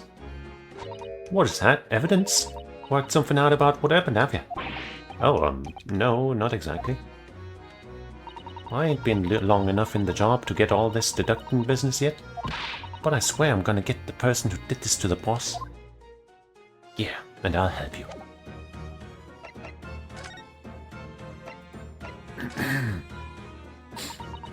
You should hear them talking about that at the yard now. They should be ashamed of themselves. They're saying that it was the boss who killed all them bludgers. Ah, you mean the whole Reaper thing? Yeah. Apparently, the boss was investigating stuff that no one else at the yard knew nothing about. Stuff to do with all them criminals what got off scot-free. Yes, the ones prosecuted by Lord Van Zieks who used bribery and corruption to evade conviction. But why would it always be Van Zieks' business? I know he took on the worst people's cases and stuff, but they couldn't be the only one, right? Well then, obviously it was that bloomin' Reaper giving the orders, weren't it? But why would people be suspecting Inspector Gregson of being involved in the killings? There was a notebook hidden in his office. Oh no, this doesn't sound good. It had details about all the crimes that have been pegged as the Reaper's work. What? No, did you see it, Gina? Did you see that notebook? They wouldn't flamin' let me, because I'm just an apprentice apparently. But it wasn't me who found it, and you was my boss. That's right. I was pretty miffed about it, so... You pilfered it? I sneaked a peek at what it said anyway. Good job. Oh. That's our Gina. So what did it say? You managed to see what was written in Gregson's secret notebook anyway, did you? Why, I see it. It's my right to read what he wrote. I agree. And what had he written, Gina? Dates, times, places, names, an whole long list of them. All details about the bludgers supposed to have been done in by the Reaper. But there could be an explanation for that. Yeah, maybe he was also looking for the Reaper, you know? I know I was quick to pin the Reaper business on him. But if Gina doesn't want it, then I don't want it. Perhaps it was a record of the inspector's investigations into the Reaper's activities? Exactly, that's what I said. That's the first thing you'd think, right? As it happens, it was full of names I recognized anyway. Well, the Reaper's targets were almost exclusively known leaders of London's criminal underworld. Oh yeah, but there was one name right at the end that was a bit odd. At the end of the list, you mean? I'm pretty sure the date against it was 31st October. What day is it right now? 1st November or something? Was that the day he died? No, the day before the inspector was found dead.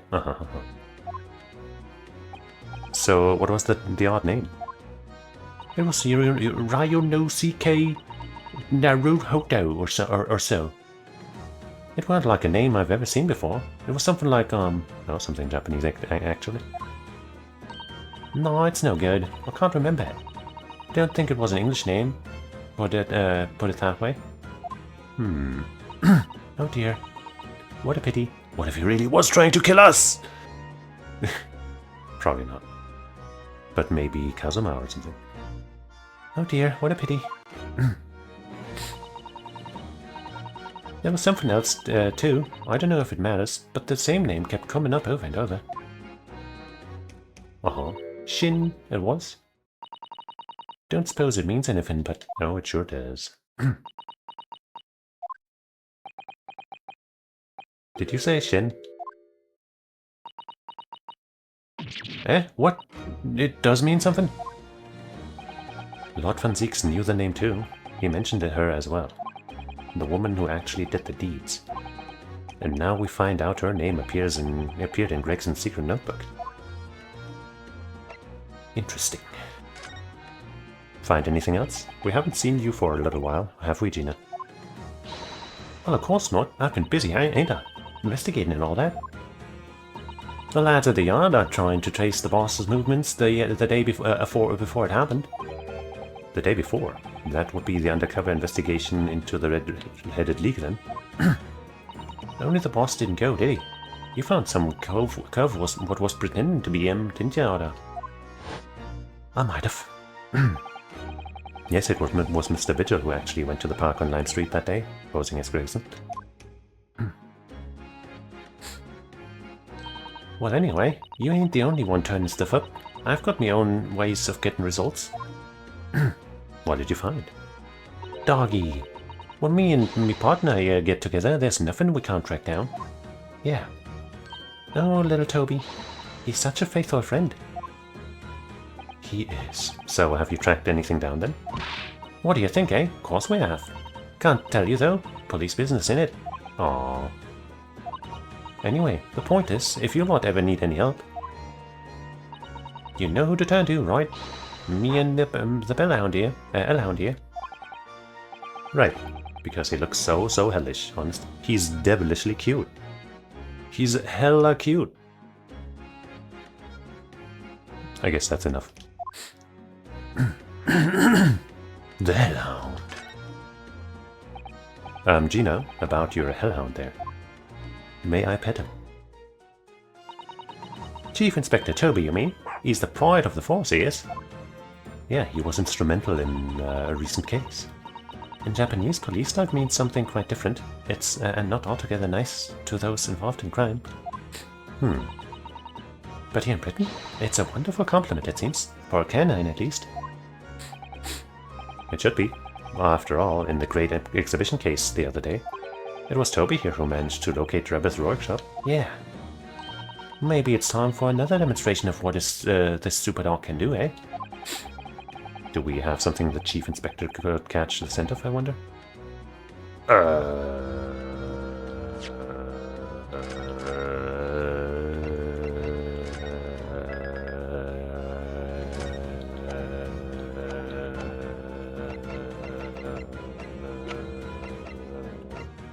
gun, maybe?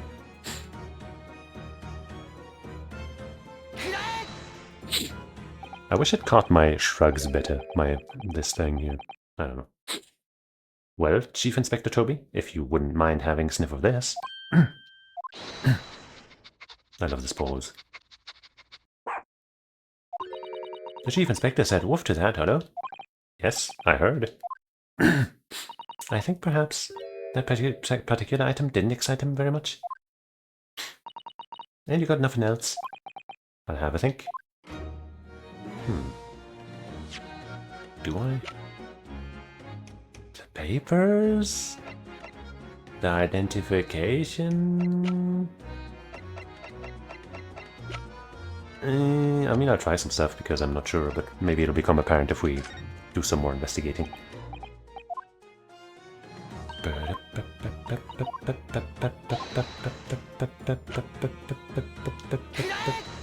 I guess that actually wouldn't be anything, would it? He said woof again. I can't believe the dog said woof.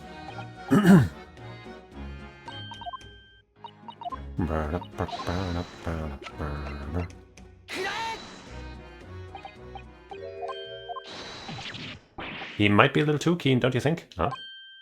Uh-huh. Aru! We're onto something. The Chief Inspector made short work of Gina there. Uh-huh. Ah, look what he's gone to.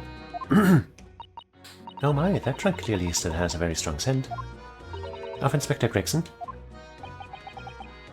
In other words, it must have belonged to him. No. It means that the papers must have always belonged to Gina. The Gina, see?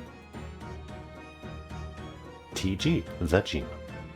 Alright, it's fair cop, I suppose. It's a fair cop. And you nearly got away with it too. Let's say she inherited it, it's all fair game. You always talk so proudly of Inspector Toby's nose and what it can achieve. Did it not cross your mind that he might identify something that was right next to us? Yeah, that was a bit of a bloomer, weren't it? That's enough now, then, Gina. Eh? I think it's time you told us the truth about that trunk. So there's nothing to sniff out. Good to know. It weren't like that. It just weren't. What are you talking about? I know what's going through that head of yours, but that ain't what happened. Alright then, what did happen? Well, like I said before, we were trying to trace the boss's movements. So I let Toby have a whiff for the boss's overcoat, and as soon as I'd done that, he went off like a shot. Straight to that sandwich. To a sandwich? Not a bag of chips. Mr. Naruto? I believe Gina means the witness. Oh, yeah. I forgot about that sandwich. Yeah, Ian, he added in between them wooden boards of his, the boss's trunk. Oh. So he committed a thievery. You mean when they heard the sound like a gunshot and piled in there? Exactly. He nabbed it from the scene. Goodness. Me and the chief inspector gave that sandwich a good grilling, and you know what he said? I thought it might fetch a good price at the chap, and the chap wouldn't be needing it anymore, so... But that's all I did, nothing more. Would you Adam and Eve that shake of it, eh? Stealing the dead boss stuff to flog? So Miss Venus wasn't the only one to meddle with the scene of the crime, then? How could they? So anyway, that's how it happened. And it's a pretty decent trunk, so I figured I might as well make use of it. Is there something wrong with that, eh? Well, maybe you and Mr. Sandwich should try to find the answer to that question together? Gina didn't do nothing wrong. She never does. I think perhaps the trunk should be turned over to the police, don't you? She is the police. What are you talking about? I am the police, see? See? Gina, if you wouldn't mind, could we maybe examine it? Yeah, alright then. Do what you want with it. Thank you. Thank you. We shall make a detailed record of our examination of the evidence. Yippee. Hold on. Hold your horses. I gotta check this stuff. It seems like a part of the blade is still lodged in there. But I can't seem to open it. Maybe yes I can. Let's have a look inside. The blade is very visible from inside too. Well, let's look at it then, I guess. Do you see that? There's something stuck in the side of the trunk here. It's glinting. It looks like a fragment of metal of some sort. Yeah, like a blade. But it's wedged in so tightly I can't remove it. Well, don't cut yourself. You'd better leave it, I think. And we didn't make note of it?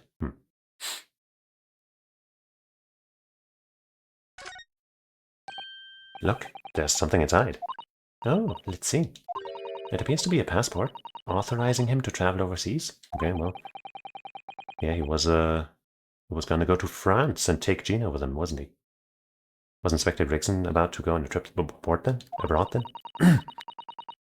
Perhaps the date of departure might tell us something that was... Oh, what is it? It was for travel on 31st October, just one day before the incident. What? Really? Gregson went to France the day before his body was discovered? Wait, he went there? He wasn't going to go there? Oh. Oh. That's not what I thought. Have you seen this huge gash across the side of the trunk here? It's gone right through the leather and into the metal behind. Gosh, for a metal chest like this to have been so badly damaged. Whatever made that gash must have struck the side of the trunk with considerable force. I wonder how it happened. Also no note on the evidence. Oh, hey! Look at this dark stain here. Do you think... Yes, I'm afraid so. I think it's blood. I knew you were going to say that. So that presumably means... This was present at the scene when Inspector Gregson was killed? It's the most logical conclusion, yes. But it could also just have been there when they've put the fake, or, you know, the animal blood or whatever on this scene. Can't really be sure, but I think it's probably the former. That's more intriguing in a way. To think Gina's been carrying this around with her. If you didn't know any better, I suppose it does look like a grease stain from all that fish and chips. No, it doesn't. I don't think any grease looks like that.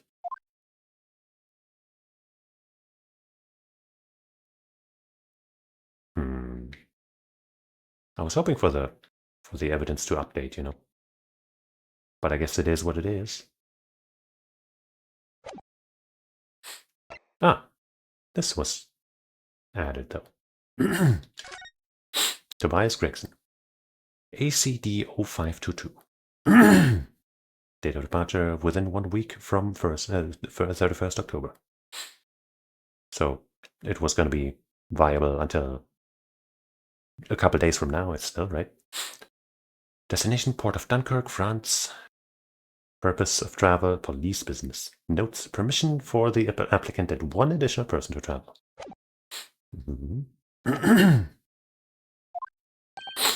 What's the matter with Toby? Why is he acting so aggressively towards me all of a sudden? Mr. Naruto, be careful. It must be the trunk. Wah! Ah! Toby, oi, what are you doing? You're gonna lick his face off. Lick. Ah, Arthur Conan Doyle. Haha, that's a nice detail, yeah, thanks. And hello, Astrolude. Mr. Naruto! Mr. Naruto! Gina, quickly, hail a carriage. What, did we actually get hurt? Well, I guess I got the bad ending. Where we die from dog licks.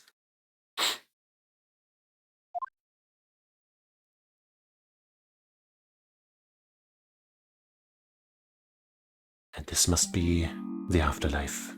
It looks just like home. Oh, Mr. Naruto, are you alright? Miss Susato, are you an angel? Ah, conscious again at last. A blessed relief of my dear fellow. Are you a devil? After all, to drop dead after a moderate licking by a small terrier, most unseemly. Did he really just lick us? Why did we... I guess it was we just passed out from being scared or something, being surprised. What is or isn't seemly is irrelevant here, Mr. Holmes. Oh. He must be serious when she's telling him off. Her idol and all that. I'm so glad there's no lasting damage. How are you feeling? I'm fine, thank you. Did you bring me back here? Ah, what's this on my head? A bandage? Sadly, we had no ice, so that's a compress of sugar water. Sugar water? Don't worry, Mr. Naruto. It's a first aid treatment that my father taught me. Oh, thank you. Didn't know about that one. So, let us take tea when you're feeling up to it. But of course, no sugar in the patient's cup. The bump on my head is throbbing sweetly enough, don't worry. Hee. Whenever you feel ready, then. Well, we have some questions for Holmes, but let's talk to Susato. Okay, we don't have anything to talk about with her. Unless she wants to talk about this passport. Nope.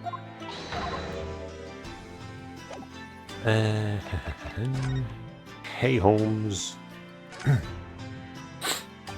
Thank you for your concern, Mr. Holmes. My dear fellow, I think nothing of it. I must say I was quite startled when I heard that you'd been attacked by a dog. The Hound of the No, it's not him. For a moment, I feared that infamous murderer of so many had come back from the dead. You mean the Professor?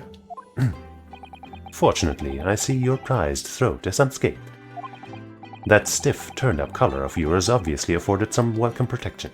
Yeah, it didn't seem like the dog was attacking our throat, but hey, who knows, maybe it did help. Was I that close to death? All I really remember is the dog licking my face over and over and over again. Well, if you wish to avoid such troubles in the future, a little mustard spread on the cheeks should do the trick. Yeah, I'll always leave the house with mustard on my cheeks from now on, thanks. I should think that would balance the sweetness of your bandage rather splendidly. Okay. What, we don't have anything to talk about like that? Weird. How about this? No? Maybe if we move to Holmes' suite, that's where things will begin. But just him being here, this makes it seem like, you know, it's important to talk to him.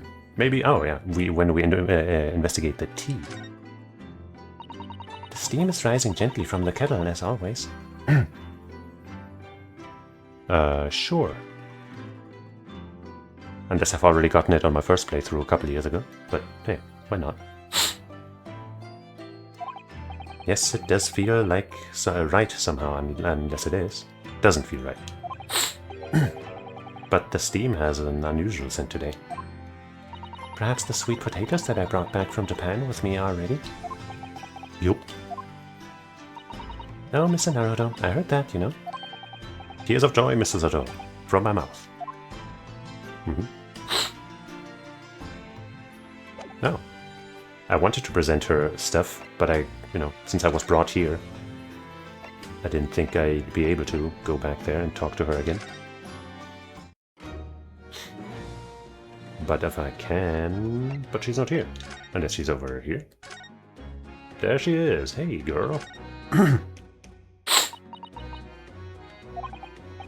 Gina, I'm really sorry. It's daft, innit? If you asked me a year ago, the cops would go hang for all I cared. But we've got to have police, ain't we? To catch the bludgers. So us divers can go about their business in peace. Yeah, that's the exact reason why we need cops. Wait, sorry? I don't think I can have heard that properly. He said he was gonna teach me everything I needed to know to be a detective. But all he got round to showing me is where the best flamin' fish and chips shops are. Actually, that reminds me. Well, I mean, maybe fish and chips are how you become a good detective. Maybe that's the secret ingredient. Rexon said he was supposed to be going to Paris in the near future, didn't he? Yeah. Is something wrong? Oh, no. I'm just, I'm sure I'm reading too much into things. It's just that the timing seems very coincidental. You know, the boss was acting a bit strange recently. Like he was always in a rush. Hey, best chips in town awarded. Thanks. I guess I'm more interested in this additional dialogue that I didn't get before. But hey, an achievement to prove it is also nice. Or a medal or whatever. Oh, I guess we still can't show her the thing that I wanted to show her. Oh well.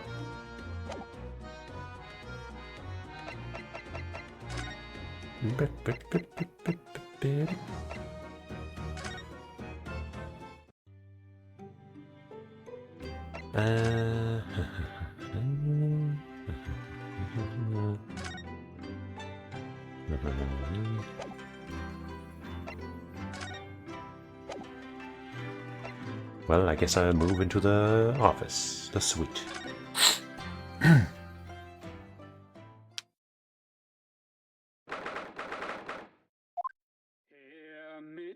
I have a small anecdote about this song, and hey, what the fuck?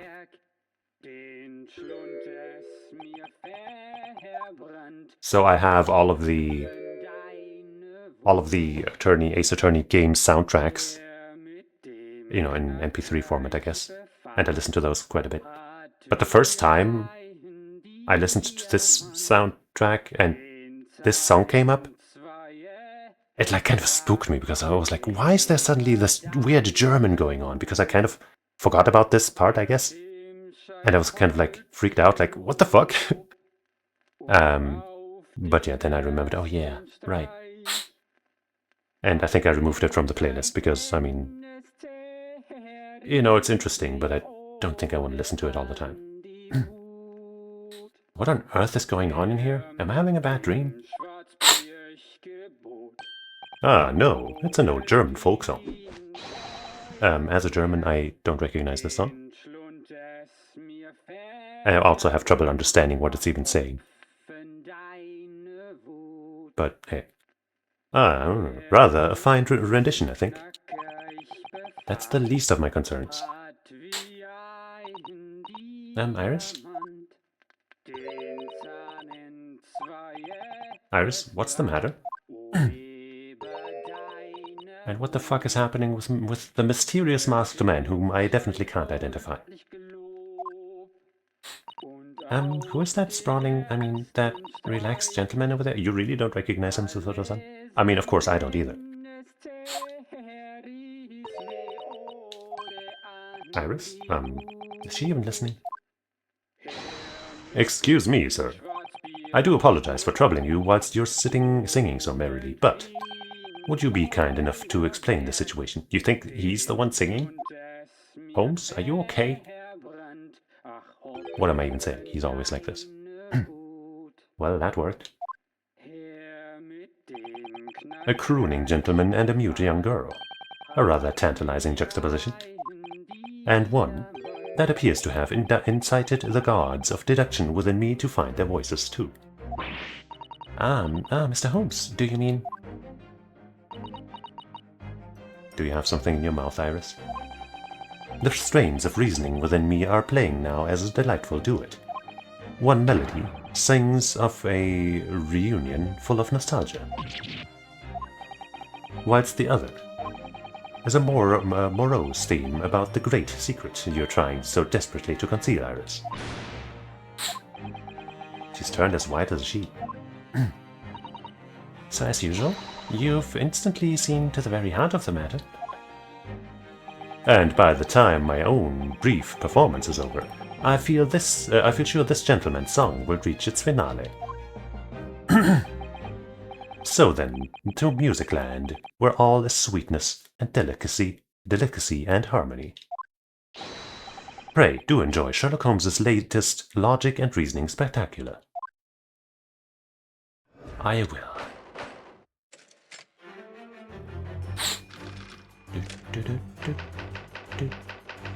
This investigation is long.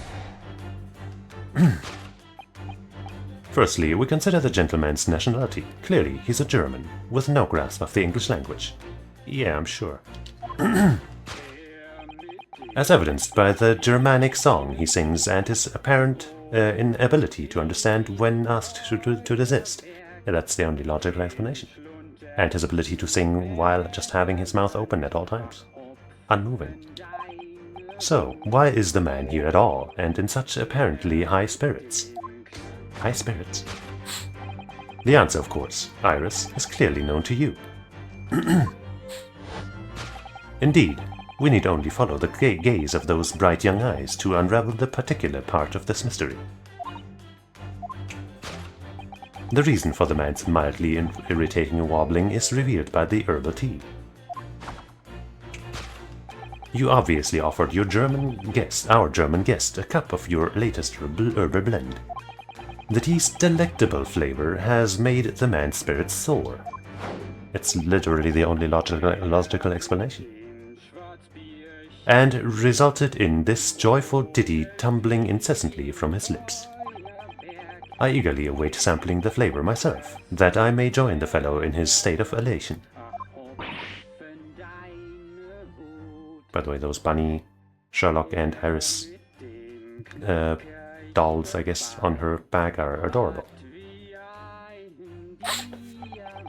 Now to the next question. Who exactly is this gentleman availing himself so thoroughly of to the settee?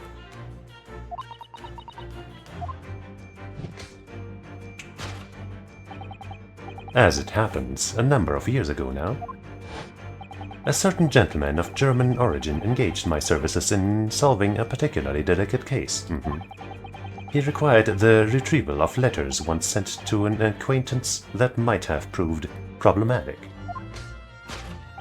In order to conceal his noble identity, he also arrived at my office in a mask.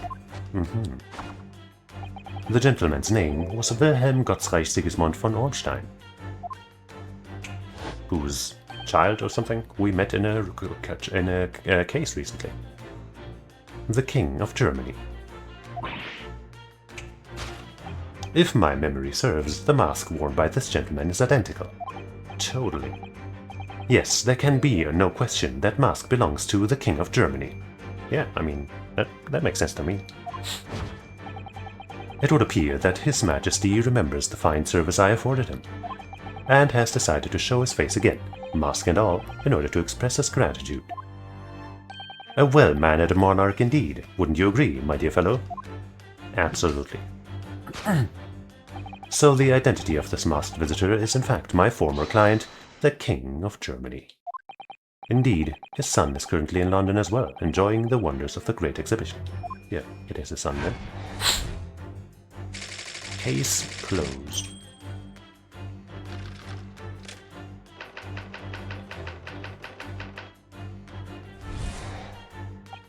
Which leaves us with one remaining imponderable. Yes, you, young Iris. But your apparently inexplicable silence is still unable to hide the truth. Yes, the reason for your muteness is concealed inside that knapsack. A 5-pound note, I believe. I must say, as your compatriot, I'm deeply saddened. It would appear that you've allowed yourself to be bribed into silence by His Royal Highness. Yes, obviously. Earning yourself some spending money in exchange for keeping quiet about the King's secret. And now, the final piece of the puzzle. What is this secret you strive to hide with your silence, Iris? Ah yes, we need only follow that brief involuntary twitch of your eyes to find the answer. You were attempting to abscond with that coffee cup. My favorite coffee cup, in fact. Or should I say, the handle of my favorite coffee cup. It appears that His Highness, this high-spirited Highness, broke it in the midst of his hijinks. I would have spelled hijinks as well as one word, but maybe it's spelled as two. Or maybe it's just, you know, a pun, because highness, hijinks, whatever. Which leads us to the sad truth. My favorite coffee cup has been broken by the King of Germany, and Iris, you tried to conceal it from me. Iris, how could you? And I think this means war with Germany. I shall have a bill sent via governmental channels to the German royal family for its replacement. Yeah, you should.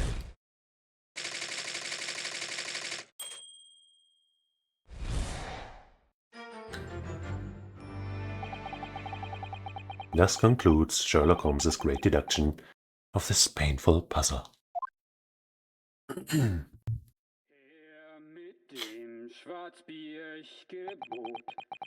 Yeah, that's gotta be it. With your silence as well, the fellow's jovial warbling rather rings in the ears, does it not? Mr. Holmes, I must say something does rather bother me. Pray, Mr. Soto, do tell. His Royal Highness doesn't appear to have moved a muscle since we arrived. Yeah, he's an amazing ventriloquist. Ah. And you haven't said a word either, Iris. Well, Holmes explained how that works, how that came to be. If Mr. Holmes has it all right, you might as well own up to it now.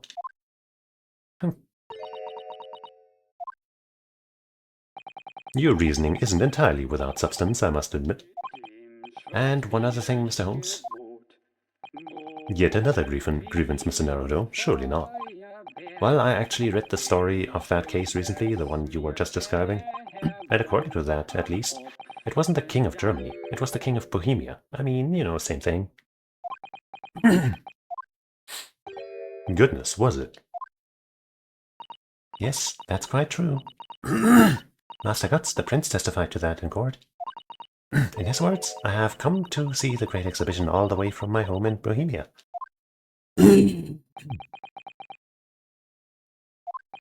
I would ask you to keep that minor error to yourselves. It could easily become quite a scandal. I believe, Mr. Naruto, that it's our turn to now to make some corrections to a number of minor errors that may have slipped in. Yes, even Mr. Holmes is willing to admit he might be slightly wide off the mark this time. Although it's clear that Iris is definitely hiding something. We need to find out the truth behind this mysterious scene. But one truth is incontrovertible. My favorite coffee cup is no more. So, shall we embark again on a joint presentation of Sherlock Holmes's logic and reasoning spectacular? The dance of deduction. This song is also very good.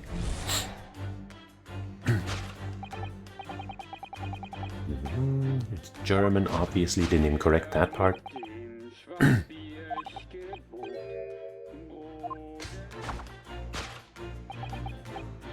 Clearly shown to you, known to you. And what gives it away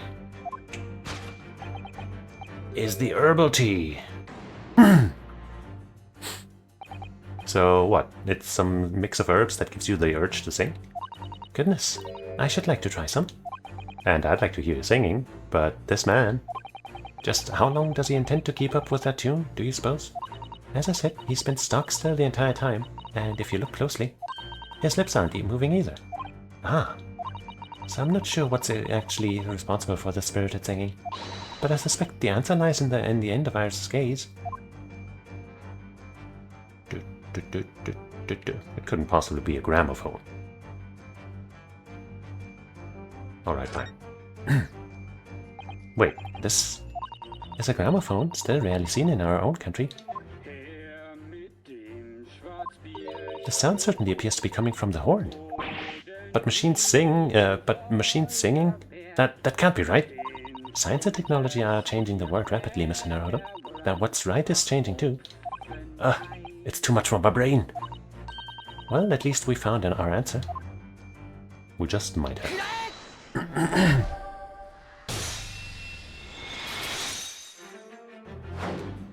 Smug, smug, smug.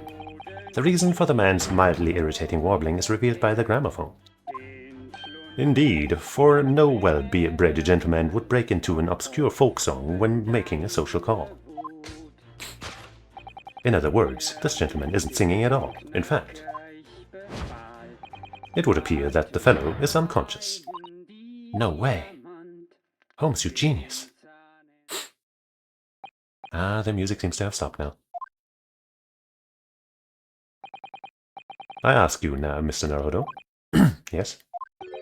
Why would I have purchased a recording of that gibberish? How should I know? Well, never mind. On with the deduction.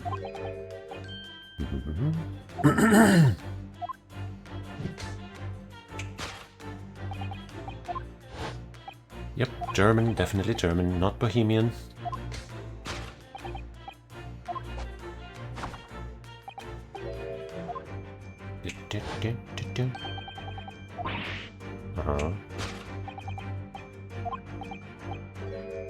The mask belongs to the King of Germany. There's no other way.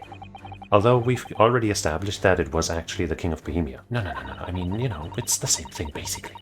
Seems Mr. Holmes intends to persist with his Germany theory for some reason. Come to think of it, the young prince was wearing a mask as well, wasn't he? True. Master Guts, the boy whom you had in tears? Don't remind me, or anyone else. Do you suppose all members of the aristocracy of mainland Europe wear masks? I'm sure they do. Well, probably, anyway. The point is, that mask doesn't belong to any king. No, what? You gonna insult your boy like that? No, that's right, as we well know. Because we can identify the true owner of this mask. Come on, you saying your boy ain't a king? That's not very king behavior, man. Should I have pointed out Zeke's, because he might have given him the mask originally? Or maybe Strongheart? Who knows where he got that mask? Yes, there can be no question. That mask belongs to Kazuma Asogi. In other words, my memory is sublimely unreliable. Only you could try to make that sound positive. You know, see? I don't have bad memory. I'm good at forgetting things. That's how it works. Kazuma's mask has been languishing on this metal chest for several days. Though that doesn't explain why the gentleman is wearing it now. But it is now a simple matter to determine our guest's true identity. After all, the gentleman is unconscious. And very easily identifiable even with a mask. We need only excuse ourselves in advance, gently lift to the mask and peer beneath it. Oh my, oh what, oh my god, it's... I don't believe it. Really? Ah, father. You didn't recognize him, seriously? Father! I'm afraid, Mrs. Sato, you must... No, I think not, Mr. Holmes. Then it would appear our logic and reasoning has once again revealed the truth. This mysterious visitor... Yes, my unconscious father, Eugene Mikotoba. Yeah, she gets to do the thing. Logic and reasoning, or just looking and saying? So true.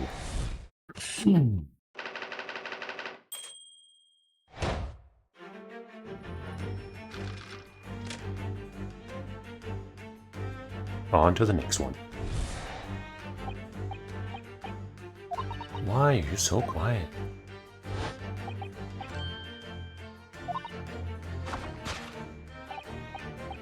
A knapsack? So that's a £5 note sticking out from Iris's knapsack, is it? I don't know, it doesn't look like any kind of money. Oh dear, I can't be sure. Most money that we encounter is in coin form. I know. I'm not even sure if we've seen any banknotes here in Britain at all. Have we? But anyway, Father would never have paid money for Iris's silence. He certainly seems like the silent type himself, though, judging by his present state. There must be some other reason for Iris's silence, I suppose. Perhaps what Iris is trying so hard not to give away with her eyes is something entirely different? You think?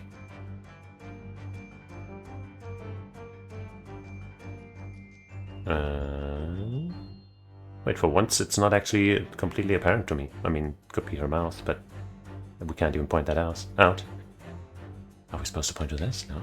Wait. The metal chest? No. Huh? I mean, I guess I'll check the knapsack. Now I think about it, Iris always wears that little thing on her back, doesn't she? Yes, that's right. Though it's easy to forget about because you can't see it from the front. There are two little felt dolls attached to it as well. Are there? I had no idea. I don't remember ever seeing them before. Is it possible there's always a £5 note sticking out from her bag that I just haven't noticed before too? I couldn't say with absolute certainty, but I think it's unlikely.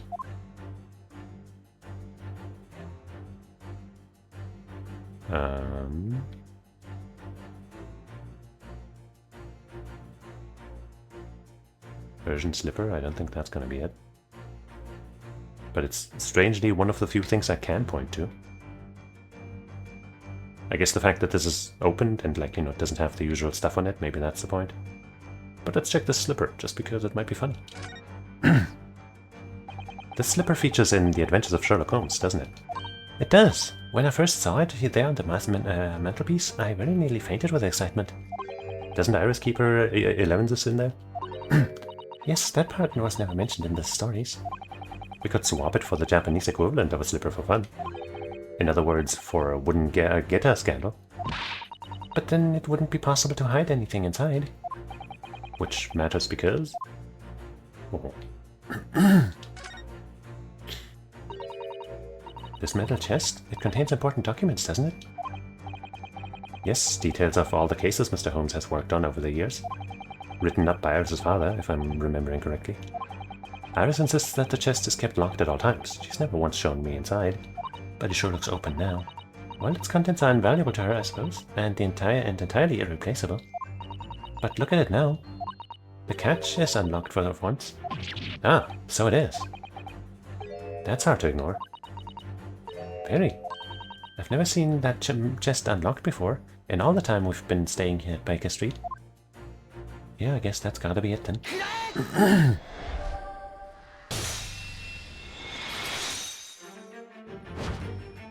Smug, smug, smug. Yes, the reason for your muteness is concealed inside the metal chest. An excellent observation, for upon closer inspection there's something different about the chest's appearance. It's kept locked at all times, yet now the catch is open. Evidently, this has something to do with your refusal to speak, Iris. But it's a simple enough matter to incite you to speak, I'm sure. I merely need to open this chest. Oh, I merely need to open this chest. Here we go. No! Surely don't! Oops. Ah, okay. Well, what the fuck? Mr. Holmes! Mr. Holmes, Shirley! Did she set up this trap? Or what the fuck is going on here? He's dead. Never. Oh, Shirley, I told you not to open it. So you found your voice now, Iris? In other words, what just happened clearly reveals the truth here. Yes, the real reason for your silence until now is... Is this somewhat different than to the usual dance of deduction you perform with Mr. Holmes, isn't it? Well, he got knocked out. Somebody's going to finish the dance. Well, he's left me alone on the ballroom floor, so I'm going to have to dance this next part solo. Unless you want to join me for this dance, son. And anyway, I need to get to the bottom of this for my own peace of mind. Now then, Iris isn't usually the silent type, so... You mean you don't actually know the answer yet, despite that knowing the point on the finger of the finger before? Mrs. Soto, sometimes a man needs to point his finger first and think later. That's really the overarching message that Ace Attorney games tell us. Though it's not necessarily limited to men. Well, if you say so. I think we'd better examine Iris more closely and try to rescue the situation then. Well, whatever was in her mouth must now be behind her back. The key. Can we point out those felt dolls now? Actually, that's a key she's holding, look. I'm sure that wasn't in her hands before, was it? No, you're quite right. It's appeared as if by magic. That's strange. A big old iron key. Where did it materialize from? Where could it have materialized from? Yay! Wait, no, that's just the knapsack, but maybe? For some reason, this knapsack really standing out is suspicious to me today. Oh, is it? It's quite sizable enough for a sizable secret, that's what I say. Perhaps it is, but we certainly can't open it up to look inside without Iris's permission. No, you are right. Who knows what might pop out and punch us? Haha. Well, can't point at the thing I wanted to look at. Can't look at her mouth now, right? Alright, this key here.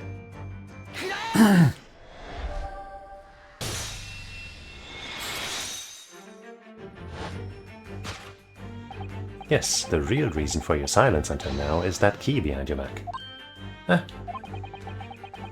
When Mr. Holmes was thrown into the air before...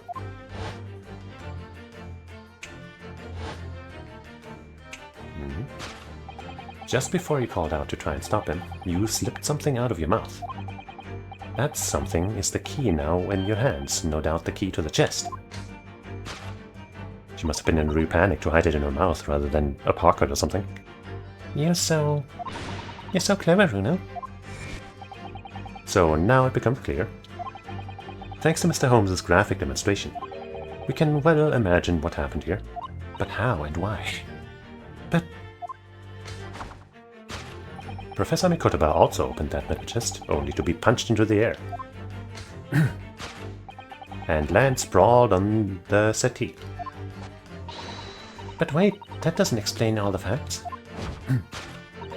What about the stylish scarf? Scarf, yes. And the cup of tea, and above all, why would he be wearing Kazuma-sama's mask? Well, either Iris put them on there, or those just happened to land coincidentally as they were shot off of the trunk, the chest, and landed on him, though that seems very unlikely, but we've seen crazier coincidences in this series. Well, for those curious details, I can only think of one explanation. Clearly, an unbelievable miracle took place in this room. Isn't that right, Iris? Consider how the room was arranged before this whole painful experience took place. When Professor Mikotoba opened the chest, completely unaware of what awaited him inside. The mask was flung into the air just as he was, only to land neatly on his face when it fell back down. But that would mean that he tried to open it with all of that stuff on it still? Which would mean he was ready to just fling that stuff off of the chest very rudely? Tisk, tisk, tisk, Mr. Mikotoba. And the teacup's journey through the air ended with it caught on the unconscious professor's finger. Yeah, that seems very likely. You mean to say that the stylish scarf is actually just a tablecloth? This is the great detective's office, after all, a place of miraculous deductions.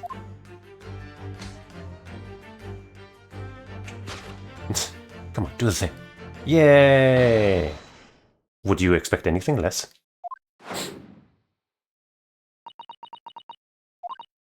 Yes, you're right.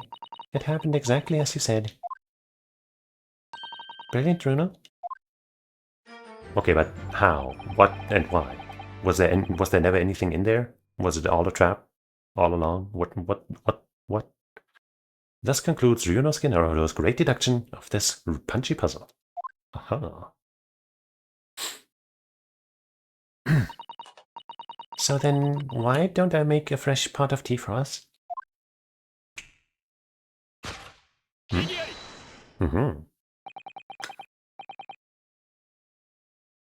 Was he just playing dead?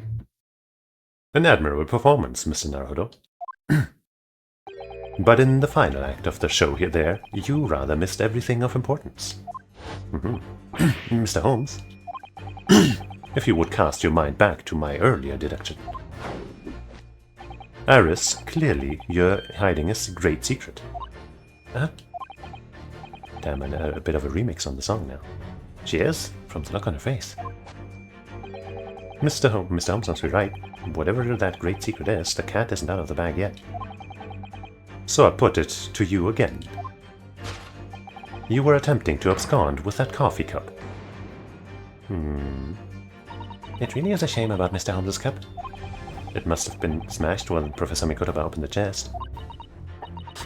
Oh dear, so many things seem to have been broken here. But now that the deduction has taken a different direction, Chris doesn't seem to be trying to hide the broken cup anymore. In other words, her great secret is something else. Let's put our observational skills to work here one final time then. Oh, I don't know, it couldn't possibly be the key. Oh, wait. Case file. Oh. I guess, yeah, she ran off and I guess she wanted to get that. Can I finally look at them? No, I can't. Okay, let's look at that again. Surely this time, at last, the knapsack is going to be the answer. I'm really not sure why you're so intent on showing Iris's bag to be complicit in these events. Because it's a sizable bag, big enough to carry things around, Mr. Naruto. That's what the bags are for. So, the knapsack might never see the limelight, you mean? I really wouldn't like to say. You know, I was kind of hoping for an achievement there. But maybe I got it already last time I played. I don't know. The violin! The violin! No. Alright, fine. Shoot. Ah, look. There. There seem to be more papers there. Is Iris trying to hide them underneath the tray? The insignia, Mr. Naruto. It's the official Scotland Yard document. It's an official. What? But why would Iris have... We must ask her. An official Scotland Yard document.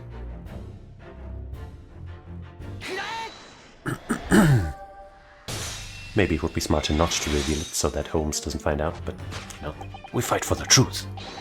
You were attempting to abscond with that case file. Iris, as you know very well, nothing escapes the attention of a great detective. Oh no.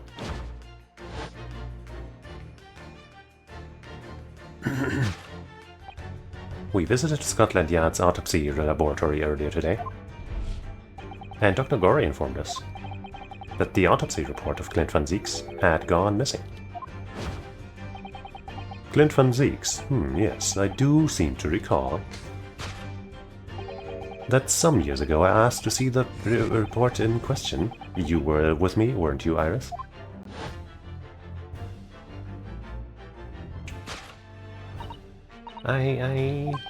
You mean, it was you, Iris? So those papers you have there are... But why? I'm sorry. Forgive me. We will, but I want to know why. And I think somebody's gonna have to apologize to Mr. Mikotoba. And also, did the chest just always have that in there? Was that just always the thing? That's nothing special, nothing new? It's just always been a trap? In truth, I would like to have thought I could have predicted the booby-trapped chest. But it caught me completely off guard. I was very nearly the late consulting detective Sherlock Holmes. I'm sorry, Shirley. So you mean this autopsy report really is?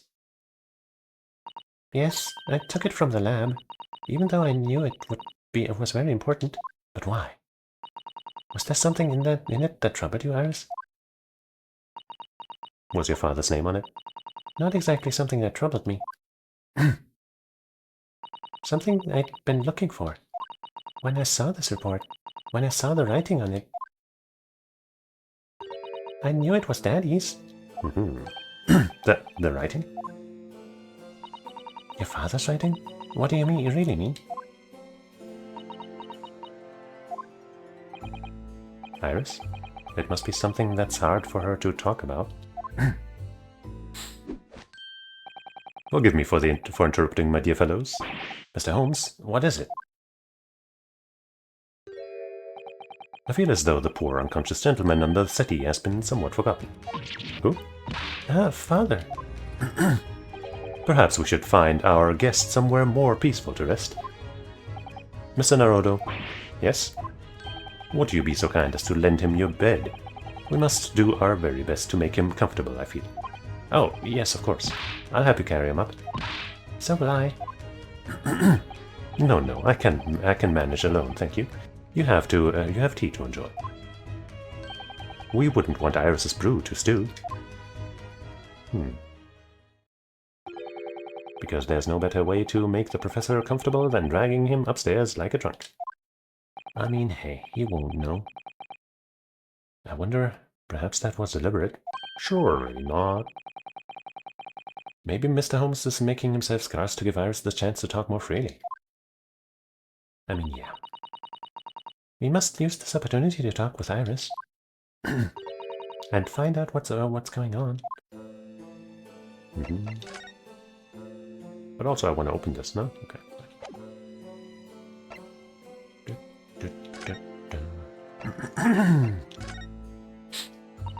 When I saw the writing on that report, I could hardly believe it.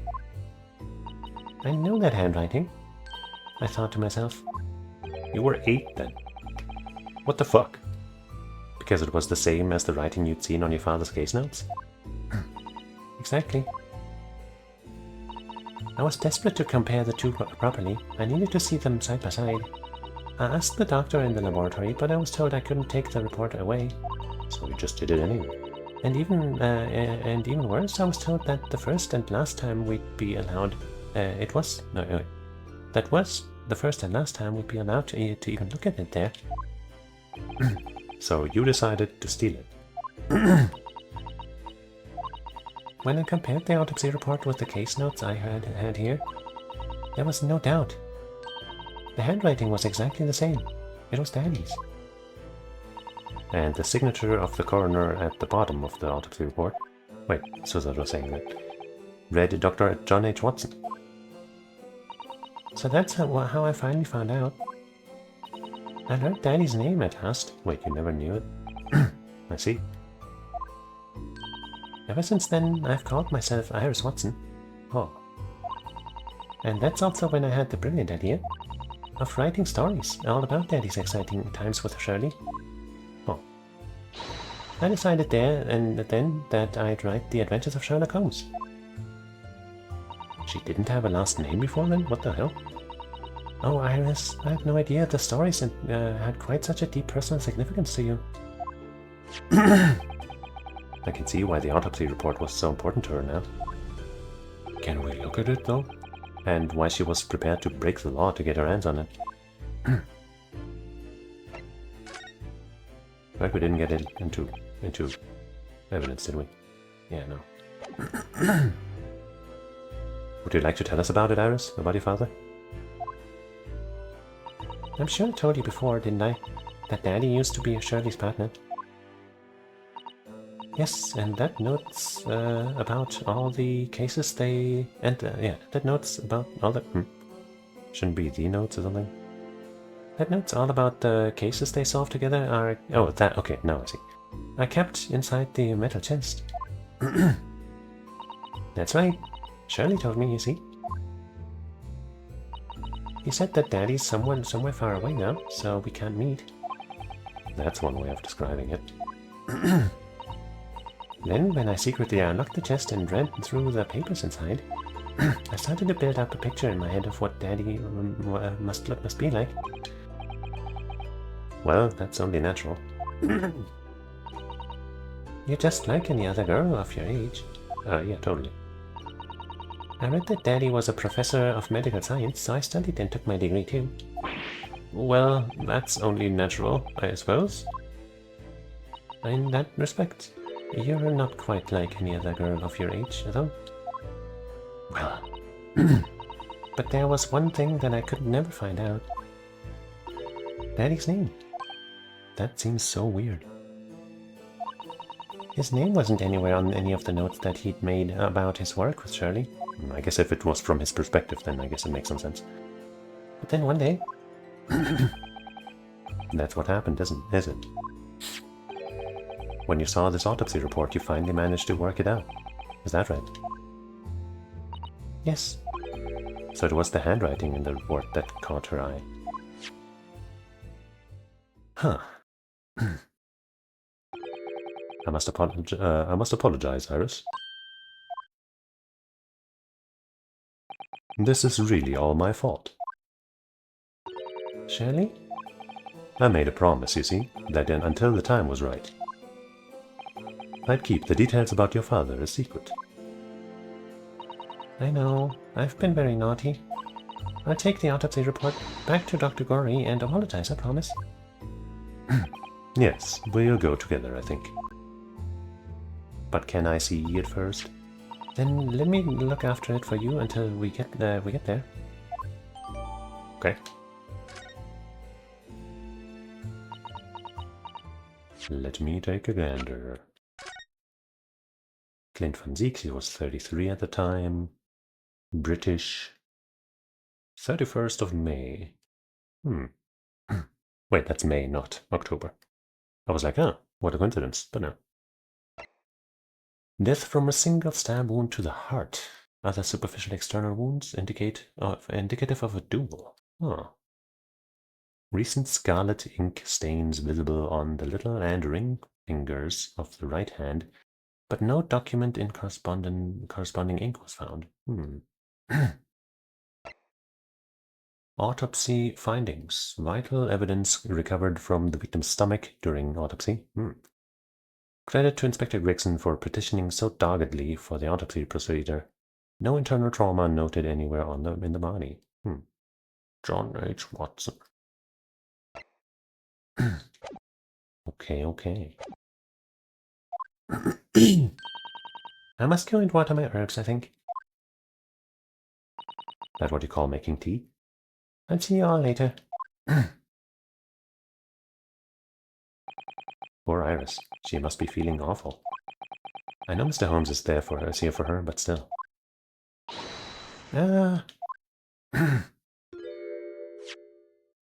What? How? What's the meaning of this, Mr. Holmes? What? Mr. Holmes? Oh dear me. So, you've noticed, I see. But that would mean... What on earth's the matter, Miss Lucero? You've turned as white as a sheet. A very common phrase in this game.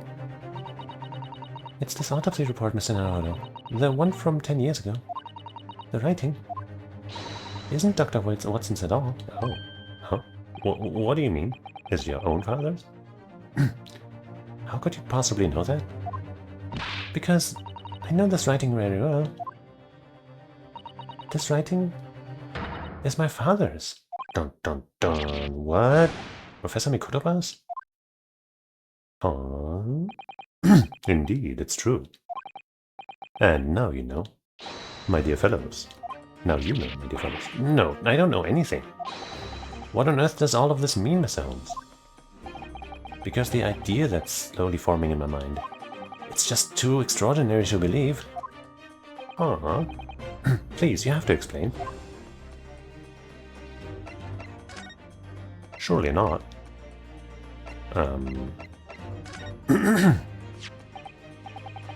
So this autopsy report was actually penned by Professor Mikotoba then? But that makes no sense. It's not possible, surely. Don't call me Shirley. Only Iris can do that. Not possible? My dear fellow, pray take a deep breath and think again. Take a deep breath, deep breath, deep breath. Yes, you're right. In some ways. It actually makes a great deal of sense. It does? 10 years ago is when Father returned to Japan after his extended study in Britain. Exactly.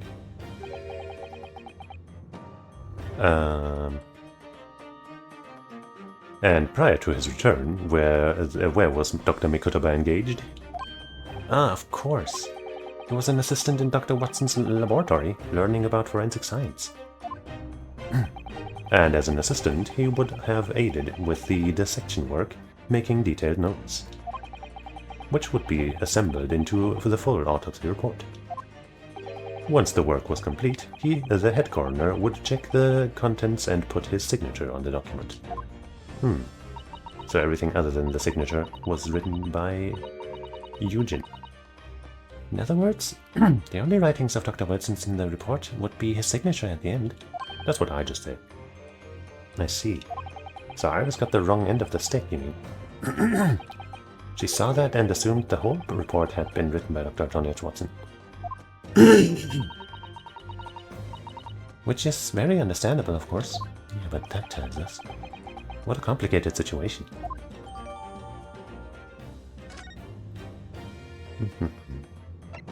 Your partner, then? Thinking about it, most of what we know about you, Mr. Holmes, comes from the published stories of your exploits. Yes, The Adventures of Sherlock Holmes, written by Iris. And we really have no way of knowing what's fact and what's fiction. Most troubling for you, my dear fellow, I'm sure. So what about this supposed partner of yours? Did he actually exist or not?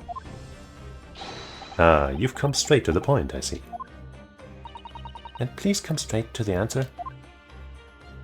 I believe Iris explained it in one of her installments. He was a trusted comrade, and the only person I could truly have called a friend.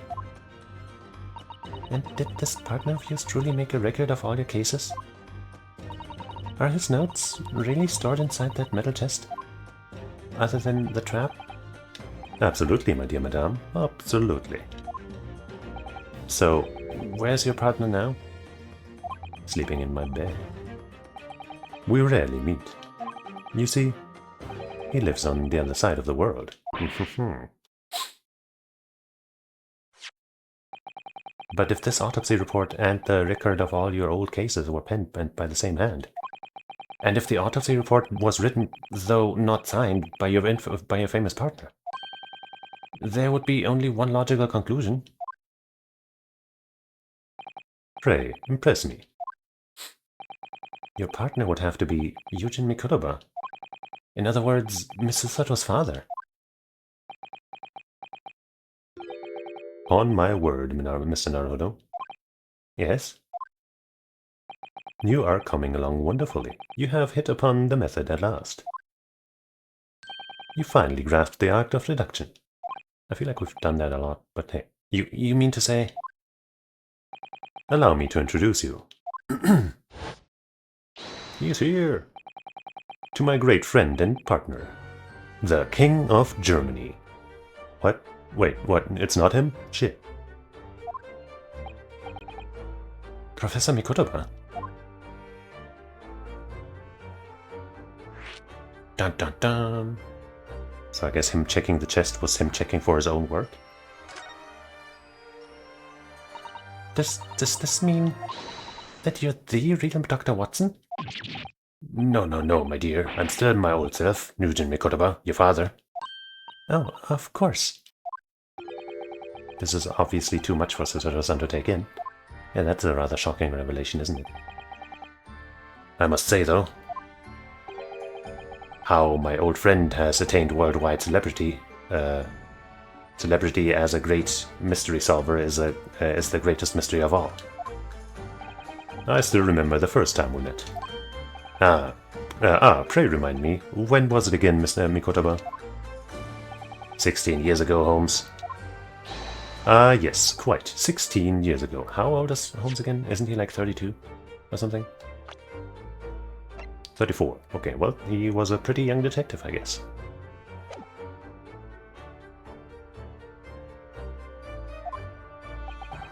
I just arrived from Japan with Seishiro and Genshin. I was in search of lodgings close to the hospital, some comfortable rooms at a reasonable price. But rents are devilishly high in that particular area. That's right, so I decided I needed someone to share lodgings and the expense. And was fortunate enough to be introduced to Holmes, who found himself in a similar situation. I was a callow fellow back then, a mere shadow of the great detective you see before you now.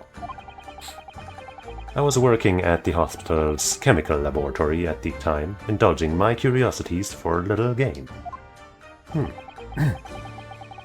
And the situation of our cohabitation led to us pursuing cases together, you see. Hard to believe, it was a mere 6 years. We had a great many adventures. Well, we've had a bunch of adventures in less than 1 year. But in the last year of Mikutoba's stay in Britain, that most infamous of cases presented itself. The case with which you've become rather familiar yourselves, the Professor killings. After the trial, Seishiro and I were summoned back home. Hardly surprising, given the circumstances. So there you have it. And as you know, all the details have recorded by my trusty chronicler remain in the metal chest. This is just amazing. Professor Mikutoba really is Mr. Holmes's famous partner. But what does that tell us about Iris? Father? Goodness, my dear, what a cutting look. As your daughter, I'm very proud to learn that you were the great detective's great partner. Yeah, he is dressed like Watson. But nevertheless, There's another mystery that I really must ask you to explain now. And that is... You know very well what it is. The unresolved matter of the Iris's father. Ah, of course, I'd almost forgotten about that one. Yeah. I should have seen this coming, I suppose. Yeah, you should.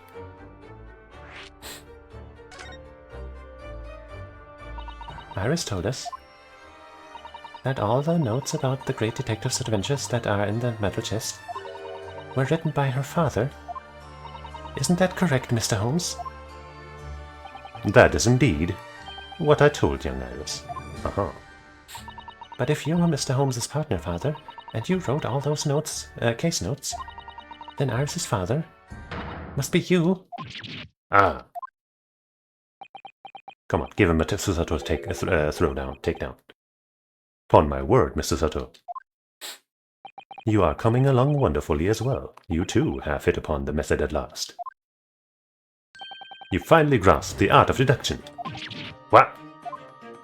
I don't think Daddy agrees. What you've always told me, father, is that my mother died when I was born 16 years ago. And you left me in grandmother's care whilst you embarked on your study tour of Britain. And I've always accepted that. But all this about Iris... Oh, there it is, Susato's son's ice-cold stare. No, now hold a minute. It was very complicated. I mean, it's really not what you think. Then perhaps you'd like to explain exactly what it is. There it is. Now the eyes go from ice-cold to red-hot just before she... No, really, you've got the wrong end of the stick. Holmes, say something, man. Don't say anything. That's quite enough, my fiery fellows. Aw. Mr. Holmes, when did you get all dressed up? Shit. Ah, it's another downside of using the... Alright, hold on. Let's deactivate the costumes real quick. So we can see how he's dressed, actually. Wait, back to that. Jeez. I do kind of wish they had, considered that and given... Either just left the changed outfits, I guess, when they apply, or added even more outfits, but that might have been extra work. Anyway, split content. Taylor.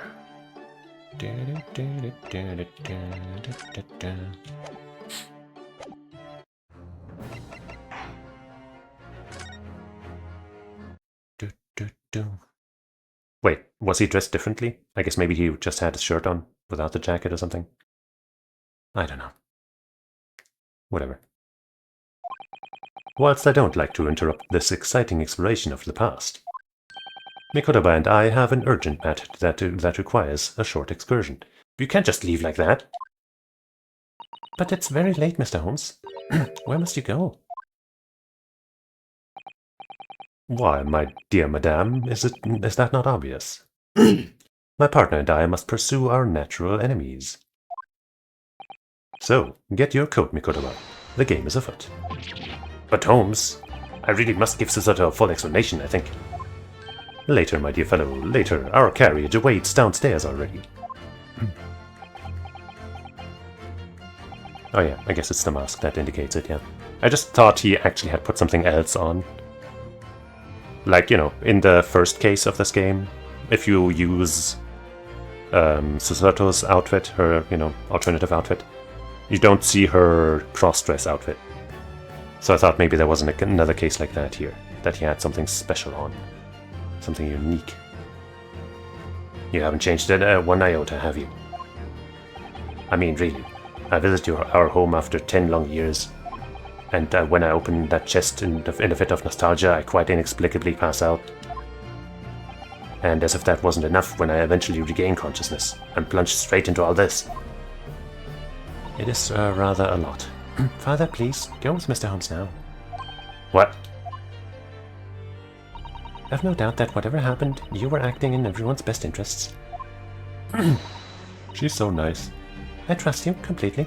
Also, I mean, if what she was implying happened, which probably didn't happen, then it would have happened years after you know, his wife and her mother died and stuff, so, you know, it wouldn't be super scandalous. But I also still think that it probably still didn't happen. I trust you completely. Susato. And sending the great detective and his great partner off on renewed adventures together is more than I could have hoped for in my wildest dreams. Very well then, we'll speak again later. So, I believe your own work is done for the day. I wish you the best of luck for tomorrow. Yes, Naruto, good luck in battle, and in reaching a decision. Right, a decision about whether to go back to Japan, I suppose. Dun dun dun. 今日はあまりにもいろいろなことが起こりすぎた。しかし後になって僕たちは知ることになる。その混乱の中にこそ全ての真実を知るために必要な手がかりがあったのだと。そして僕自身が覚悟を決めるためにも。Maybe the real doctor, professor rather, was the actual Dr. Watson. And that's why he was killed by assassin? I don't know. It's crazy that I don't remember this. You'd think that maybe at least I'd remember who the actual murderer was or something, but I totally really don't. Well, but that's good, because now I can re-experience it again. I just remember it being good. それは必要なことだったのかもしれない。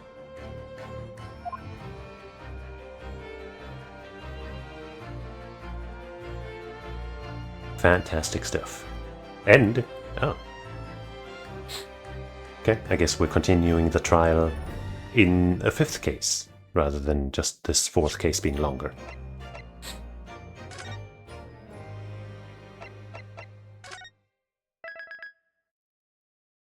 Well, but it's starting with the trial immediately. That's interesting, the resolve of Ryunosuke Naruto. But I am starving! And it's, you know, the stream's been almost 6 hours now, so I think it's a fair point to stop. I don't know if a better point of stopping will come up anytime soon. So yeah. That seems like a good one.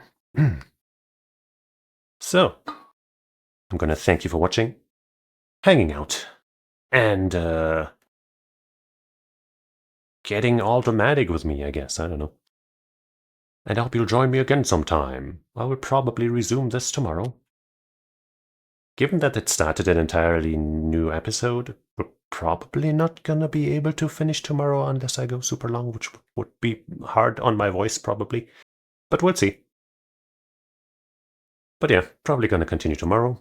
And if not, then some other time soon. Be there, it'll be good. And, yeah. With all of that, I say, Otsukaresama. Bye-bye.